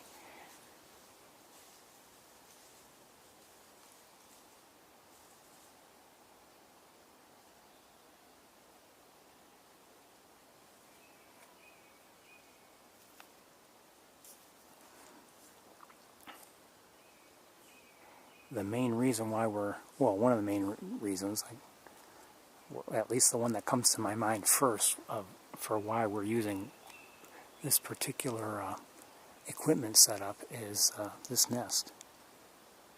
So in other words, I really want to see it and see the activity.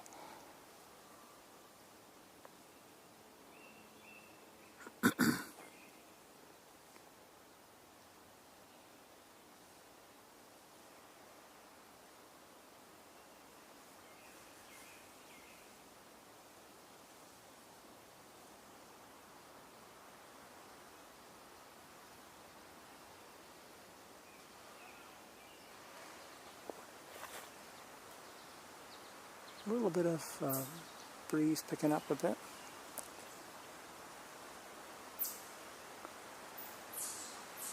I wonder if it means something. Could use the rain.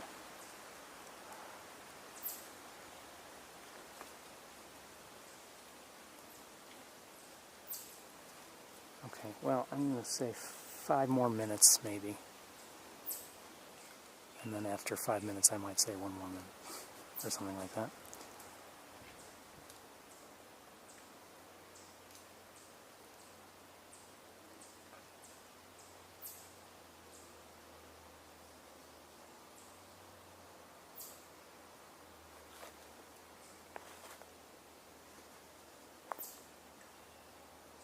So anyway, what I was getting at is, right now I'm using primarily my own vision to look at the nest. That's the widest field of view possible for me. So, I'm hoping if anyone comes along, I'll catch sight of that movement and be prepared to record, begin recording as quickly as possible.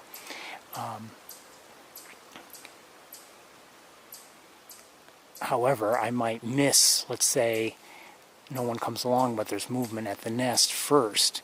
I might miss that because I can't see as well with my own eyes, and I can't necessarily discern every bit of movement. Someone was up above, a smaller bird. Let me look at it with binoculars.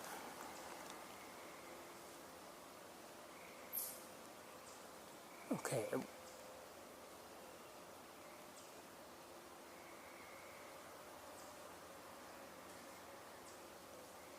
Looks like probably a downy woodpecker up above us.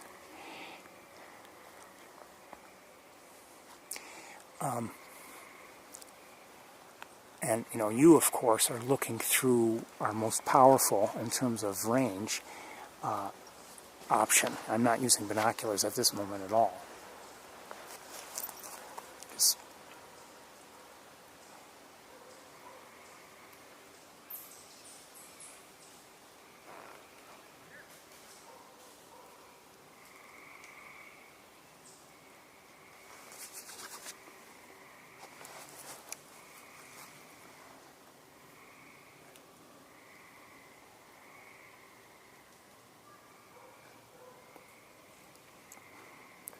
of course, at other times, the binoculars are your best bet as you're looking around and you're hoping to see something, but you're looking over an area that's a little far away, and maybe your own eyes can't catch whatever might be down there. I've said it before. My own thinking about binoculars and scopes is, in general, you often use the binoculars to seek, and then you use the scope to see. Find whatever it is you're looking for first, and then try to take the closer look.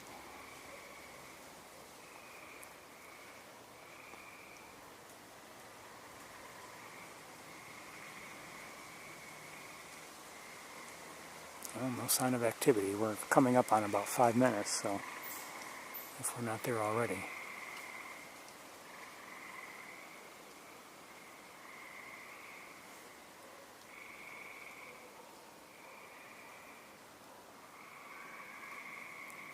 Sometimes I look up there, I'm looking around, but sometimes I look back up there, and I see a dark spot, and it's actually the nest itself, and I think, oh, is something up there? No.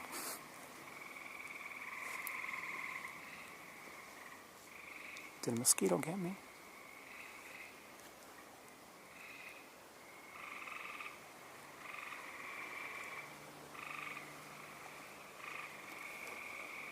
Well, the frogs are vocalizing, but nobody else is making a sound.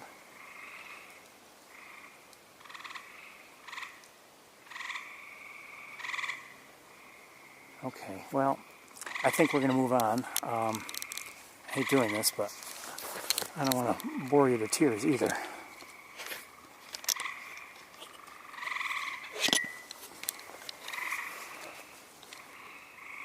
Hold on a second.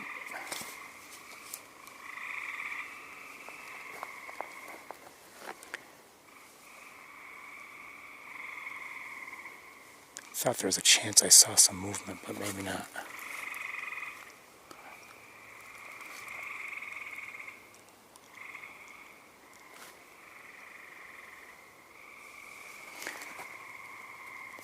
Well, okay, no pileateds this week.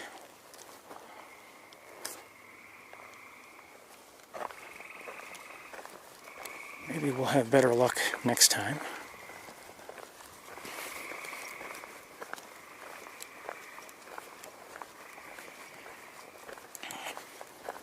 You could argue I should stay and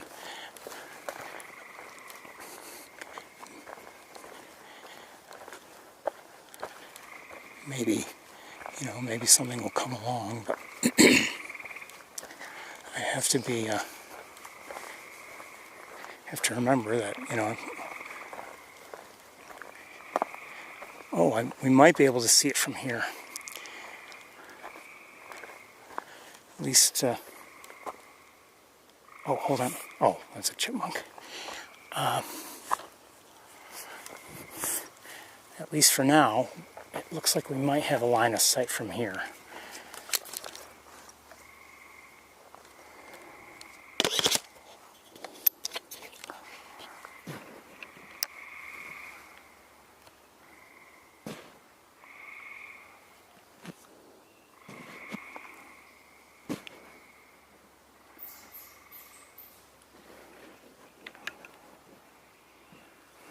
Let's wait here a minute or two.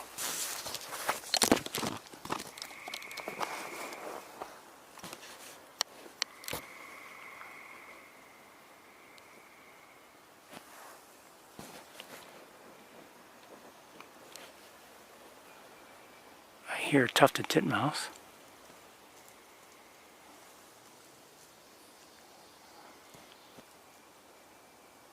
Now my own naked eye field of view is even more blocked here, and anything that comes along has more opportunity to do so without my seeing it, just because of all the trees.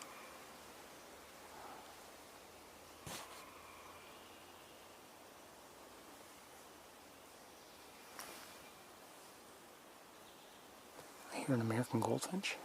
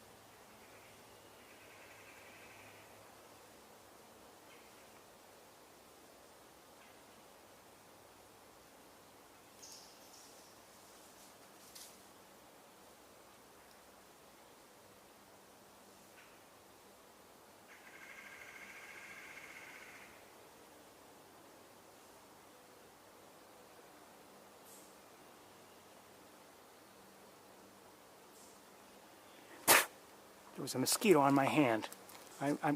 Heads will roll.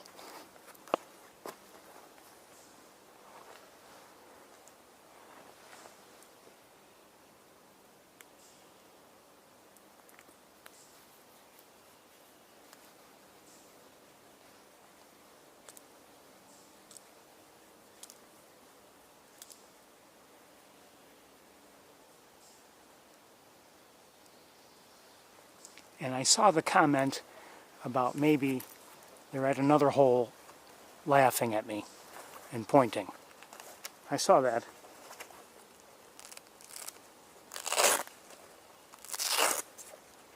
Deeply offended. Well, not really.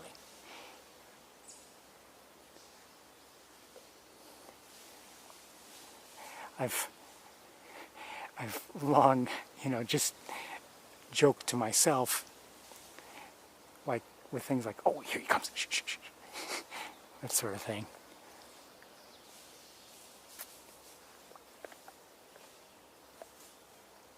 Did I hear an ovenbird, maybe?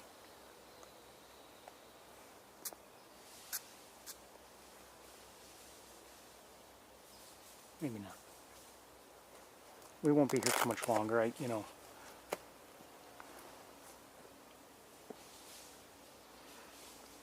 By the way, if you haven't seen it, I'm not saying it's the best of all time, but if you haven't seen it, I've posted a video of some recordings of the Betty and Barney nests. That's the red-tailed hawk nest near me.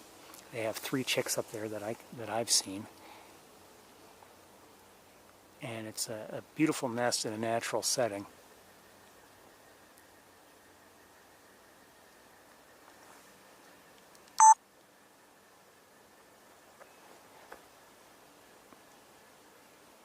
I hear, and it's possibly moving, a pileated woodpecker.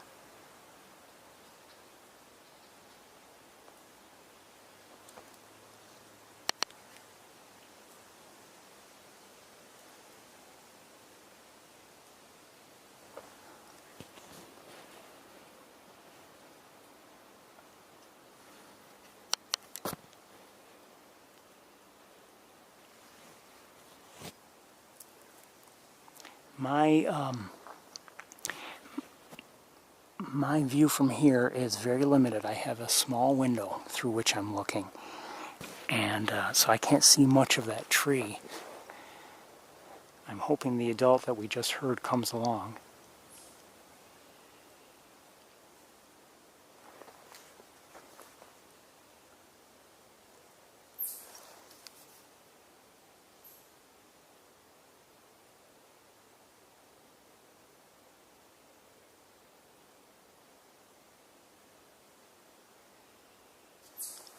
So we'll wait. We just heard a pileated woodpecker. So we've heard or seen pileated, downy woodpecker, hairy woodpecker, red-bellied woodpecker, yellow-bellied sapsucker, and northern flicker. So we've heard all 5. 5? Is it 5 or 6?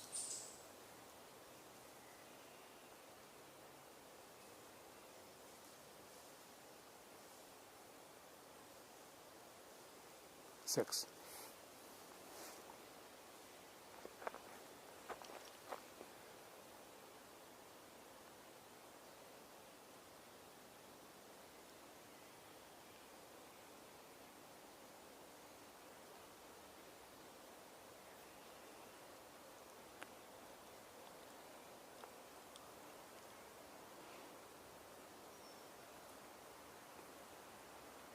Again, my field of view regarding the tree that we're looking at is very limited, so I can only go so much higher and lower. In fact, I don't know if I can go really much in either direction.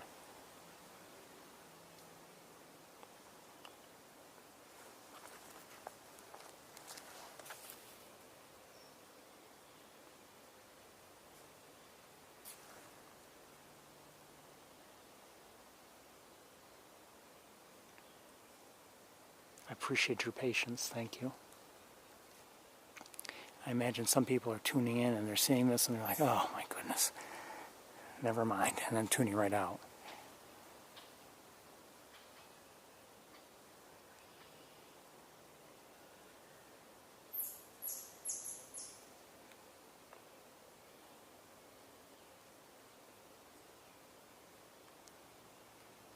I'm just looking around. I might, if anything happens at the nest, I might miss it.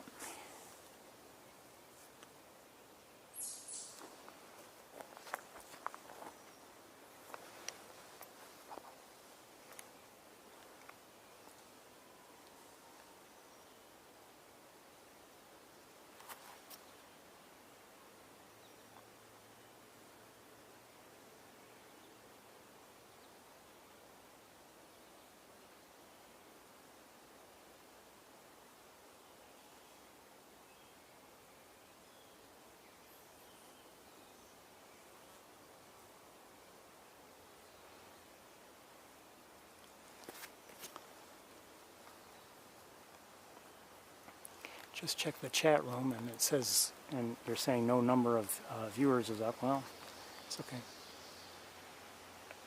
What did I just hear?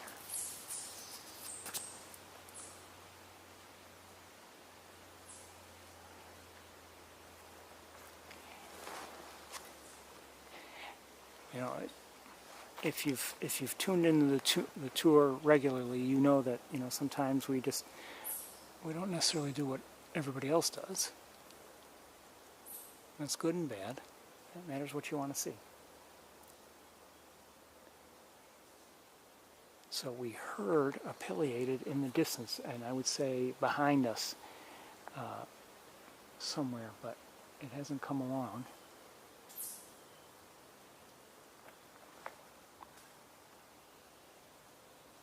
And it may not be one associated with this nest. I don't know. It's very possible.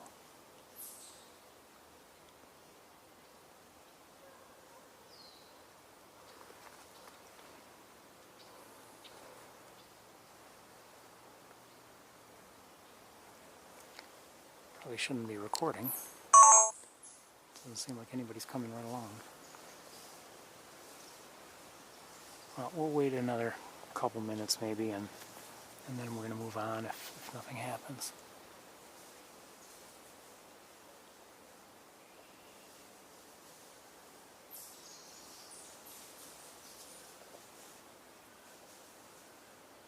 I think I'm hearing wood ducks behind me, somewhere near the pond. I did see a duck of some sort in flight, but I never got to get it on camera. And but we've heard what I believe are wood ducks a couple of times today.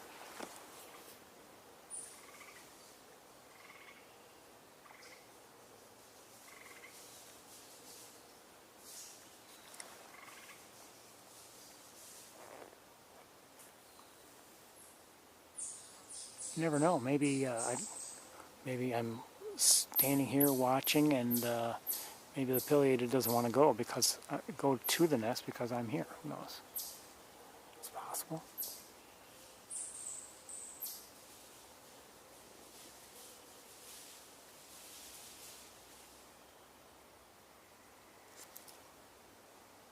Okay. Well, we're gonna get going. No more of this.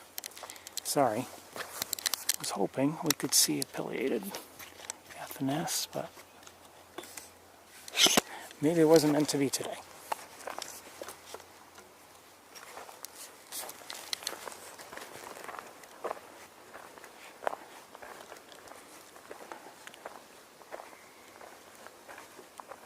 I wonder if we might have a couple other spots from which we can see, maybe. This one might be the best yet. 1 second. Yeah, this one is the best yet. At least for that one tree. Let me show you.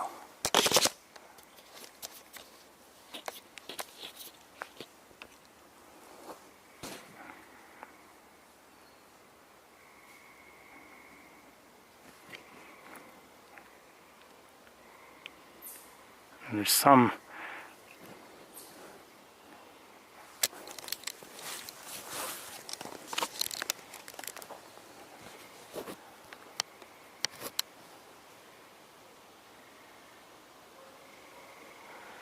What's this? I keep tuning in and all I see is a hole in a tree. Yes. Sorry.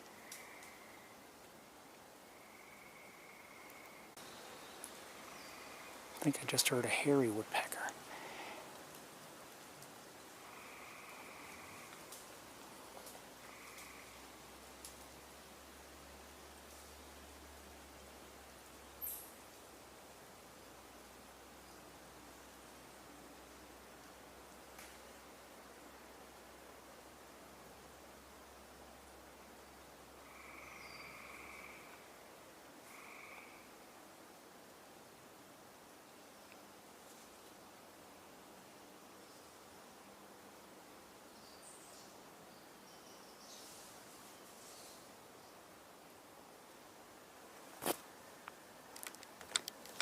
Okay, well, we're moving on. We've wasted enough time on this today. Again, I apologize, but not much I can do.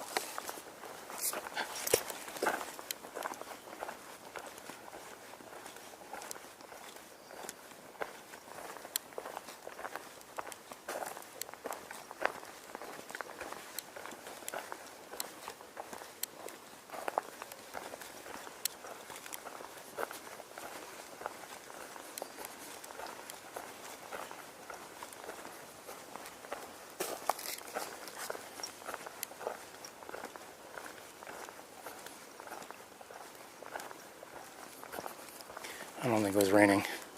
I thought maybe I was hearing some drops hit the ground, but I don't believe so. Could be wrong. Anyway, whatever it was, it's stopped. Might have been just material, you know, falling from the trees.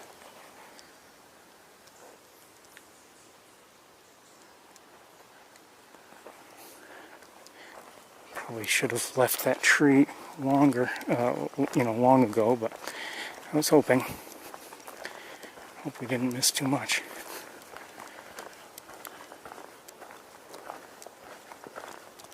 I hope we don't end up missing too much, that's what I should say.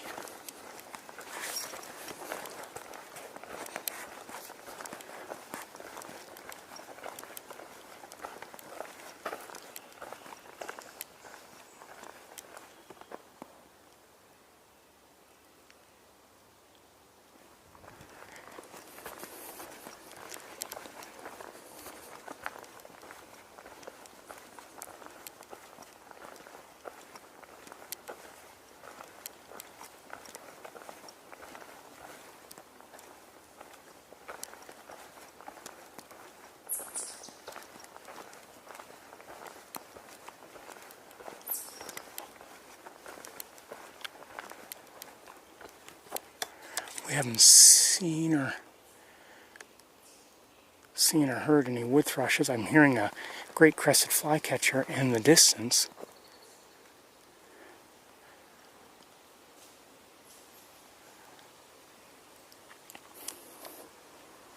When we get some rain, for a number of reasons, not just because the plants need it, but the birds need it, and the bugs that the birds...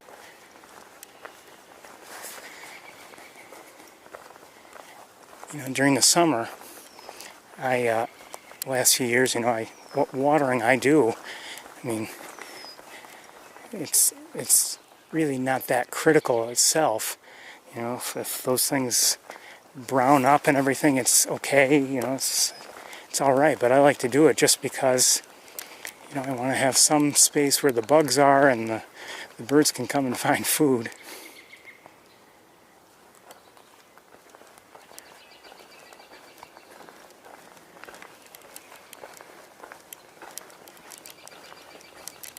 Hearing some robins here and there.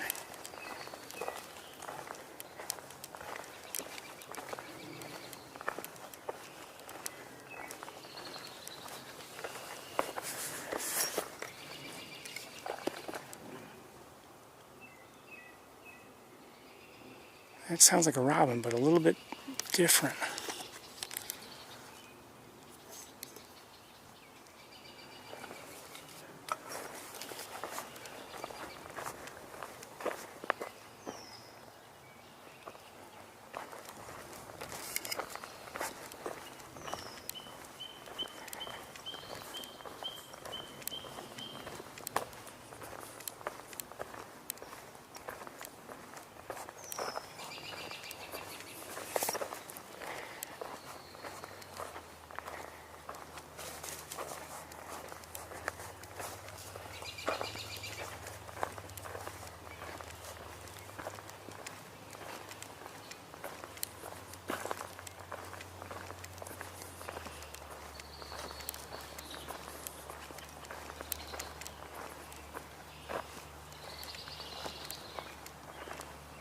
Osprey catbird over here. Oh, I'm sorry, it's so bright.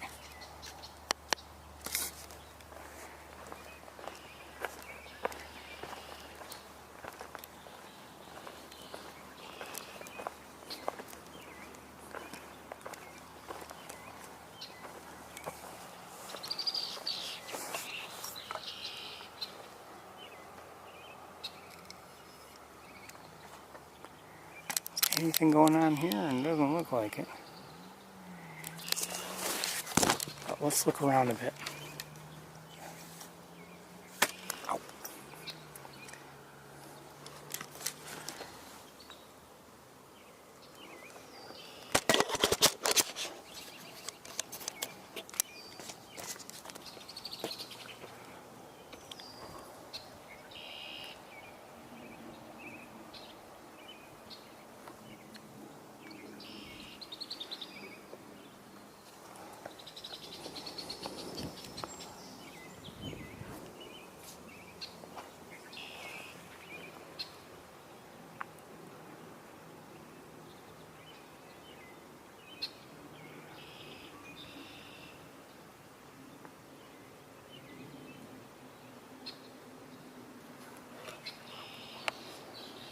Hey.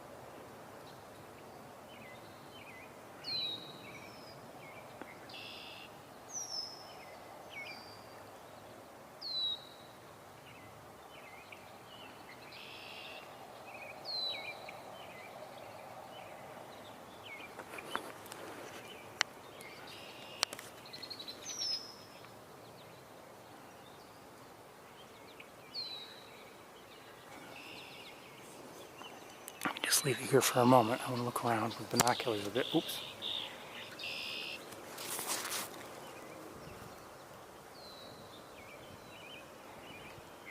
And you might wonder again, why, you know, you just looked with a powerful scope. Why look with binoculars? Well, because the binoculars have a wider field of view, but can give me some, you know, some range.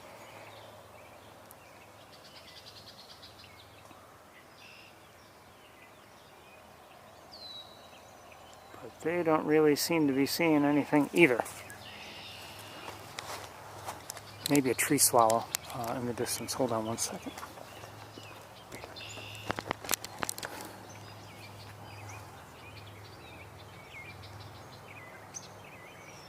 Maybe not.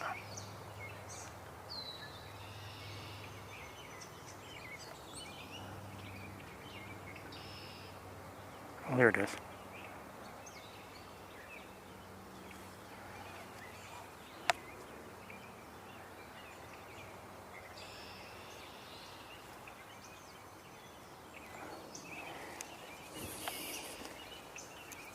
But we're going to continue on, I think. Wait a second. Hold on one second. Okay, it's nothing.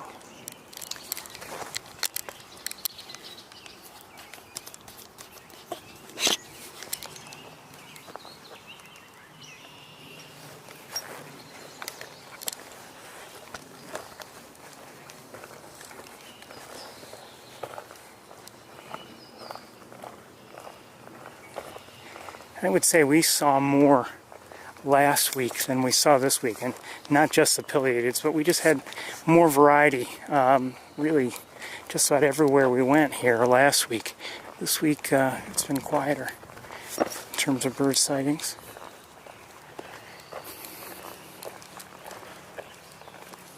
I mean, as soon as we arrived last week, we were seeing the American goldfinches all over the feeders, and we saw other birds nearby.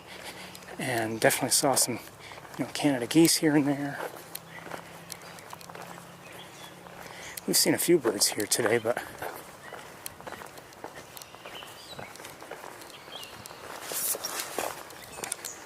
hearing a catbird again. Hold on, I gotta make an adjustment or two.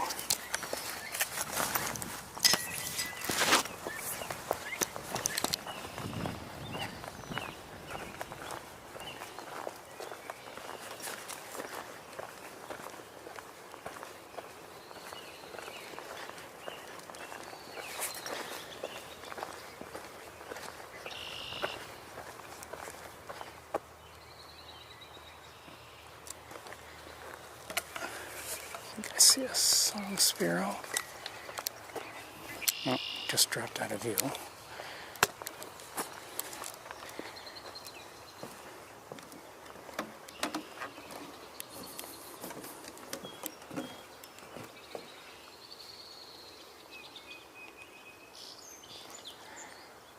Just heard it. Things are drying up here a bit.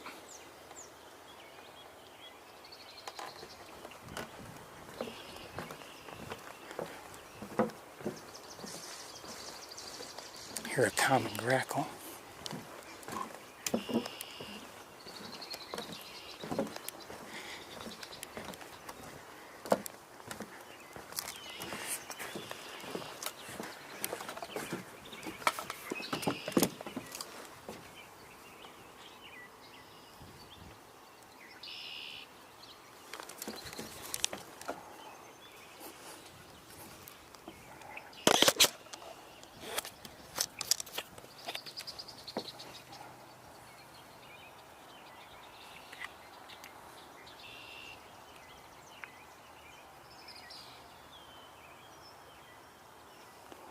Now last week we were lucky, we got to see mergansers out there, both common and hooded. Not today.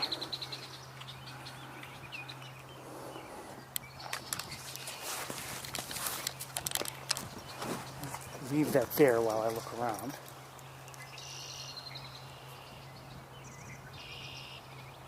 I hear a house wren.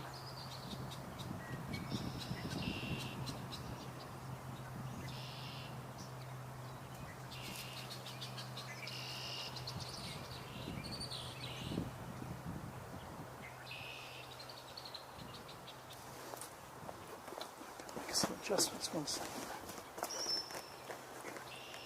Yeah, I thought so.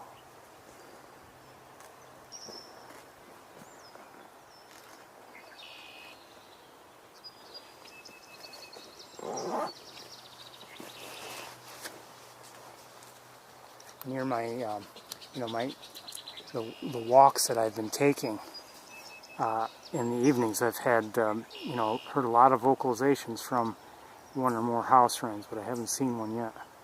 Well, maybe I did. Maybe once. No, maybe not.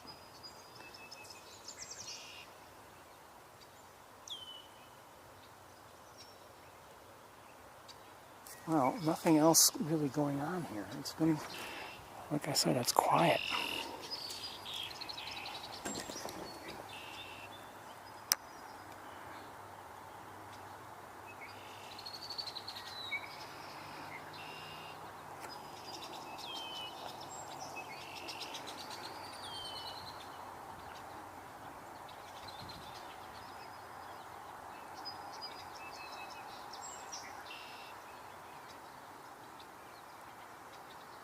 Just heard a tufted titmouse.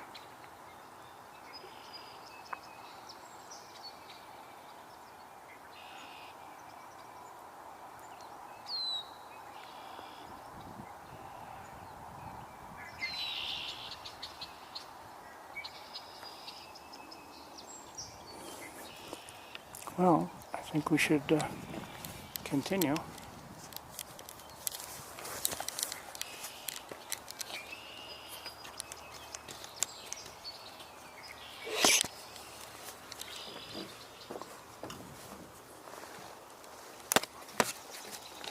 Oh, come on.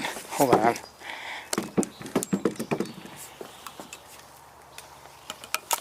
Whoa, cables. Nearly had an accident because of them.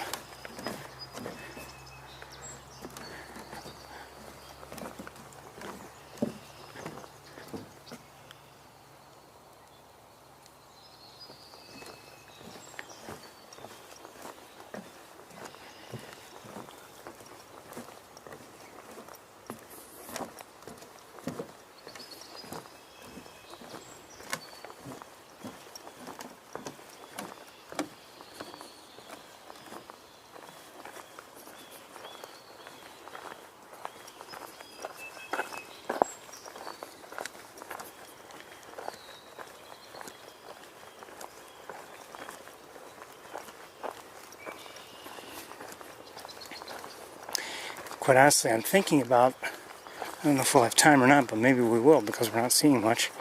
I was thinking about checking on the cliff. Check on the cliff, why? Well, we checked weeks ago, but it may have been too early in the season. There might be activity of some sort there. You know, we saw ravens there last year. Maybe they came back. I don't know.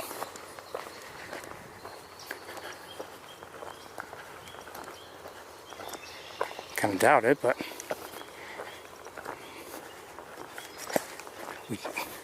we checked a few weeks ago, but that, you know, for all I know, it was too early in the season.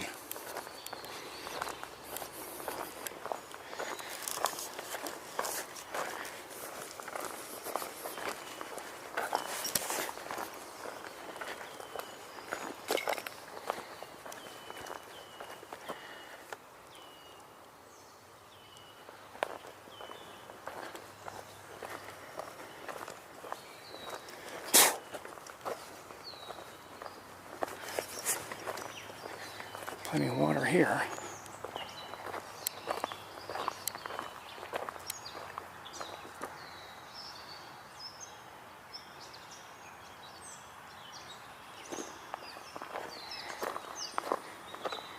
I don't understand it. I wonder if something is being done deliberately here.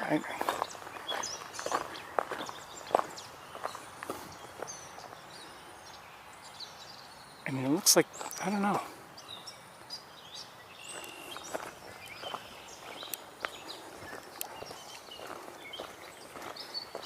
Kind of doubt it, but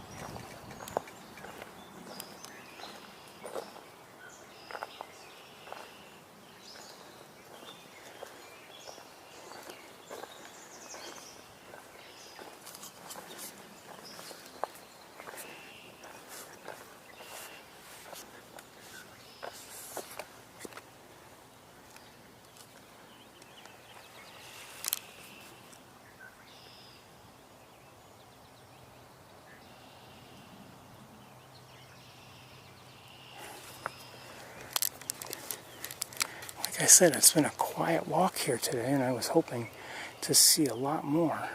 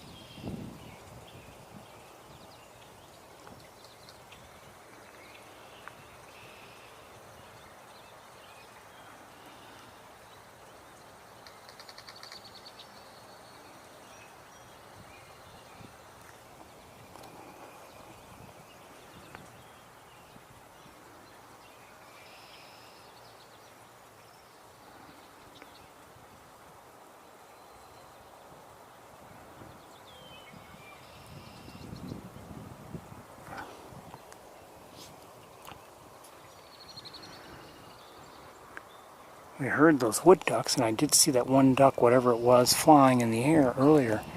But I've seen no other ducks since.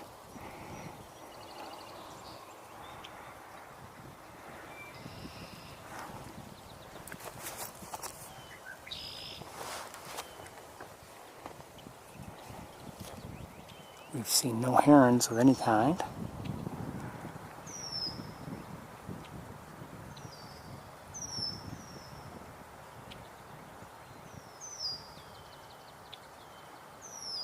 Looks like a female red-winged blackbird, I believe.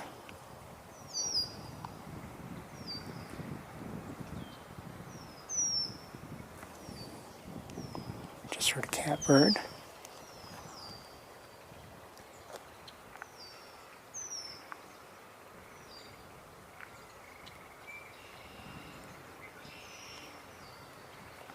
Haven't even seen a beaver yet. Usually when we come over here, it's like they want to know what's going on.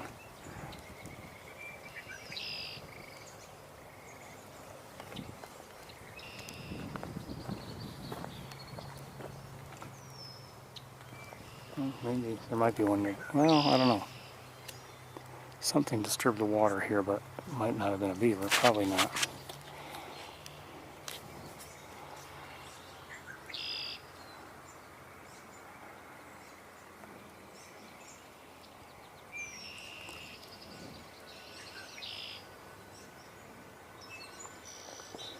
Am I hearing a phoebe, but that's a little hoarse?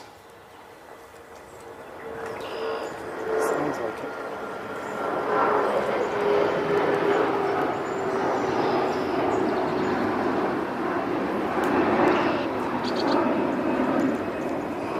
Hold on, I want to look at some of the binoculars.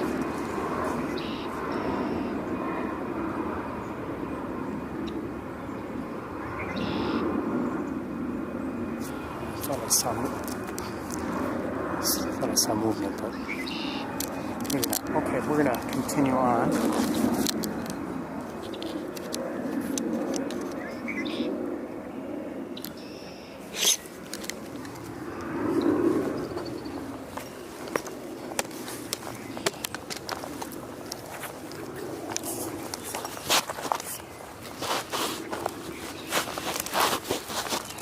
Watch your step.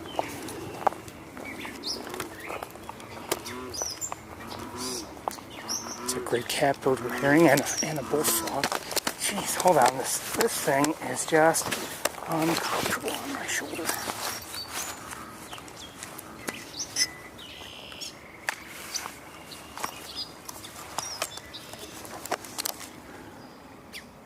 Oops.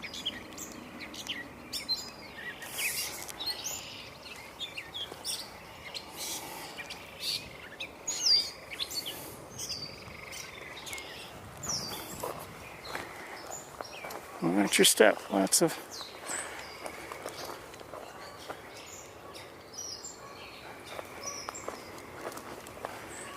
I hear some geese.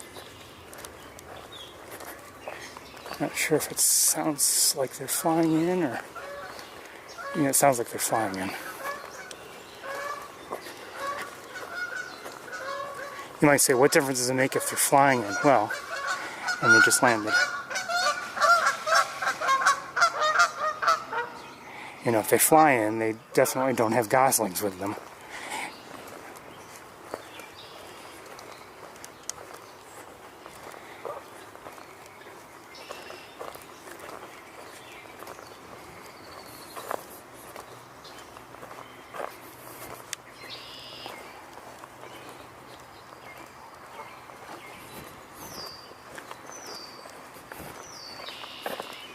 Well, I have to say, I'm disappointed in what we've seen here today.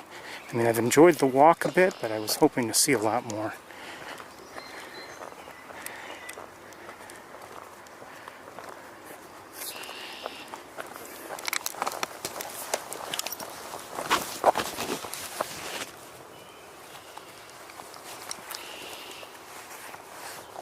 I have a shoulder pad that's meant to cushion the tripod and scope when I'm carrying it, and it doesn't stay in place, unfortunately. It does a good job when it's in place, but Okay, I see a Canada goose up ahead on the trail. And that, oh, hold on. That to me has me thinking there are goslings there, but that's not what I'm going to look at right now. Hold on. If it stays put, it's a robin, but the lighting is nice.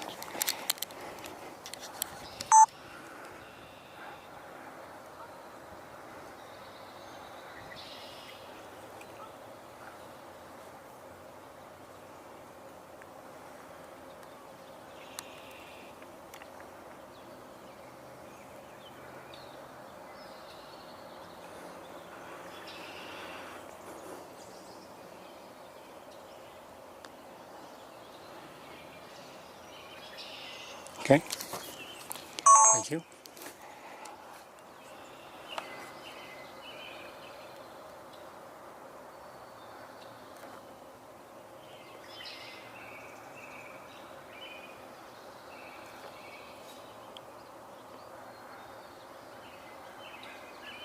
Thought I saw something there. I did. Okay, it was on the other. Just couldn't see it. It was the branch itself was in the way. Okay. Anyway, up ahead, I see a Canada goose on the trail, and for a Canada goose to be there, I just wonder if there's also one or more goslings. I don't know. Let's. We're gonna head that way and find out maybe. Oh, hold on. Here's the other adult. No goslings in sight yet.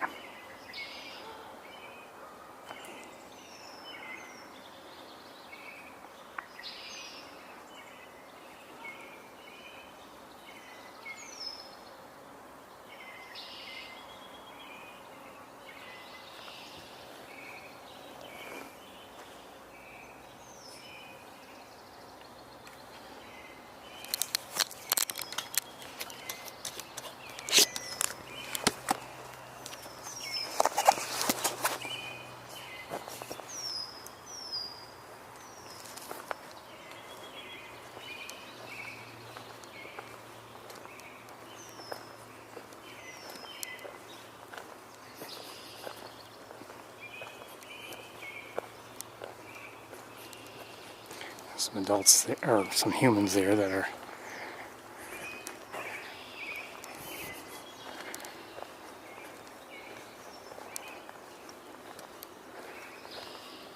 hopefully not bothering them.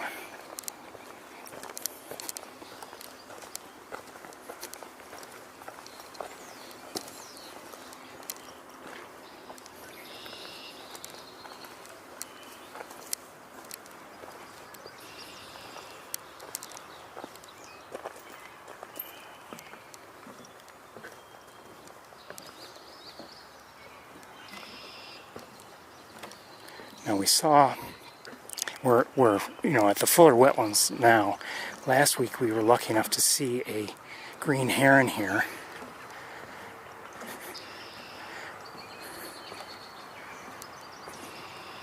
I'm not saying that it would have stayed around, but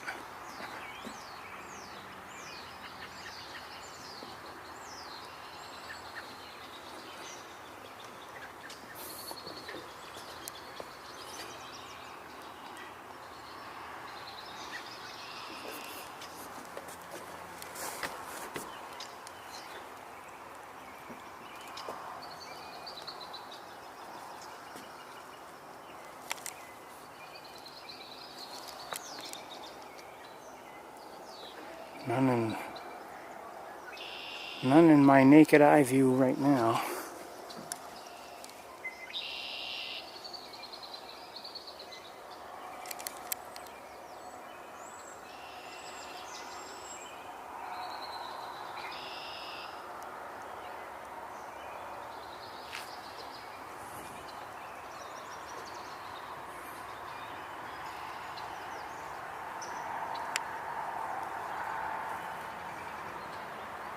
Okay, time to move on, I guess.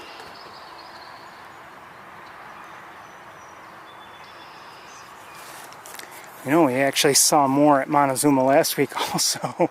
So, more at Montezuma and Sapsucker last week than this week. It's okay, that's just how bird watching goes sometimes.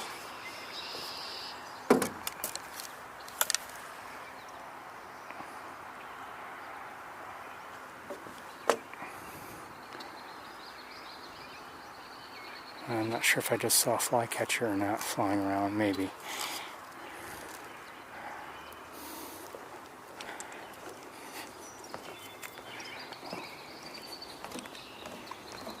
We're running out of time, so we're going to get going.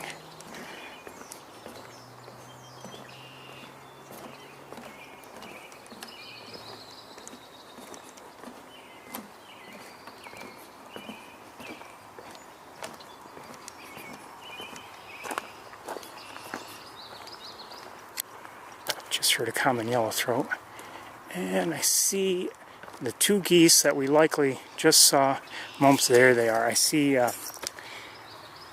hold on, I see not only the two geese that we saw moments ago, they're on the trail here, but I also see this. Yes. We saw a pair of Canada geese with two goslings last week. This is obviously a different story. And there's another adult here.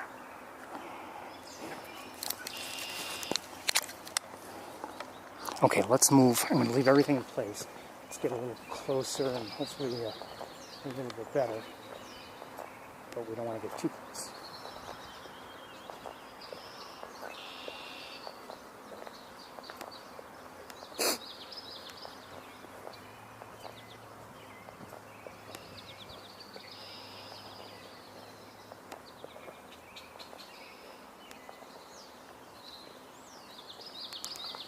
Just heard the yellowthroat again.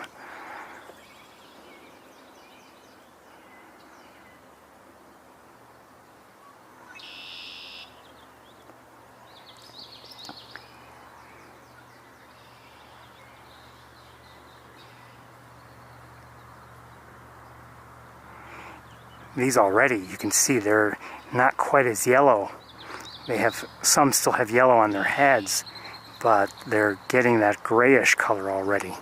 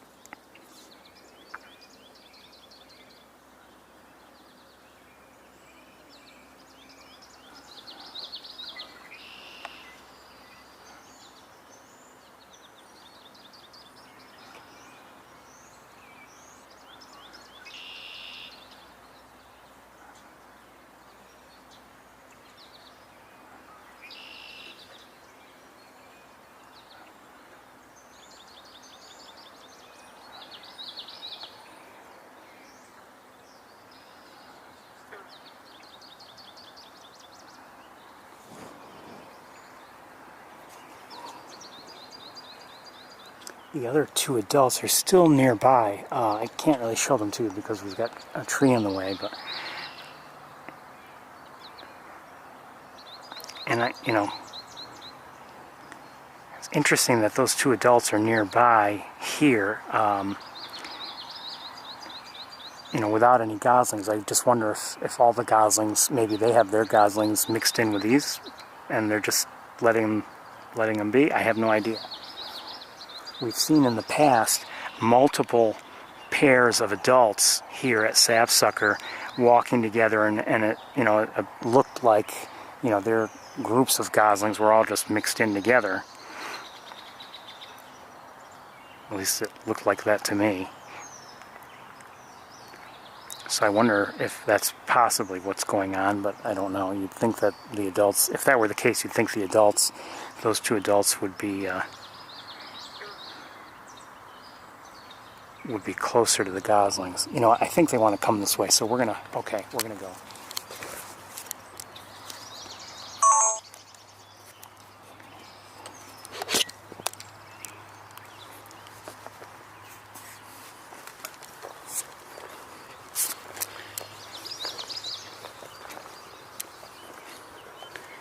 And hopefully I can walk through here.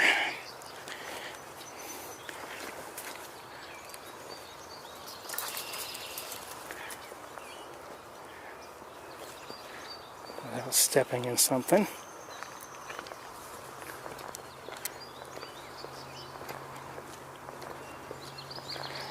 It just seemed like they wanted to go that way, and I didn't want to be there just yet.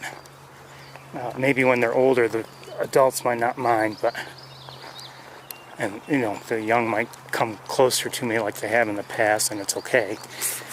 The adults see that I'm not doing anything, but now that adult who started to head that way might think that he pushed me around, and I'll let him believe that for now. Hold on. Oh! I think I just saw something I don't normally see. It looked like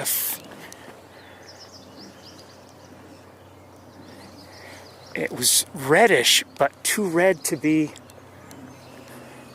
It looked like a house finch, but I have a feeling it was a purple finch. Maybe. And I think I see it. Stay put, stay put, stay put, stay put, stay put.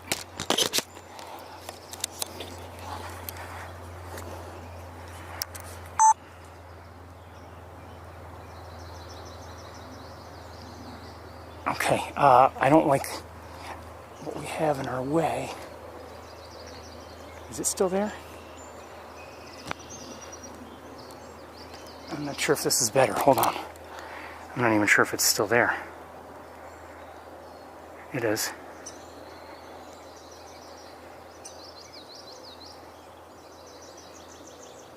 I'm guessing that's a purple finch. I don't normally see those.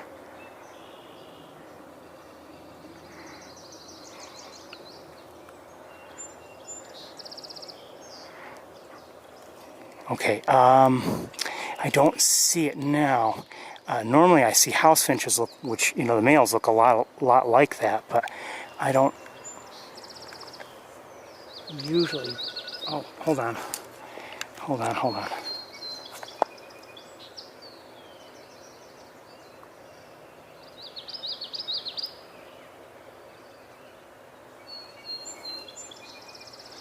Someone just sent me a text that right now.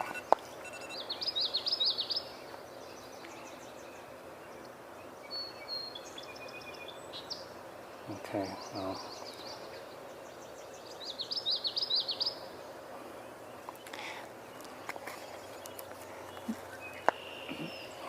All right, so I'm hearing also a common yellowthroat nearby. Love to see it, but I don't know. So anyway, we saw that purple finch, or at least I believe it was a purple finch.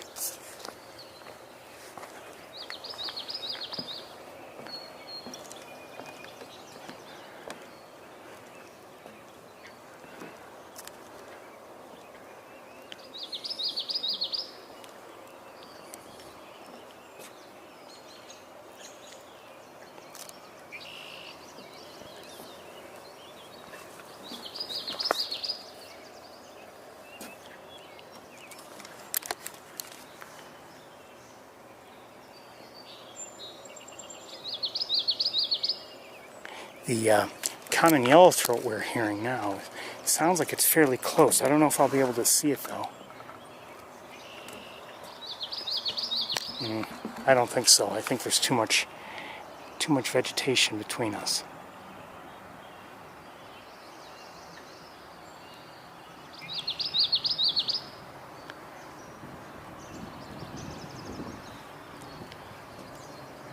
Okay, let's go back.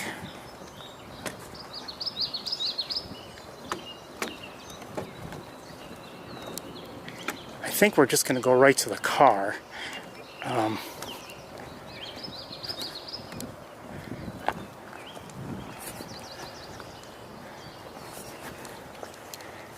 not saying we won't see anything if we go back to the water. Well, maybe we should, I don't know. You know what, we will. We'll go back to the water very quickly.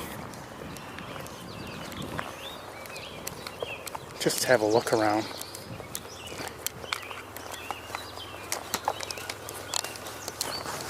You never know, we might have the best sighting of our time here if we go back. 1 second.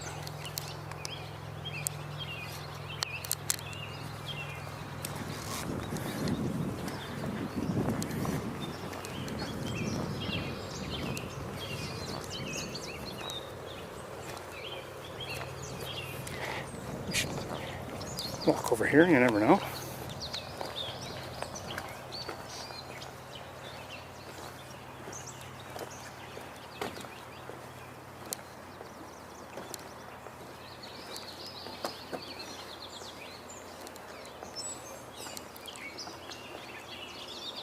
A little dry. And what I mean by that is if there's going to be any like heron activity of any sort, there's got to be more water than that.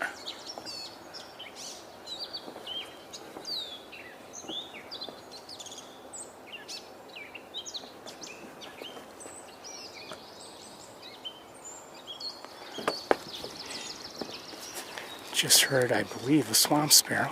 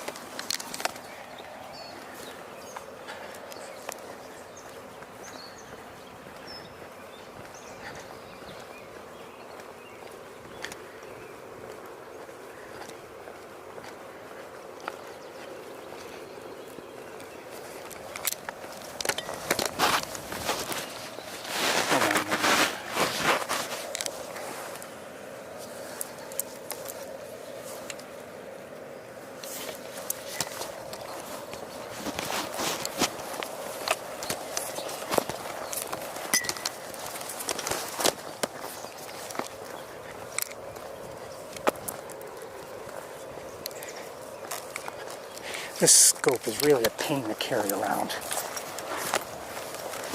Literally.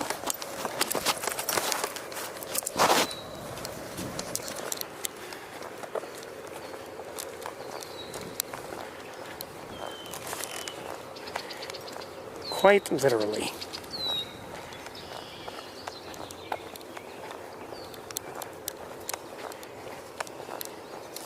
It's worth it.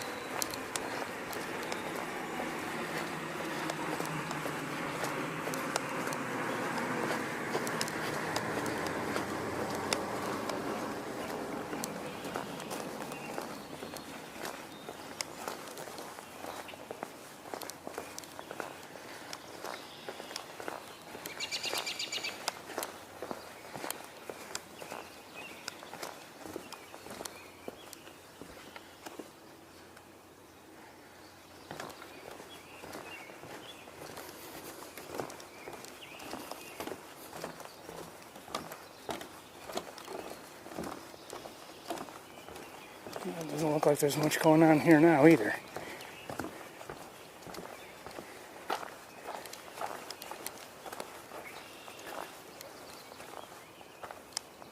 I might see something of interest, maybe, in the distance. I'm not sure. Could be my eyes fooling me.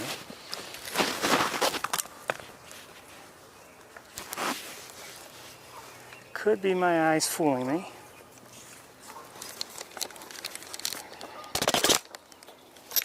Well, we'll look at something else first before it swims away. I'm not sure. Something's disturbing the water over here. If I can find it. Beaver.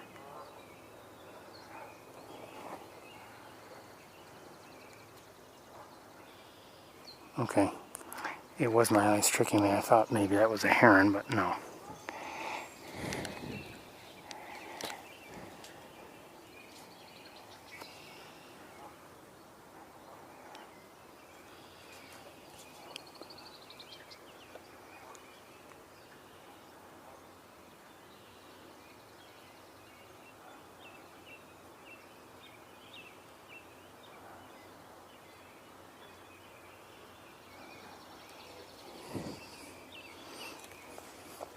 Okay, while we're here, let's look back. So 2 geese just swam away, and is there still a goose over here? Not that I can see, so maybe it was just resting there or something. And it's not a nest. Or at least not any longer a nest. So I don't see any goslings or anything nearby. So, oh, I see a duck in the air.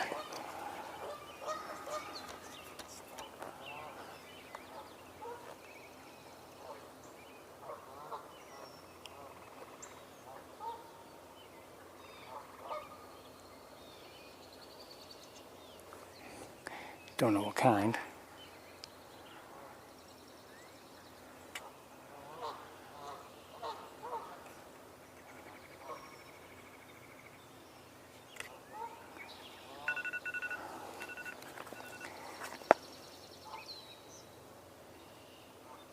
Hold on a second.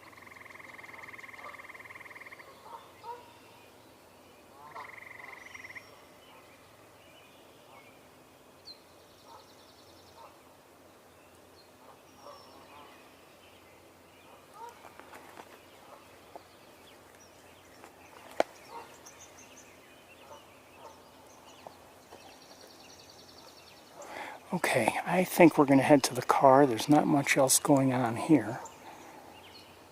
Not that I can see. You know, something's disturbing the water, not too far away, but I can't see what it is right now. Looks like it's maybe in front of the lab. I can't tell what it is, though. Could be geese.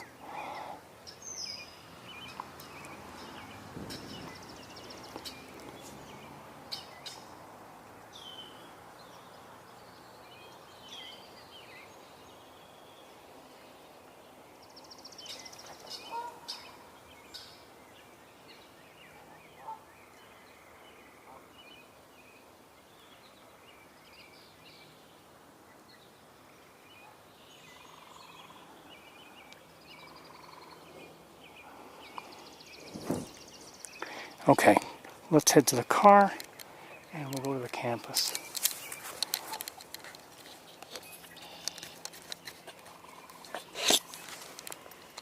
Oh, wait 1 second.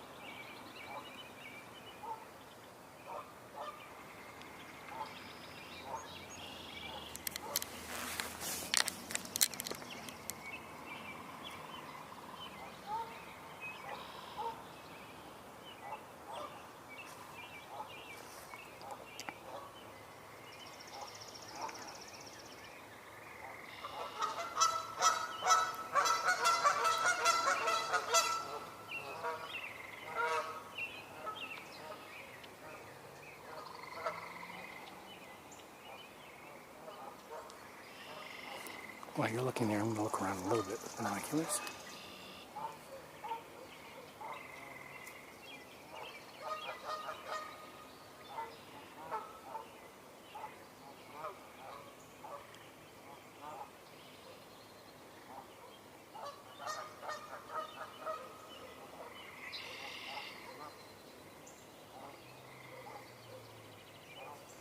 You know, we could skip the campus and just go back to the pileated nest, but I don't think anyone wants to do that. You know, I'd be curious to do it in a way, but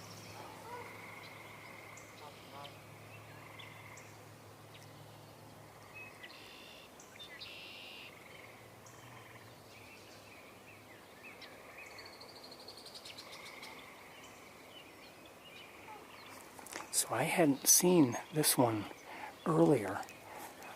Looks like it is on a nest, and wouldn't mind if it would just stand up for a moment, just, you know, so we can see what's going on underneath, if there are eggs or if there are goslings that are just being kept warm.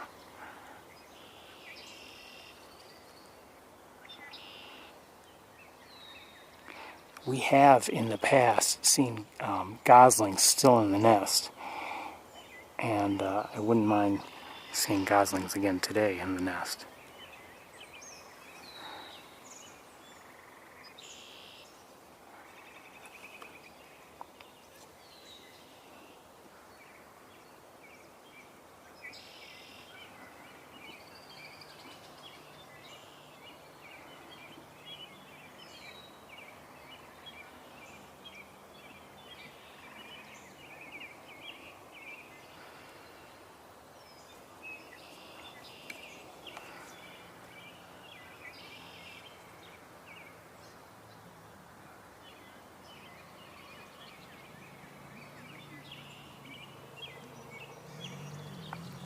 I just heard some drumming. It sounded like a pileated just by how heavy it was. Might not have been, but it sounded like it.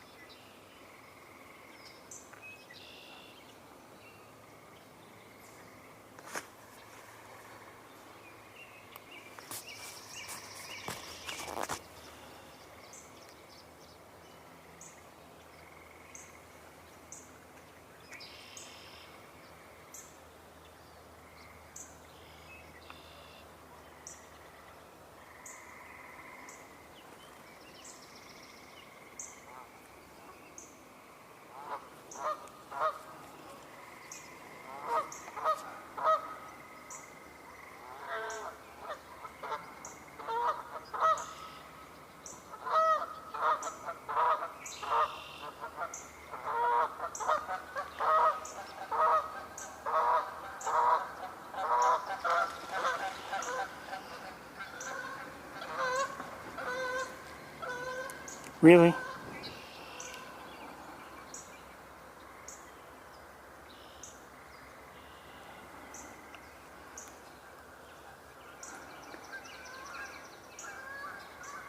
Everyone's so touchy.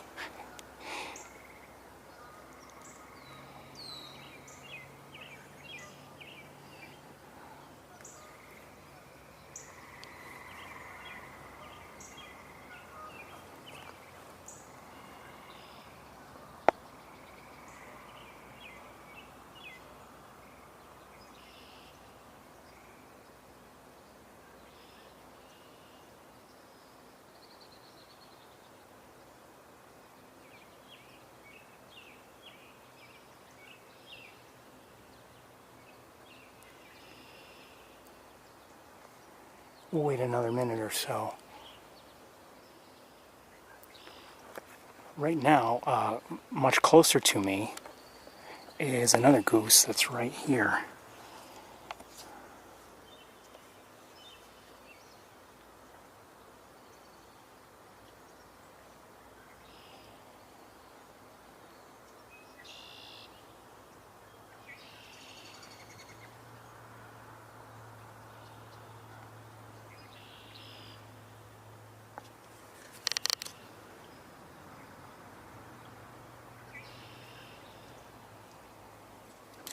I wonder if the scope makes it, if just, I've heard, you don't want to, for instance, if you're near a bear, you wouldn't want to use, have a scope looking right at it because it might interpret that as an eye. I don't know how true that is, but, and I wonder if just having the scope pointed at that goose may have just kind of encouraged it to move on. Anyway, we're going to leave. Let's head towards the campus. It's getting dark.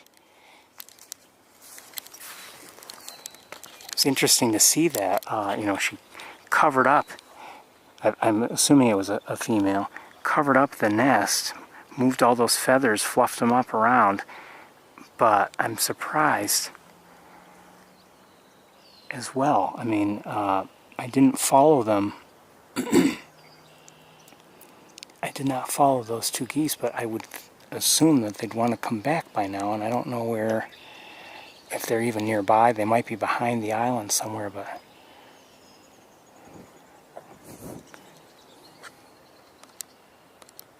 somehow I don't believe so. So what else am I seeing over here? Something there, beaver.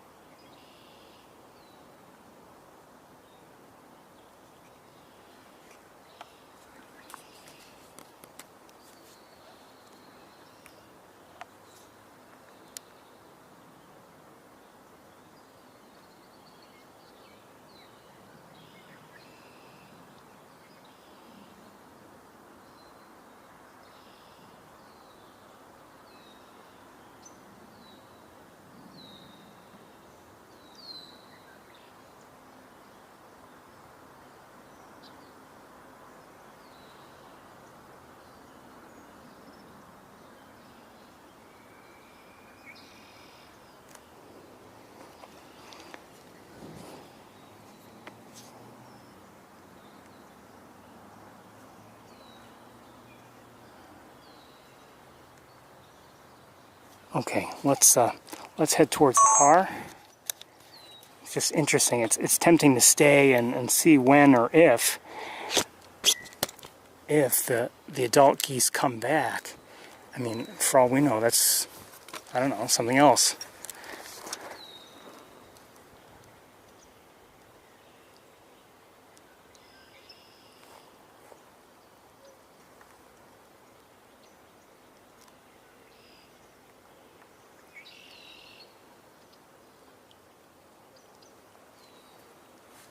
Okay, let's go.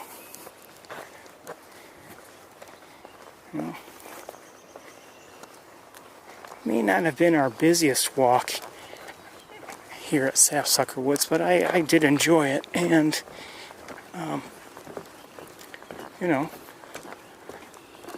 once again we're left with having seen something interesting. It's rare that we don't see something of interest. Every once in a while, sure, but usually there's something good.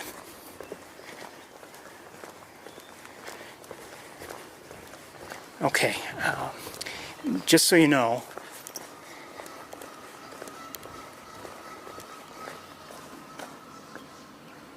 we're going back. 1 second. And the reason why I want to go back is just in case. I know it's cutting down our campus time, but good chance we won't see anything anyway. But I just want to see if those same geese came back or what the story was.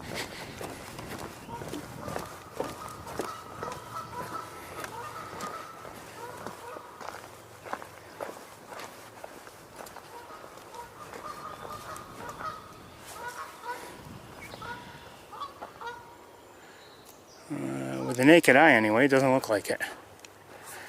Okay.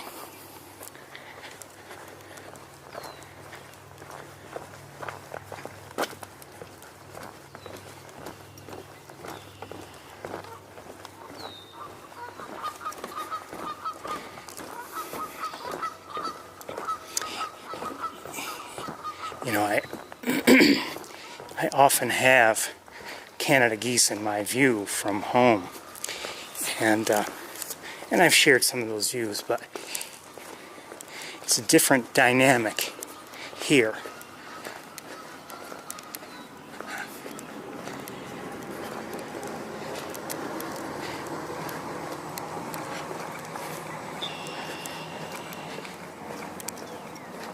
Usually, not always, but usually there is no nesting in my immediate area. Although in some years I have seen goslings go around, and quite honestly, I really don't want to see goslings, you know, where I live, because I just don't feel it's really the safest and best place to raise goslings. You know, there's no large body of water nearby. There's just a stream, and that's just about it, and that's a couple small ponds. Those aren't adequate. Here, there's some grazing. It's not bad, and also you have the pond itself, and also fuller wetlands. So you have some good areas to go if you want some, you know, the safety afforded by water. Anyway, we're going to stay with this camera, I think, for various logistical reasons.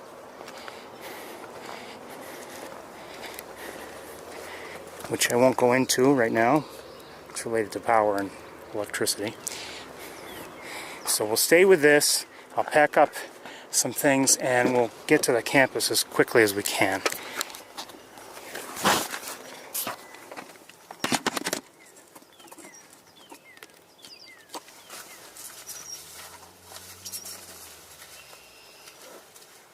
Uh-oh.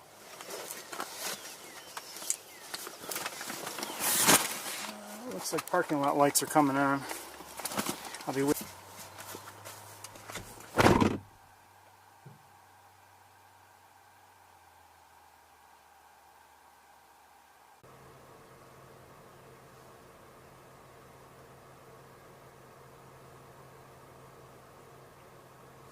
Okay, didn't realize we were offline.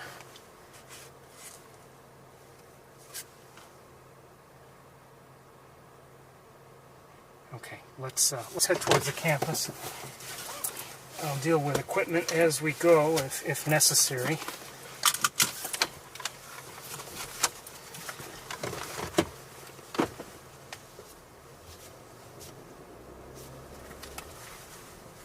Hopefully we'll have reason to change and use a scope. Hopefully we'll see somebody. Bye, sapsucker. Bye, geese. Take care.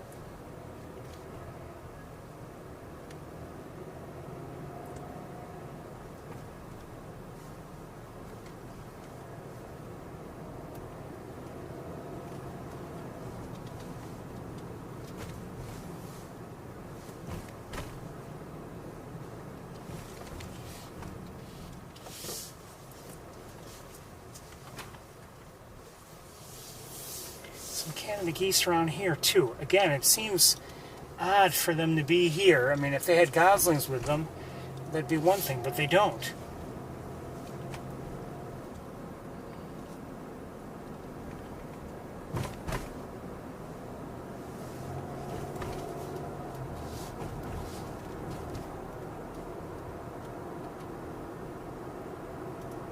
maybe I'm wrong, but it just seems odd because, I can see them prior to the weeks of nesting. I can see them, going off into odd areas, and as they often do. Who's in the road here? Red-winged blackbird, get out of the road. And as they look around for areas where they might nest or whatever. I've seen that in the past, sure. And then once they are actually nesting, they stay in those areas. Okay, fine. But for, now,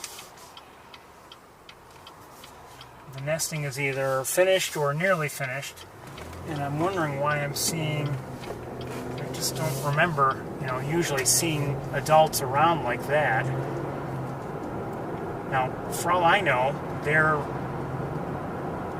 first year, they're still in their, they're finishing up their first year.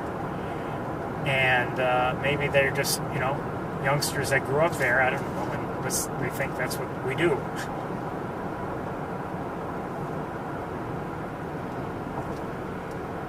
And I do wonder, I don't know if, the prior year's young ever stay around, with Canada geese and maybe are there, I don't know, I can't imagine if they really stay with the parents and maybe watch over the next, the following year, or the current year, I should say.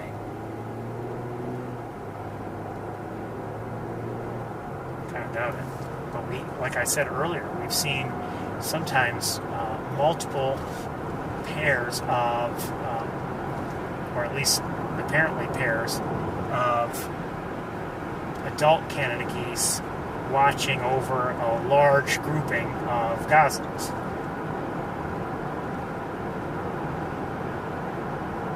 At least we've seen that, at Sapsucker.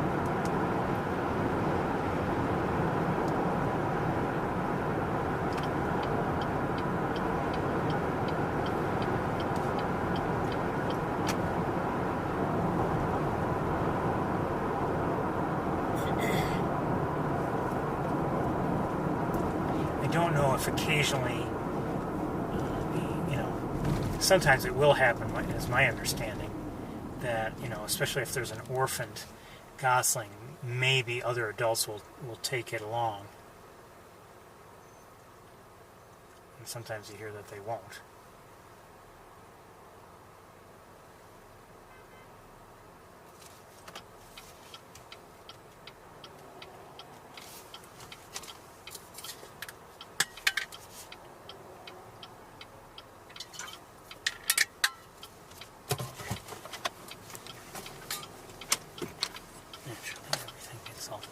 Here.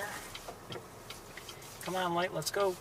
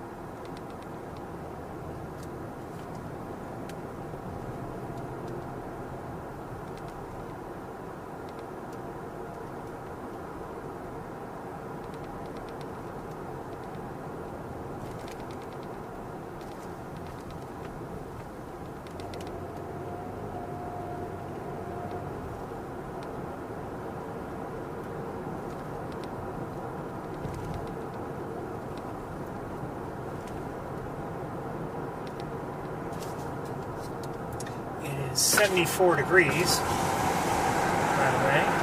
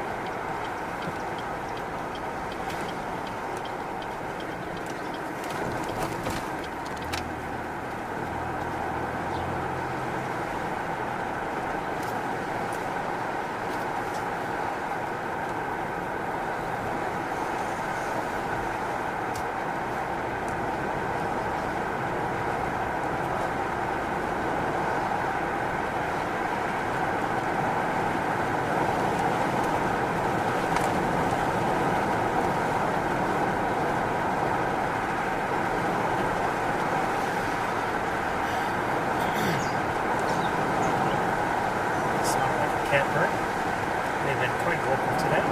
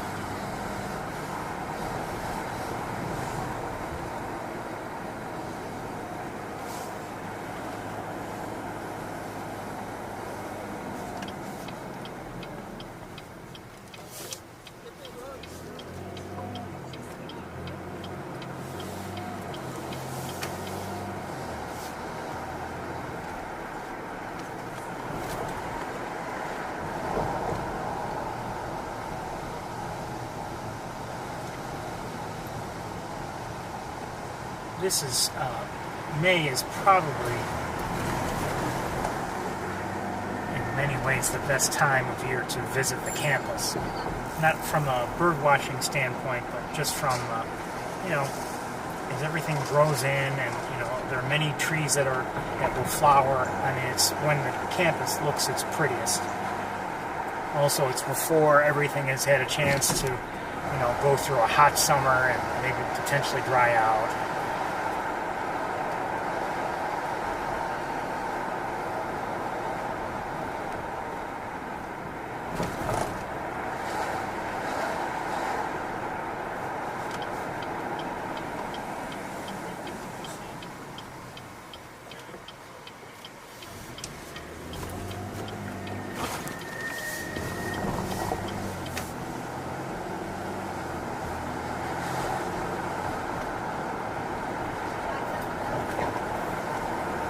Hey, Robert just flew across the road.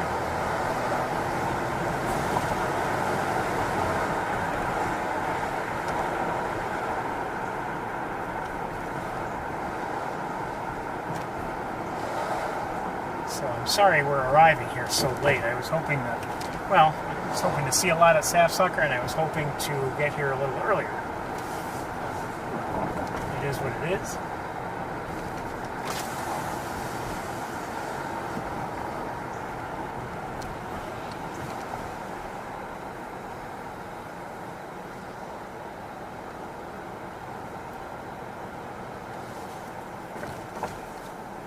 We were lucky last week. We spotted Arthur very, very quickly. I don't happen to... Oh, I see somebody. Hold on.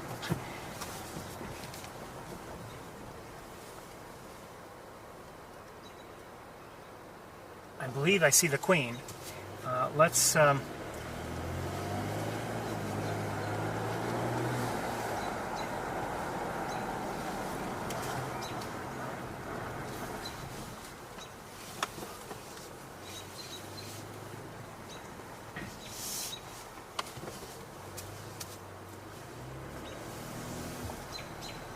She's on one of the other lighting towers. And we'll stop right here. I don't know if I really can, but you know what? Hold on.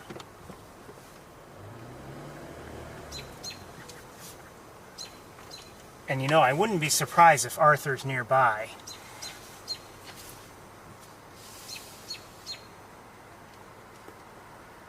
Alright, we'll stop here. Give me a moment. I don't know if I can do this or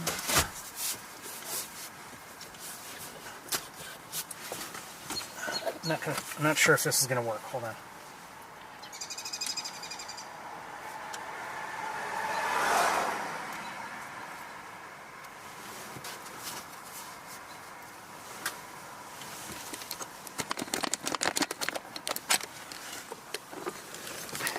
Come on, wires. Come on. Don't fight me. Always fighting me.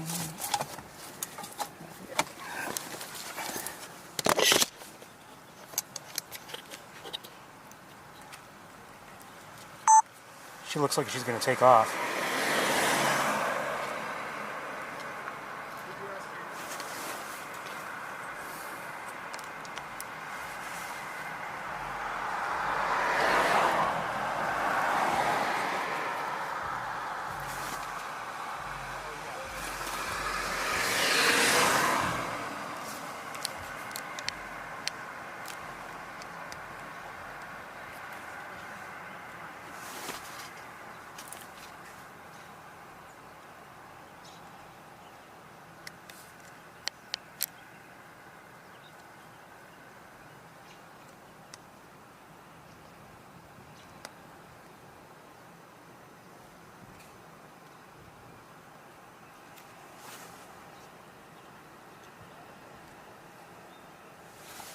Now, while you're looking at her, I'm going to look up at the nest and see what I can see from here.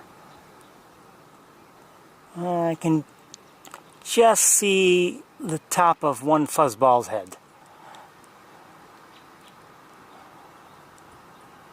Oh, now I see two. Hold on. Hold on. See if I can...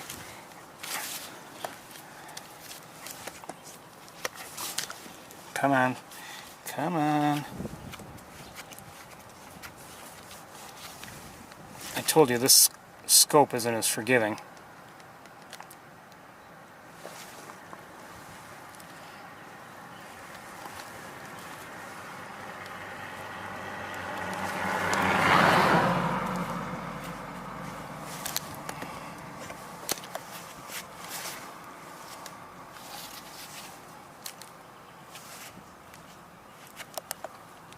There we go.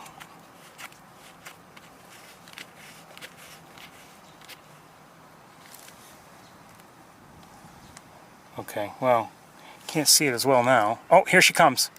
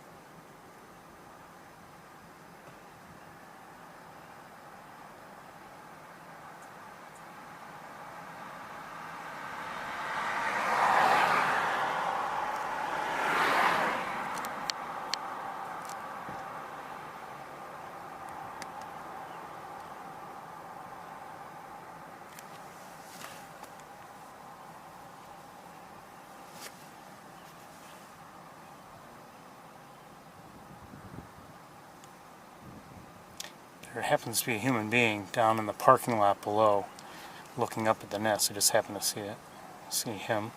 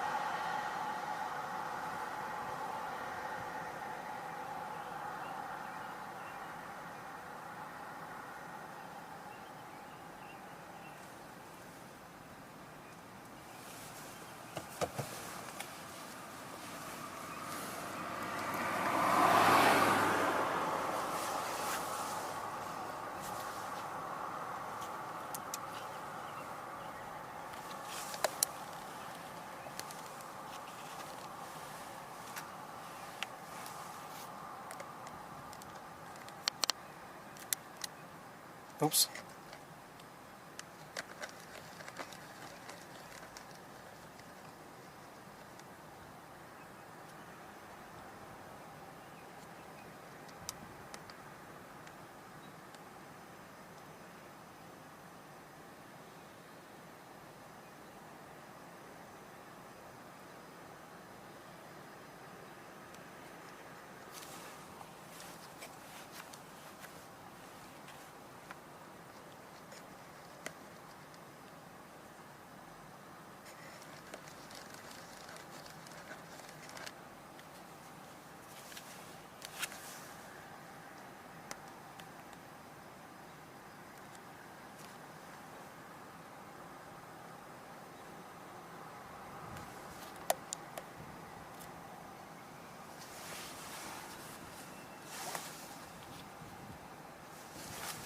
We could go looking for Arthur. Maybe we should. I wonder if she's looking for Arthur. I don't know.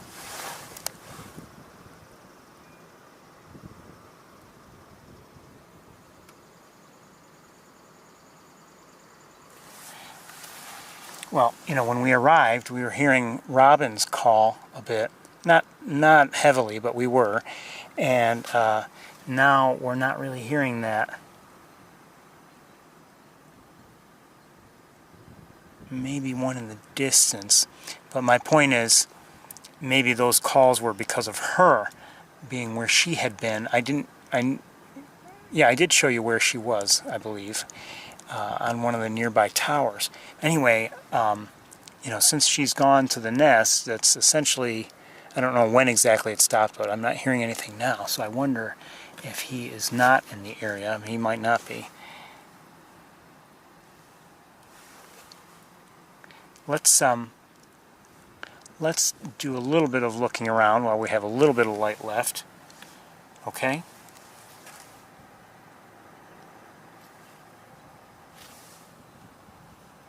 If you really want to see what she's doing, I mean, you can always tune into the Nest Cam also. Granted, different angle, but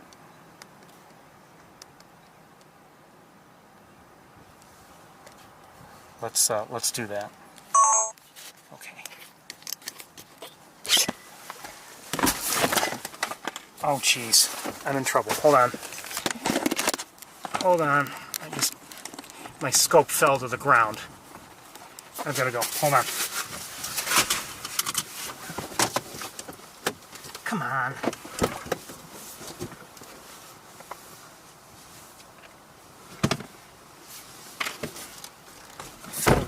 Fell right over. I hope I didn't damage it. I don't know.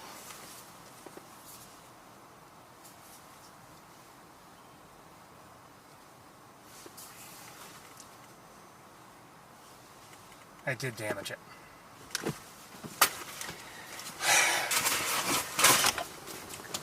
I did damage it. Well, we'll see if it works well next time we look at something. Hold on. Oh, jeez. As soon as I removed the scope, it fell, or the camera, it fell right over. It's because something is... This is a different setup, and it fell right over.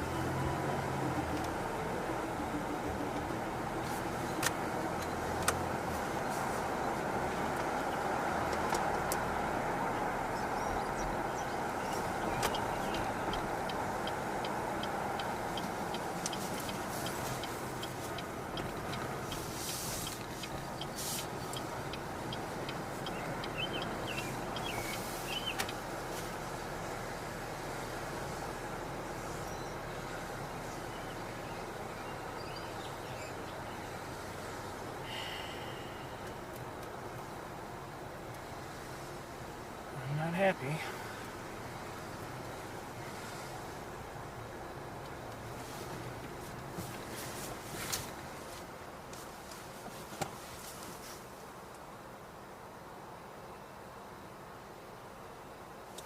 Okay, well, I've found Arthur.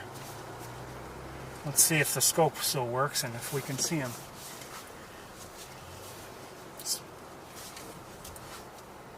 Oh, he just moved, but I still see him. It's just not right.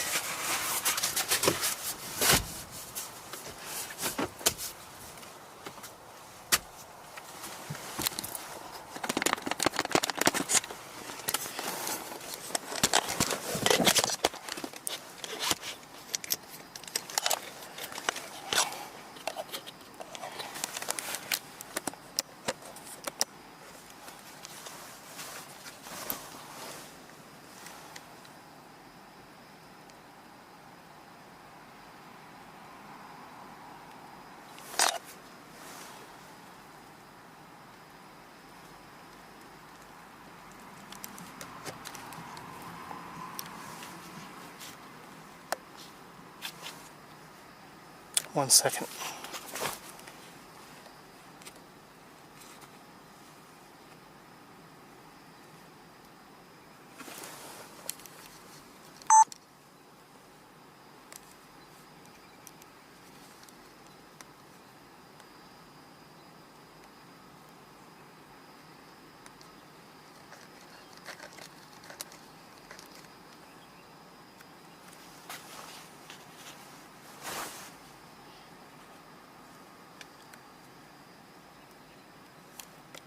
So there's Arthur on Bradfield.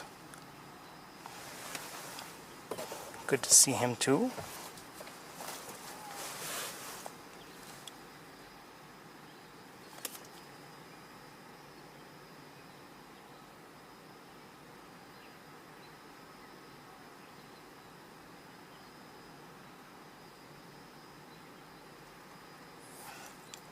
The scope is damaged, unfortunately. I mean, it seems to be working okay, but it's damaged. And you know, you never want to see, even if something still works, you never want to see it damaged. And it's...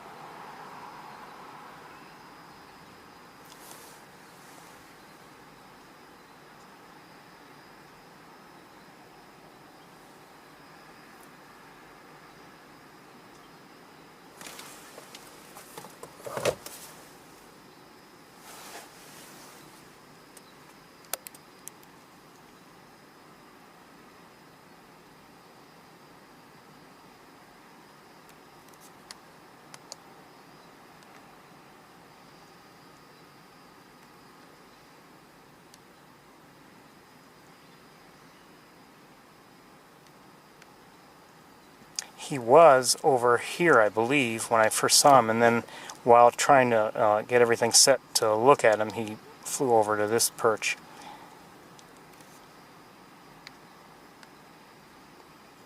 Quite honestly, I suspected he was around, even though the robins had stopped vocalizing. Big Red kept looking, you know, and I wondered if she had him in her sights.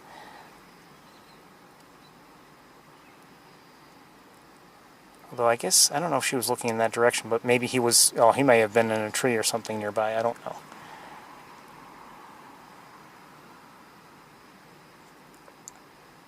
I don't know if he's going to roost there tonight. He might, who knows. But we're running out of light. I think it's time for me to lick my wounds and head home. Glad we got to see Arthur, and glad we got to see Big Red, and well, we saw a glimpse of, or at least I did, of a couple of the chicks, I think. But it's time for me to pack up, I think. Thank you all for joining me. I hope you enjoyed the tour today. As usual, I would have liked to have seen more, but I'm not going to complain too much.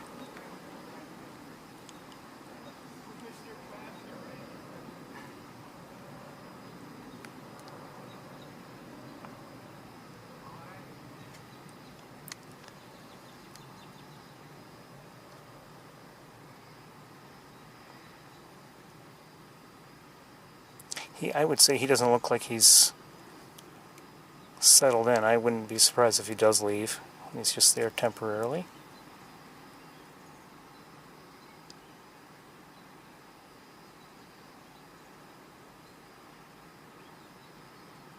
Could be wrong, of course.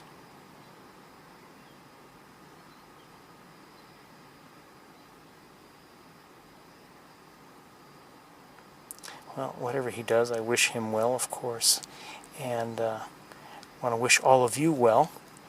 Everyone, have a great night. We'll see you next time, whenever that is. Time for me to head home. Good night, Arthur. Good night, Big Red. Good night, Els. Good night, everybody. Bye-bye.